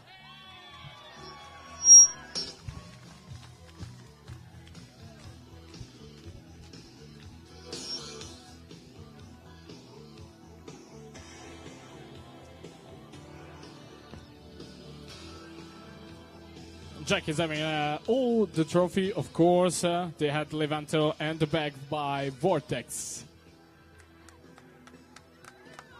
Big round of applause for Jack Moore. Moving into 2nd place then. Finishing runner-up in the Vortex trophy race, driver number 558, representing Poland. Please welcome Norbert Placzewski.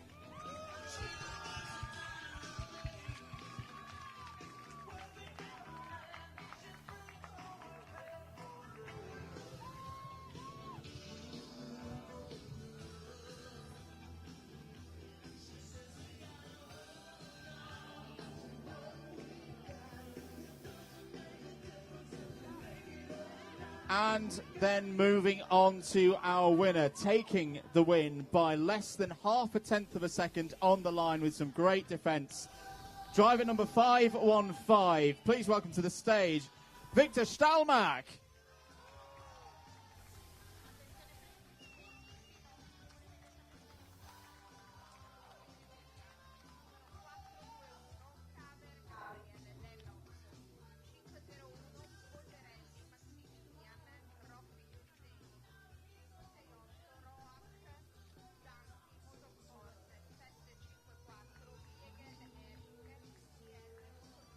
Big round of applause for our Vortex Trophy winners.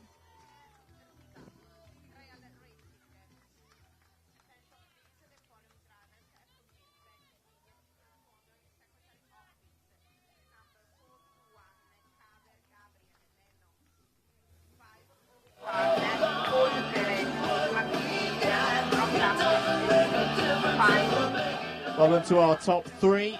Thank you, guys. Thank you, guys. And we'll move on to our next trophy presentation, which will be for our Mini Rock final. And the top 5 receive trophies for this race. We'll also have the Star Award for the fastest lap. There'll be a few moments before we get that one underway. Unless you want to get it underway, Daniele. I think we've got some trophies to be prepared first. Let the team do that.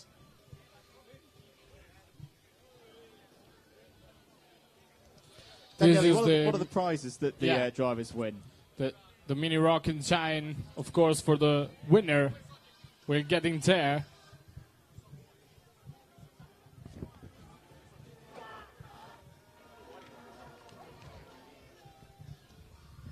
Let's say the top 5 all receive very lucrative prizes for their efforts here this week. Are we ready to go? I think we are ready to go then. So please welcome to the stage, finishing 5th in the Mini Rock final, driver number 557, Cara Fairhand.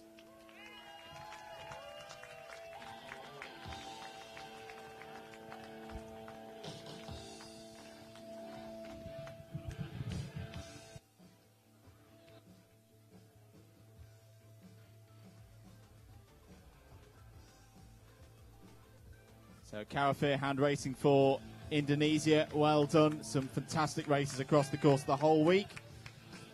Let's move to our driver in 4th place here in the Mini ROK final, representing the United States of America, driving for Energy Corsa. Please welcome to the stage driver number 567, Kai Johnson.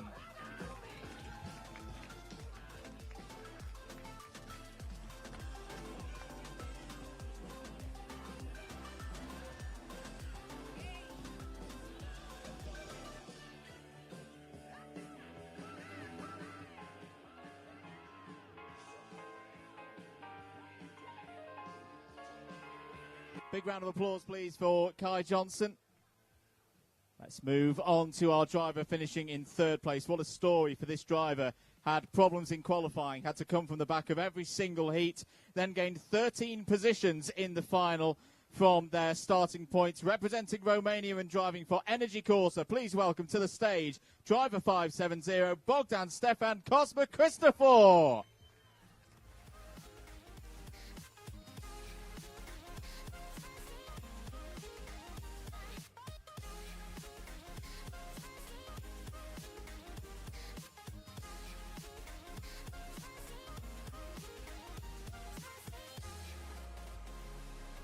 Superb drive there. Moving on to our driver in 2nd place. Has been fantastic all week as part of a very strong Australian effort here this year. Please welcome to the stage, representing Australia, driving for AV Racing, your runner-up this year in the Mini ROK final, driver number 534, William Kalea.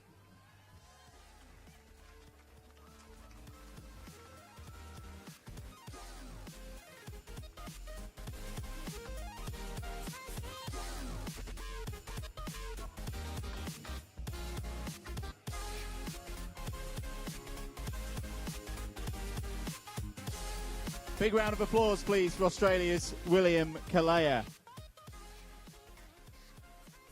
Let's move to our winner, though. Taking a clean sweep, winning every single race that they competed in this week. Taking this win by less than 1/10 of a second.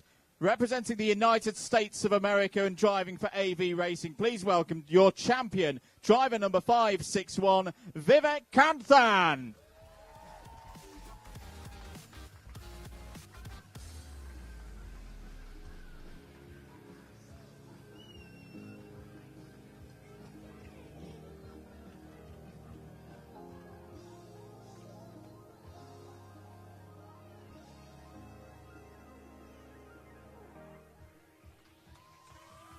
Well done to all of our drivers. Trophies in the air.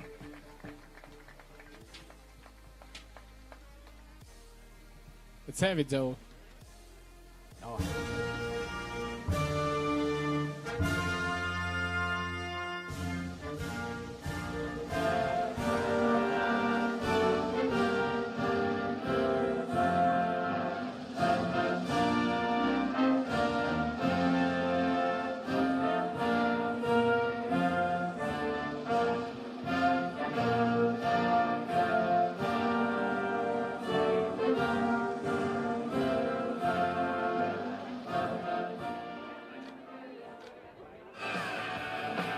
Congratulations once again to our top 5.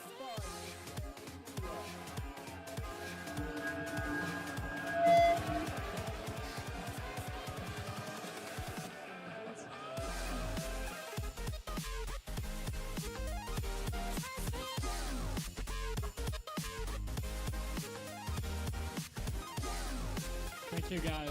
Thank you. Well done, thank you, guys.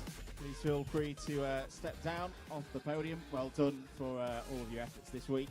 Hope to see you back all for future years of the competition. We're not quite done yet with Mini ROK because we have got one more trophy to award, I think. Daniele, if I'm right, with one more trophy for the Star Award. Yes, we have. I just asked if he... Okay. Yes, we have one more trophy for the Mini ROK category, of course, and that's the Star Trophy, of course, the Star Trophy for the fastest lap in the final. The fastest lap goes just outside the podium to the 6th place, representing Australia, Sebastian Eskandari Marandi with the fastest lap.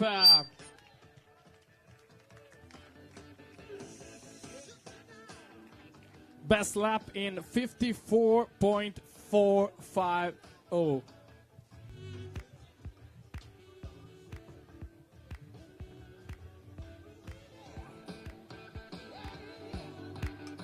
Okay, it's coming, the trophy. It's another jug.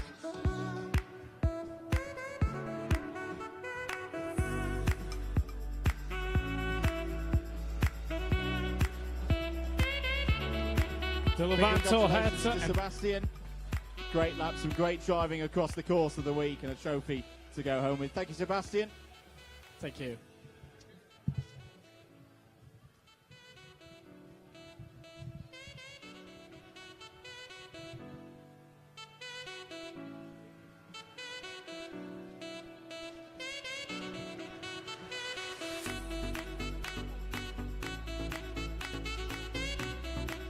Thanks, because it's Senior Rock time. As you can see, it's Senior Rock time for the Senior Rock class. We'll start with the OMP trophy, and for all the three on the podium, we will have an OMP and a bag or a voucher for a suite, a race suite.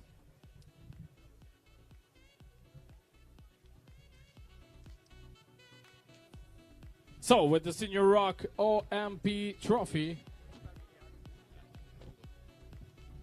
third place representing Malta, Lucas Pace.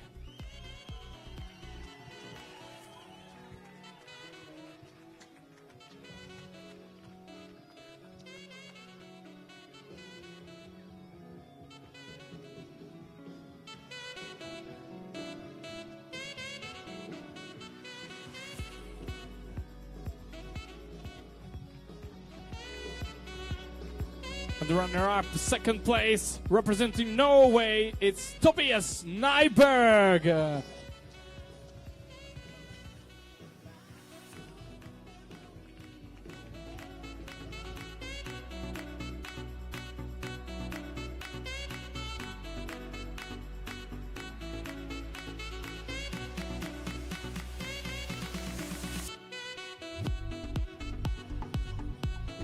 And here's the winner of the Senior Rock OMP trophy, representing Poland with an astonishing winning, Adriana Labuda.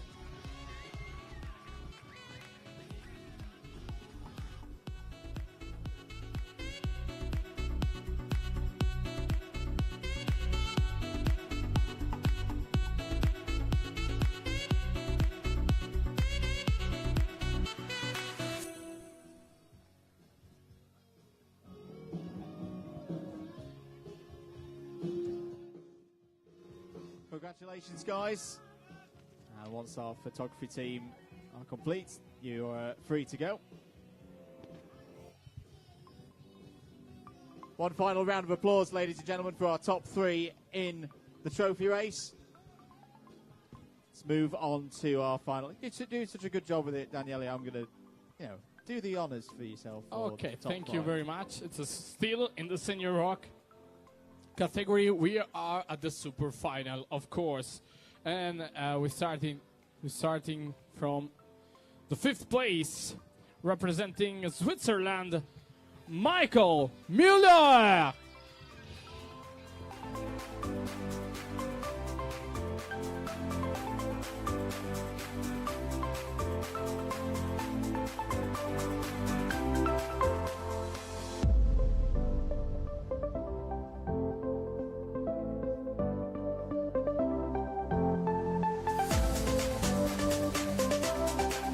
Was just the first of 5 drivers that back and forth they go all day long since Friday 2, and one of the other started second, ending up in first, representing Czech Republic, Eliska Babikova.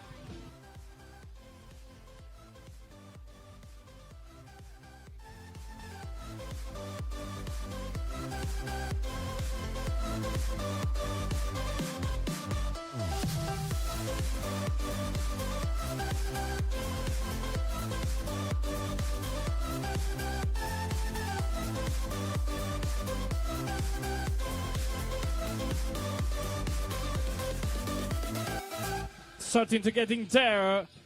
Third place, representing Italy, Luca Bettoni.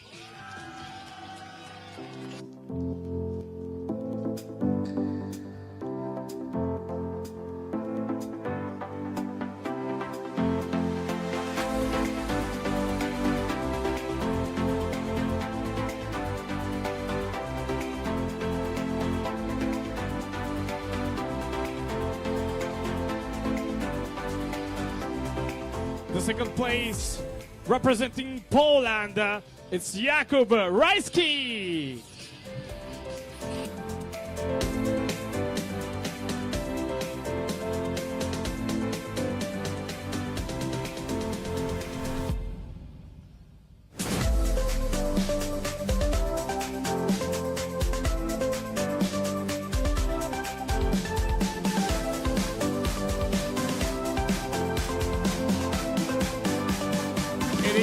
Category stuff of talent, as you can see, but if there were a driver that went so fast during all these days, representing Italy, the winner, David Locatelli.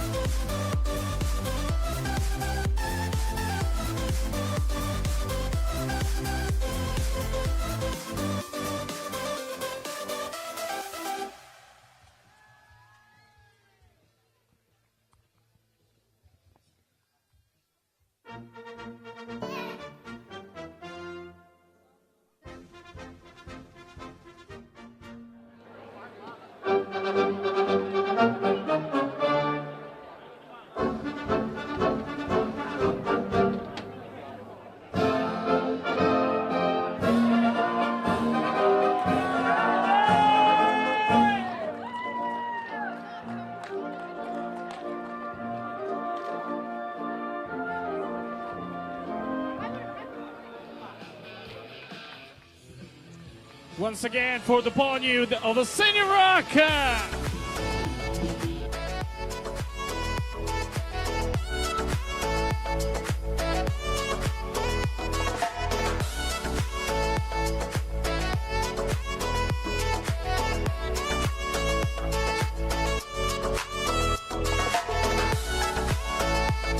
Thank you, guys.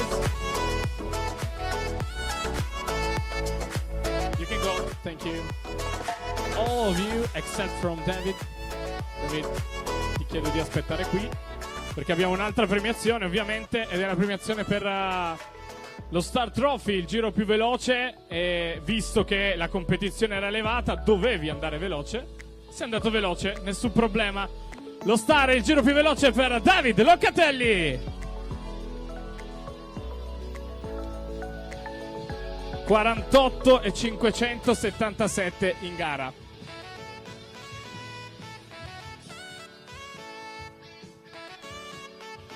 Ma Davide, ci hai preso tutto, quindi adesso puoi andare.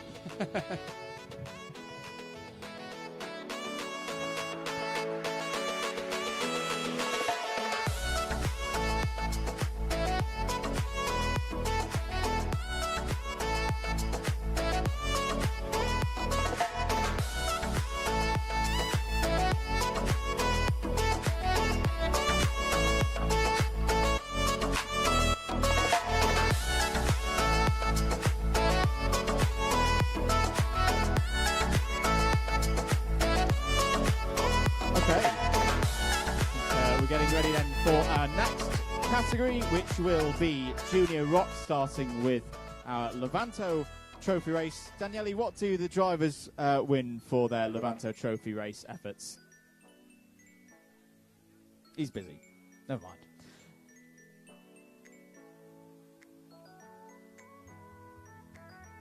Just having one moment to determine which podium ceremony we're going to do next. May have been competitive.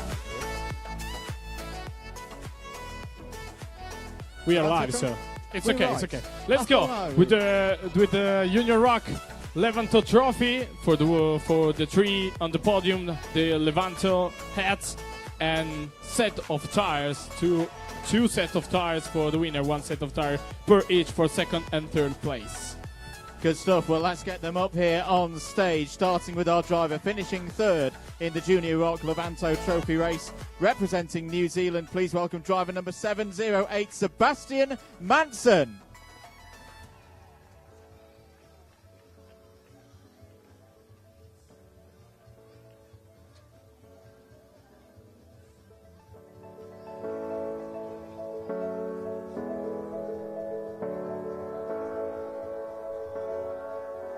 In second place in the Junior ROK Levanto Trophy race here today, please welcome to the stage, representing Canada, driver number 706, Caleb Campbell.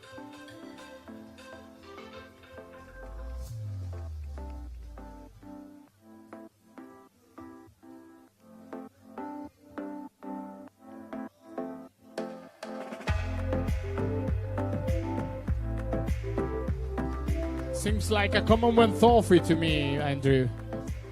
Absolutely. Well, let's get our winner up here on stage. Winning by 2.2 seconds, representing South Africa. Please welcome to the stage driver number 775, Ethan Lennon.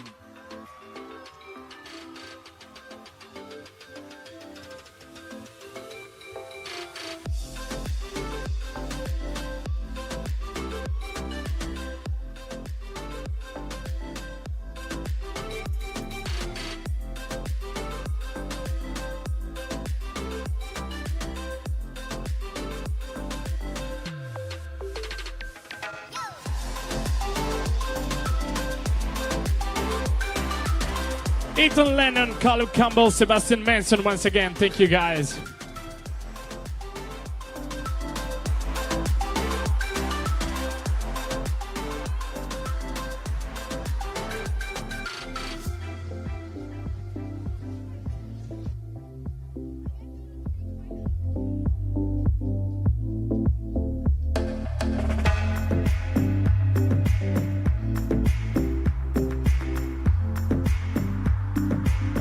Let's move to our next ceremony then. Sorry, Andrew. A big round of applause for the presentators to help.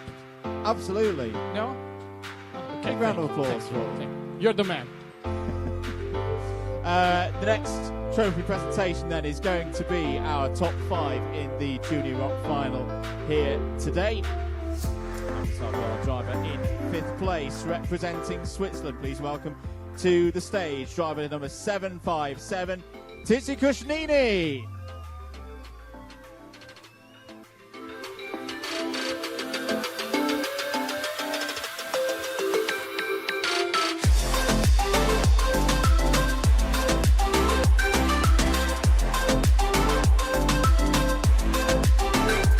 Big smiles, which is what we like to see. Let's move on to our driver in 4th place in the Junior ROK final here today, representing Italy, driver number 758, racing for MLG Racing. Please welcome to the stage, Filippo Tornahi.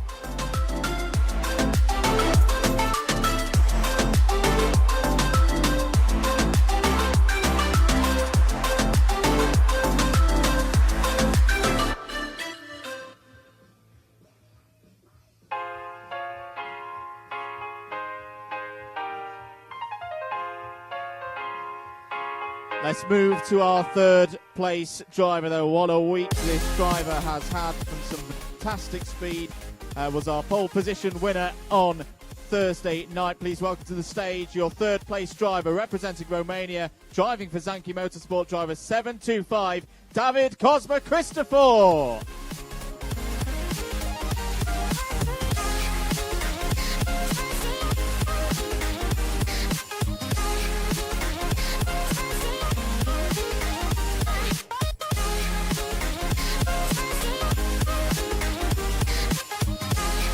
And in 2nd place this year, your runner-up in Junior ROK for the 2022 ROK Cup Superfinal. Again, brilliant driving all week, representing Italy, driving for Zanki Motorsport. Please welcome driver number 734, Patrick Fraboni.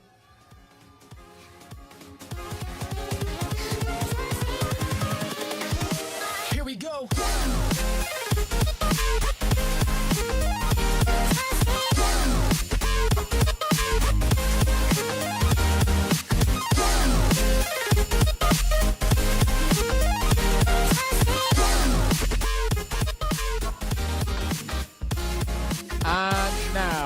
time for our champion in Junior ROK, winning by 3/4 of a second with some great moves towards the end of the race, some great moves and overtakes all week.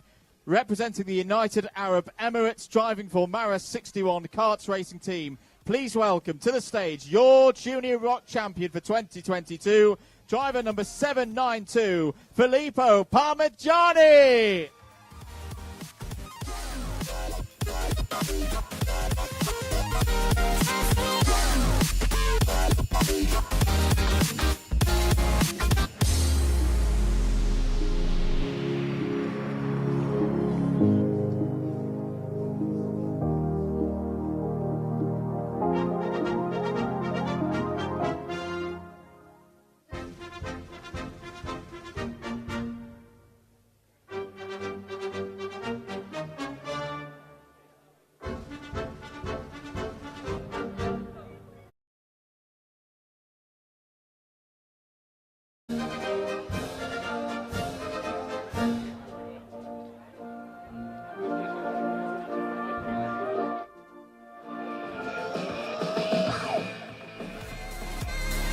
Congratulations, drivers, one last time. Your top 5 in Junior ROK.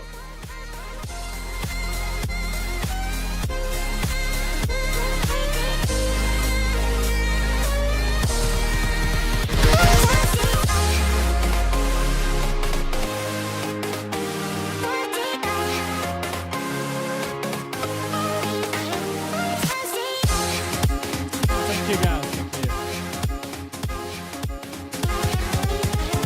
I have to admit that your Italian is getting better and better. All this pronunciation, like all it's of only them. taken me 3 years. Yeah, no, it's Also, the UAE anthem sounds strangely familiar. Moving on. I don't know why. It's a good one, though. It's a good one. We've got one more award in Junior ROK. We're not quite done with Junior ROK yet. We have our Star Award for the fastest lap in the Junior ROK final, and it gives me great pleasure to welcome to the stage, having set a best lap of 49.775, racing for Ukraine and Bosch Racing. Please welcome to the stage driver 720, Lev Kutagolov.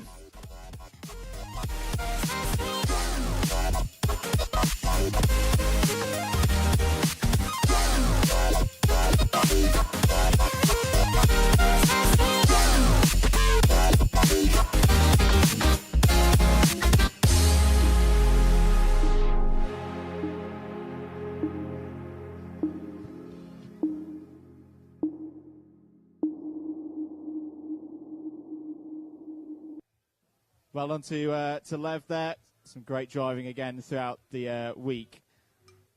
Daniele. Oh, so suave, so sophisticated. I know. Expert next? Expert. It's Expert ROK time. So let's go with Expert and Expert Plus, but of course they race it together, but they are different categories. We start with Expert ROK class, starting with them. So ending up in 5th position for the Expert. A little bit inlaid with the sign. A round of applause, please.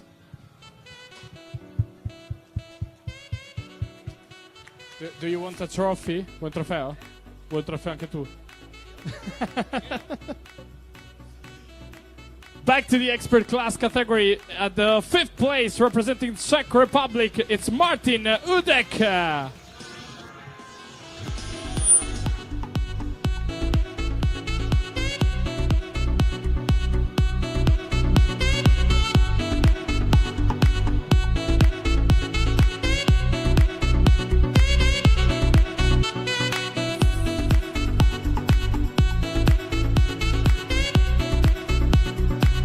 When we say that the Superfinal here at the ROK Cup International, we mean it. And representing Ecuador in the 4th place, Jorge Matos.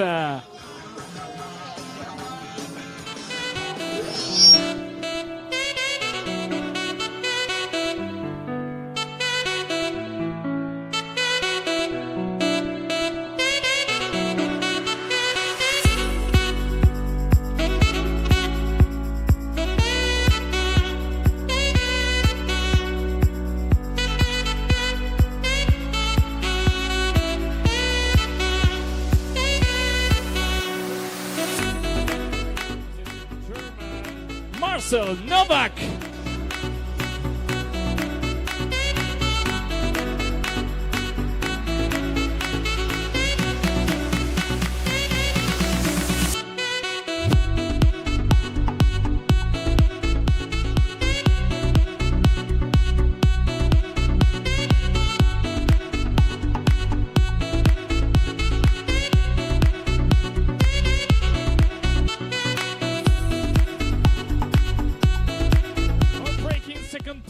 Representing United States of America, Derek Wang.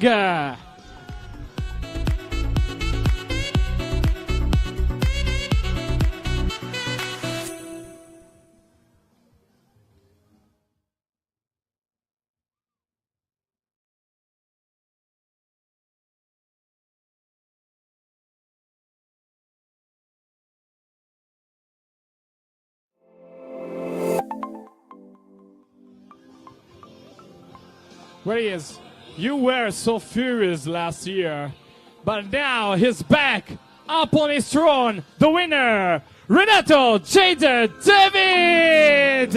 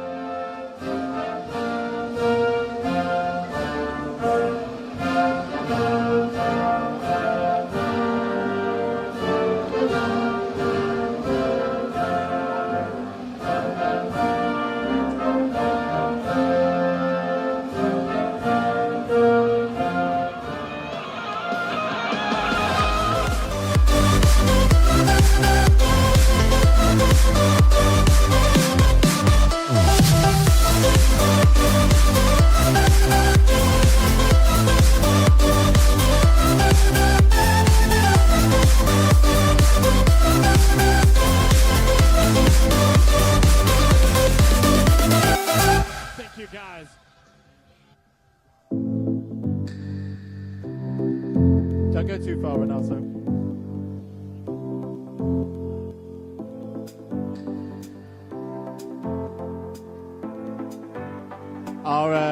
Our champion doesn't want to go too far away. Yeah, because Renato is always fast. It was just outside the podium, but he needs to get back to the podium. The engine at least is engine, because the Star Award goes to, representing United States of America, Renato Jader David.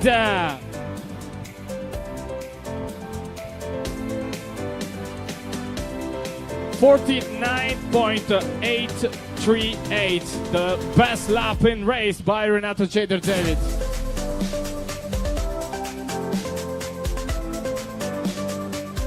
Thank you once again.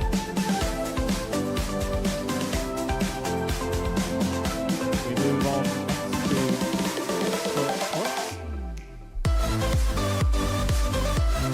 we stay expert, but with added a plus on that, I'd say. Oh wow! How strong are you, man? What a man! Why are you laughing? Can you do that? Let's go, expert plus. I got a little bit. We're working hard. Off-road. Here we go with the board. Time for our expert plus category podium. Top 5 receive trophies for this one. Let's start with our driver in 5th place. Please welcome to the stage driver 159, Mark Pavan.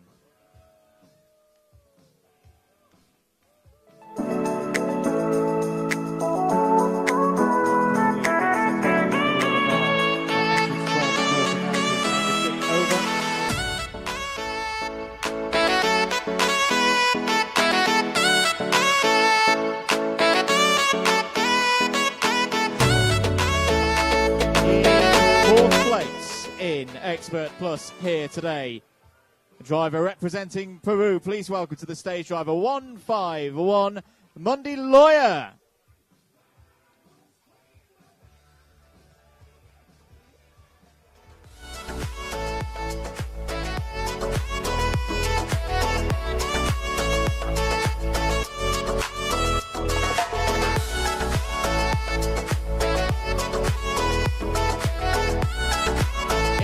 Our top three then, starting with our driver finishing in third, representing Italy and driving for Zanchi Motorsport. Please welcome to the stage Gianluca Todeschini.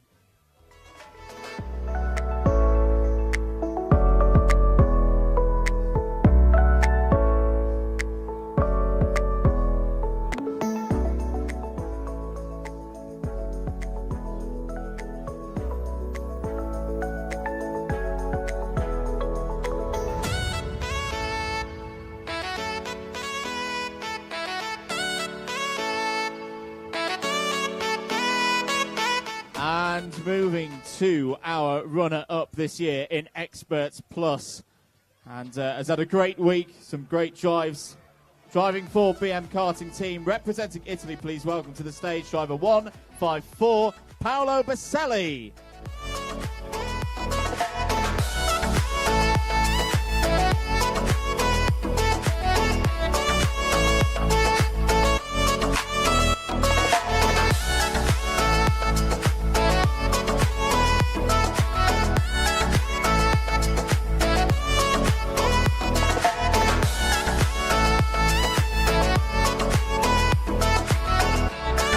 Sorry, Andrew, before we go with the first one, I'm just sick of the first one, so I'm just area at this place. It's always like here. È sempre qua, ci ho preso la residenza qua. Basta. Basta.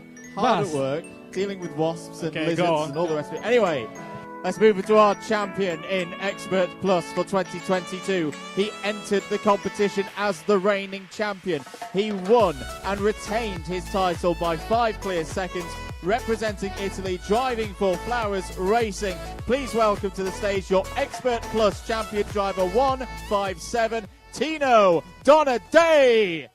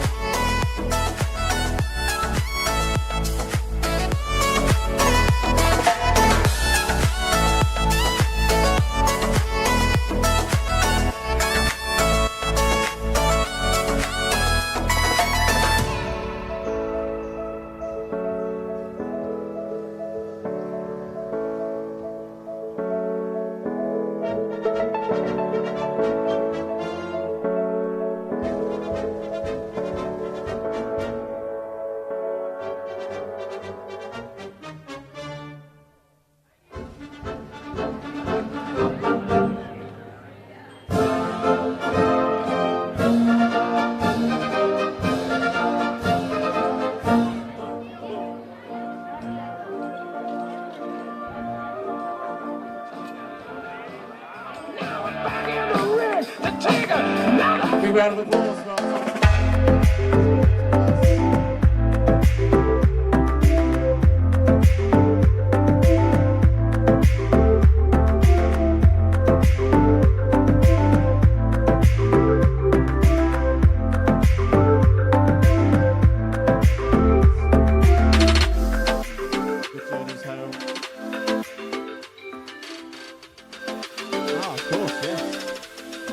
We have one more award for this section, don't we, Daniele? It is the Star Award for the fastest lap time in Expert Plus, and it goes to our driver who was our runner-up. Please welcome back to the stage your star fastest driver in Expert Plus, Paolo Baselli.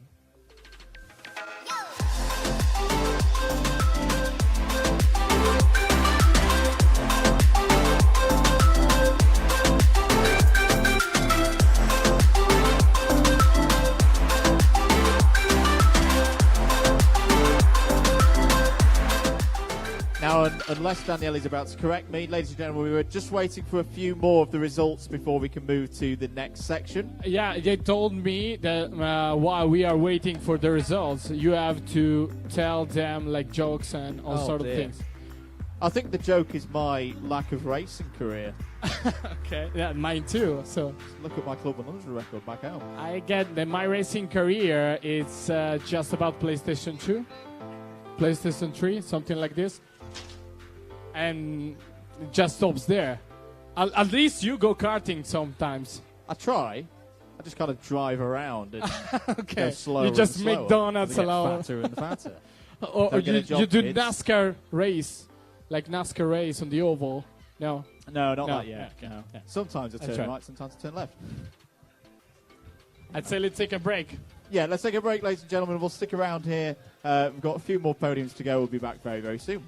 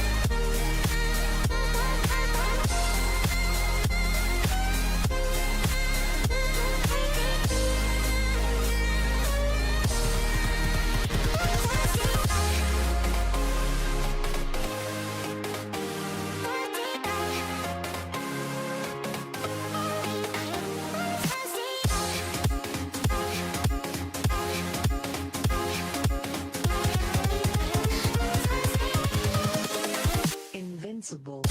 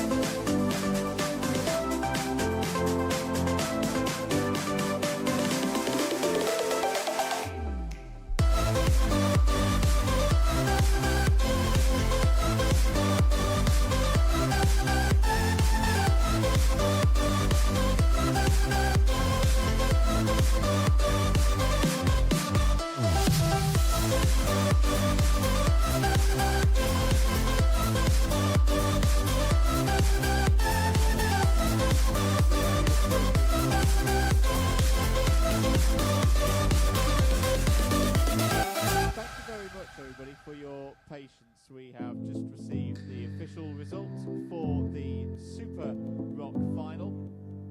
Yeah, we have it, and we still, let's explain this, we're still waiting for the shifter. Of course, hopefully they will be there in a minute. You know that you want to be break free, but let's say we'll everything up in a few minutes. But let's start with the Super Rock.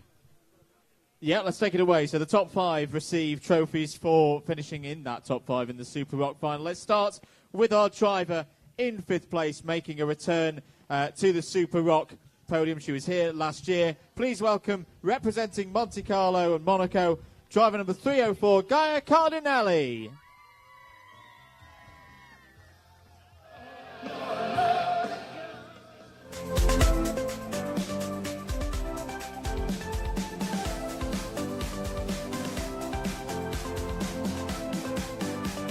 In 4th place in the Super Rock final, representing Argentina, racing for TNR Austria. Please welcome to the stage driver 323, Maxi Turillian.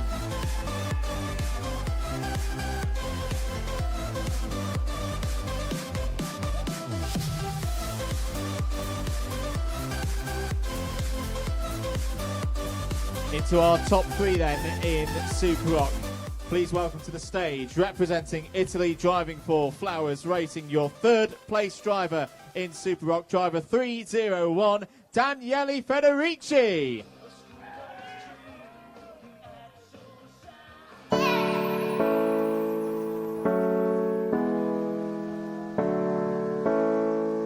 And on to our runner-up then here at the Rock Club Superfinal 2022. Back on the podium once again in the Super Rock final. Please welcome to the stage, representing Andorra, driving for GP Racing, driver 321, Alex Machado.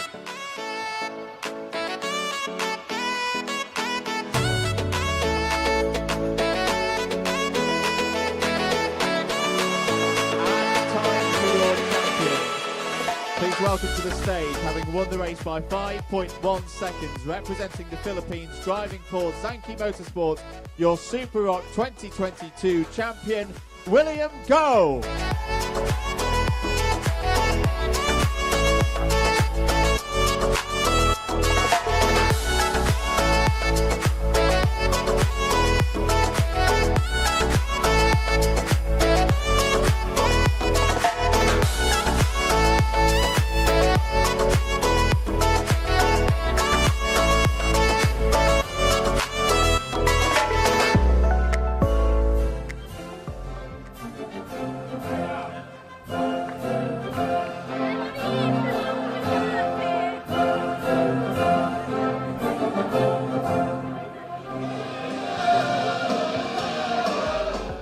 Once again, a big round of applause for our top 5 in Super Rock.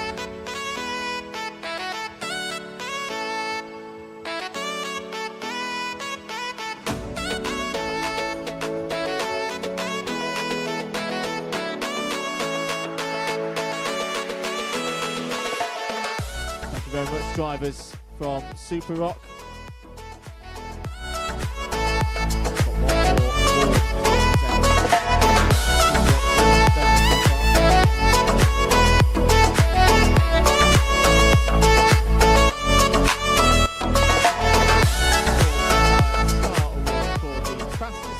In the Super Rock final with a time of 48.005 seconds. Congratulations to our champion, William Go.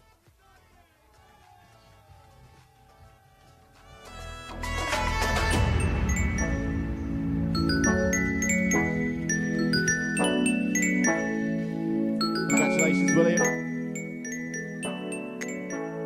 And he can handle all the trophies as well. Very good.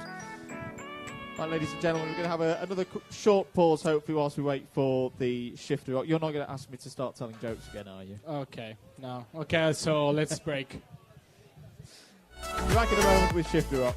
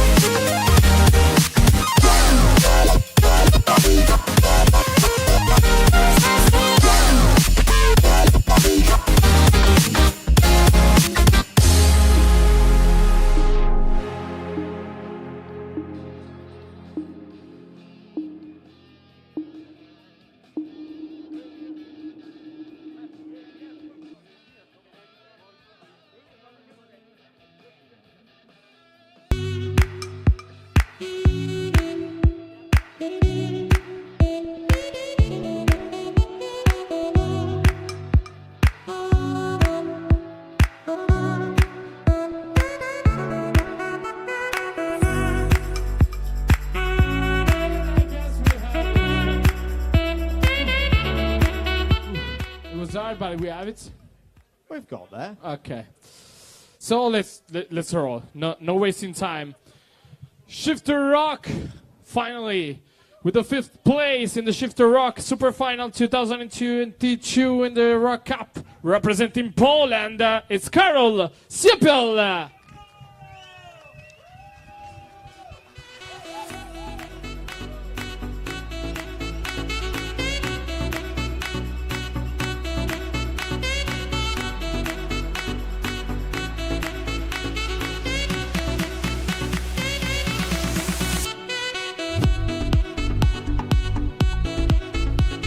Fourth place for the Shifter ROK category, representing Italy, Alessandro Cavina.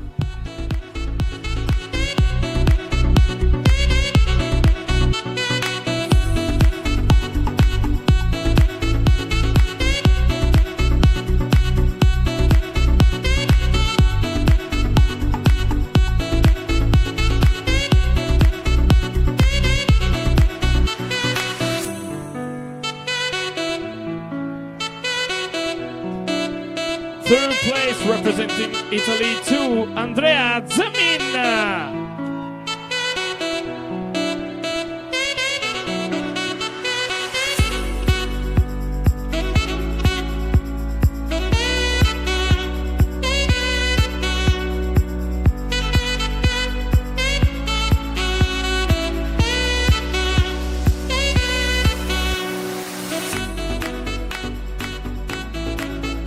Second place in this year's Superfinal for the ROK Cup, representing Australia, Radhi Cuddy Mains.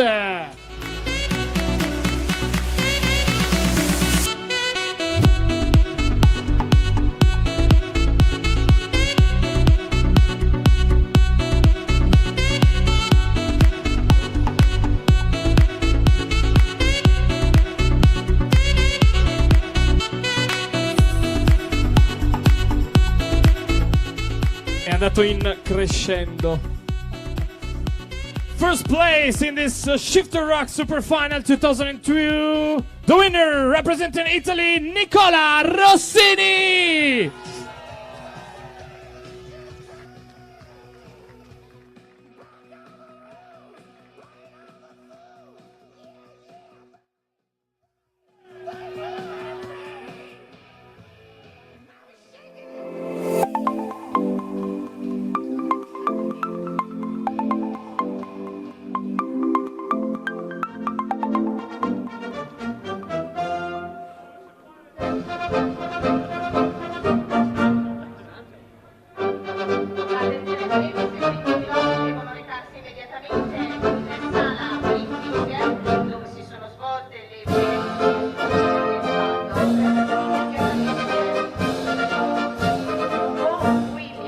Machado Alexander, Federici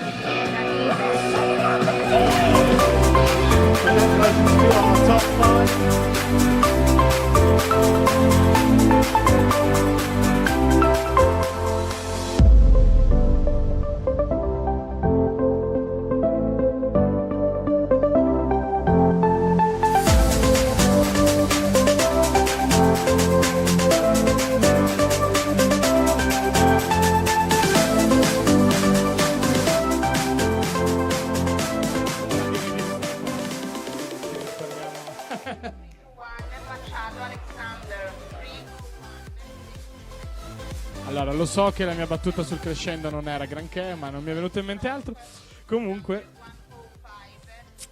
direi che è il momento del premio Star Trophy for the Shifter ROK. Once again, the best lap time is for Nicola Rossini.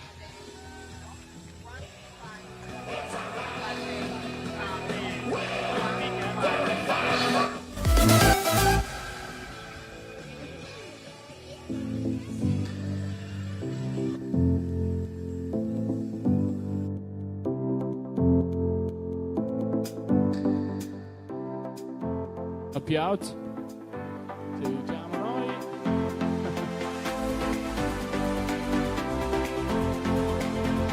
That's the closest they'll get to a winner's trophy. Oh, Andrew. I think it's done. So it's over.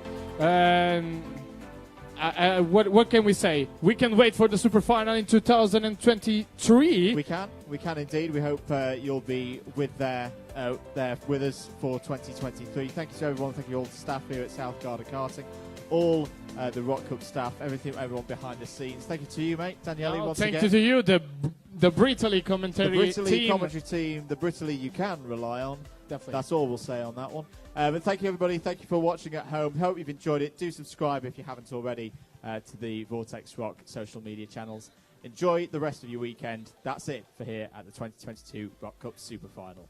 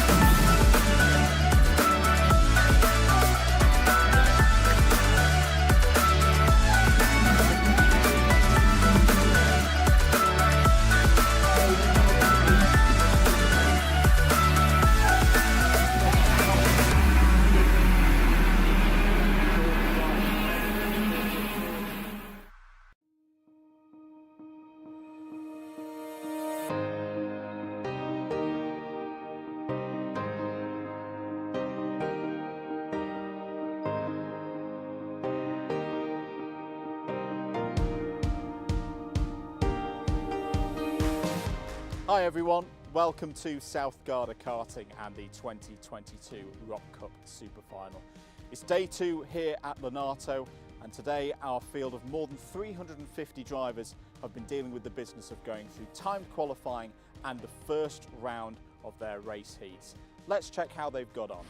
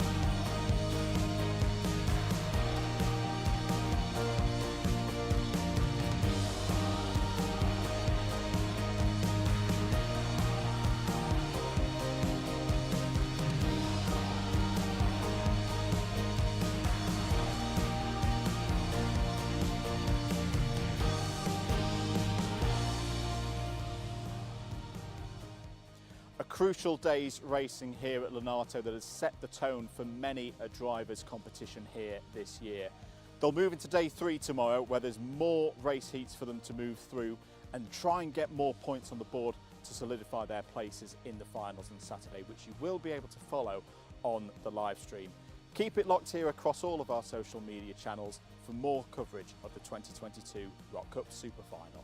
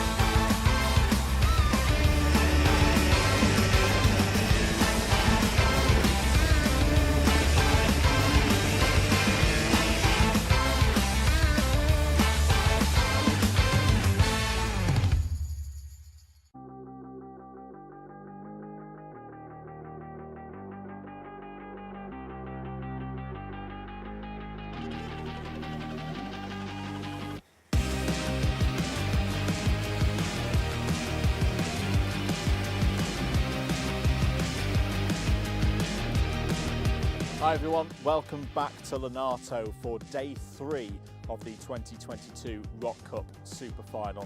It's moving day. The drivers today are looking to progress through their heats to target a spot in tomorrow's finals.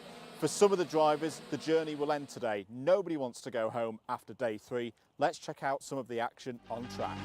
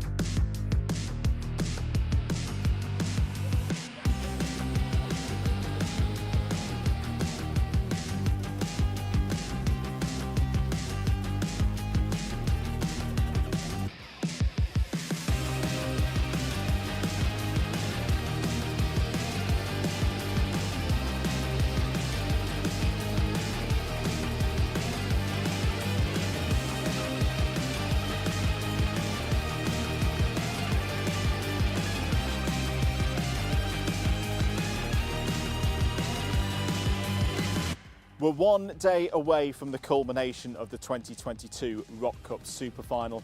Tomorrow, all the titles will be decided. And you can follow all of the trophy finals and all of the Superfinals on the live stream. It's going to be a fantastic day of racing. We hope to see you there.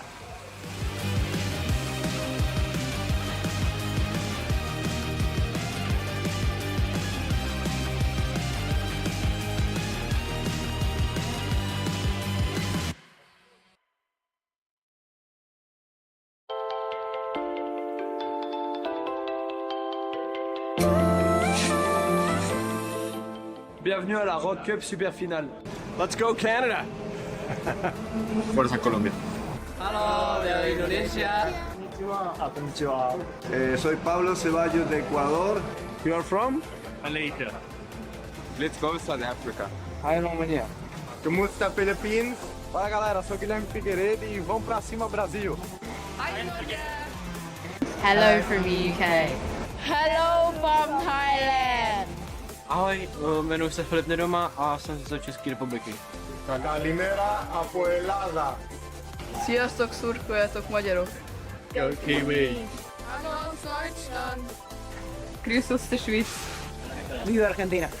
Cześć. Un gros bisou de Monaco. Bisous. Hello Malta, Argentin Great White Racing. Hallo, ich bin der Adrian Martins und komme aus Österreich. Nel nostro paese, il Principato d'Andorra, intentarem fer el millor. Go Australia. Ni hao. Ja, Chile. Go Netherlands. Gremo Slovenia. Shalom Israel. Türkiye'den selamlar. Bolivia. Pura vida Costa Rica.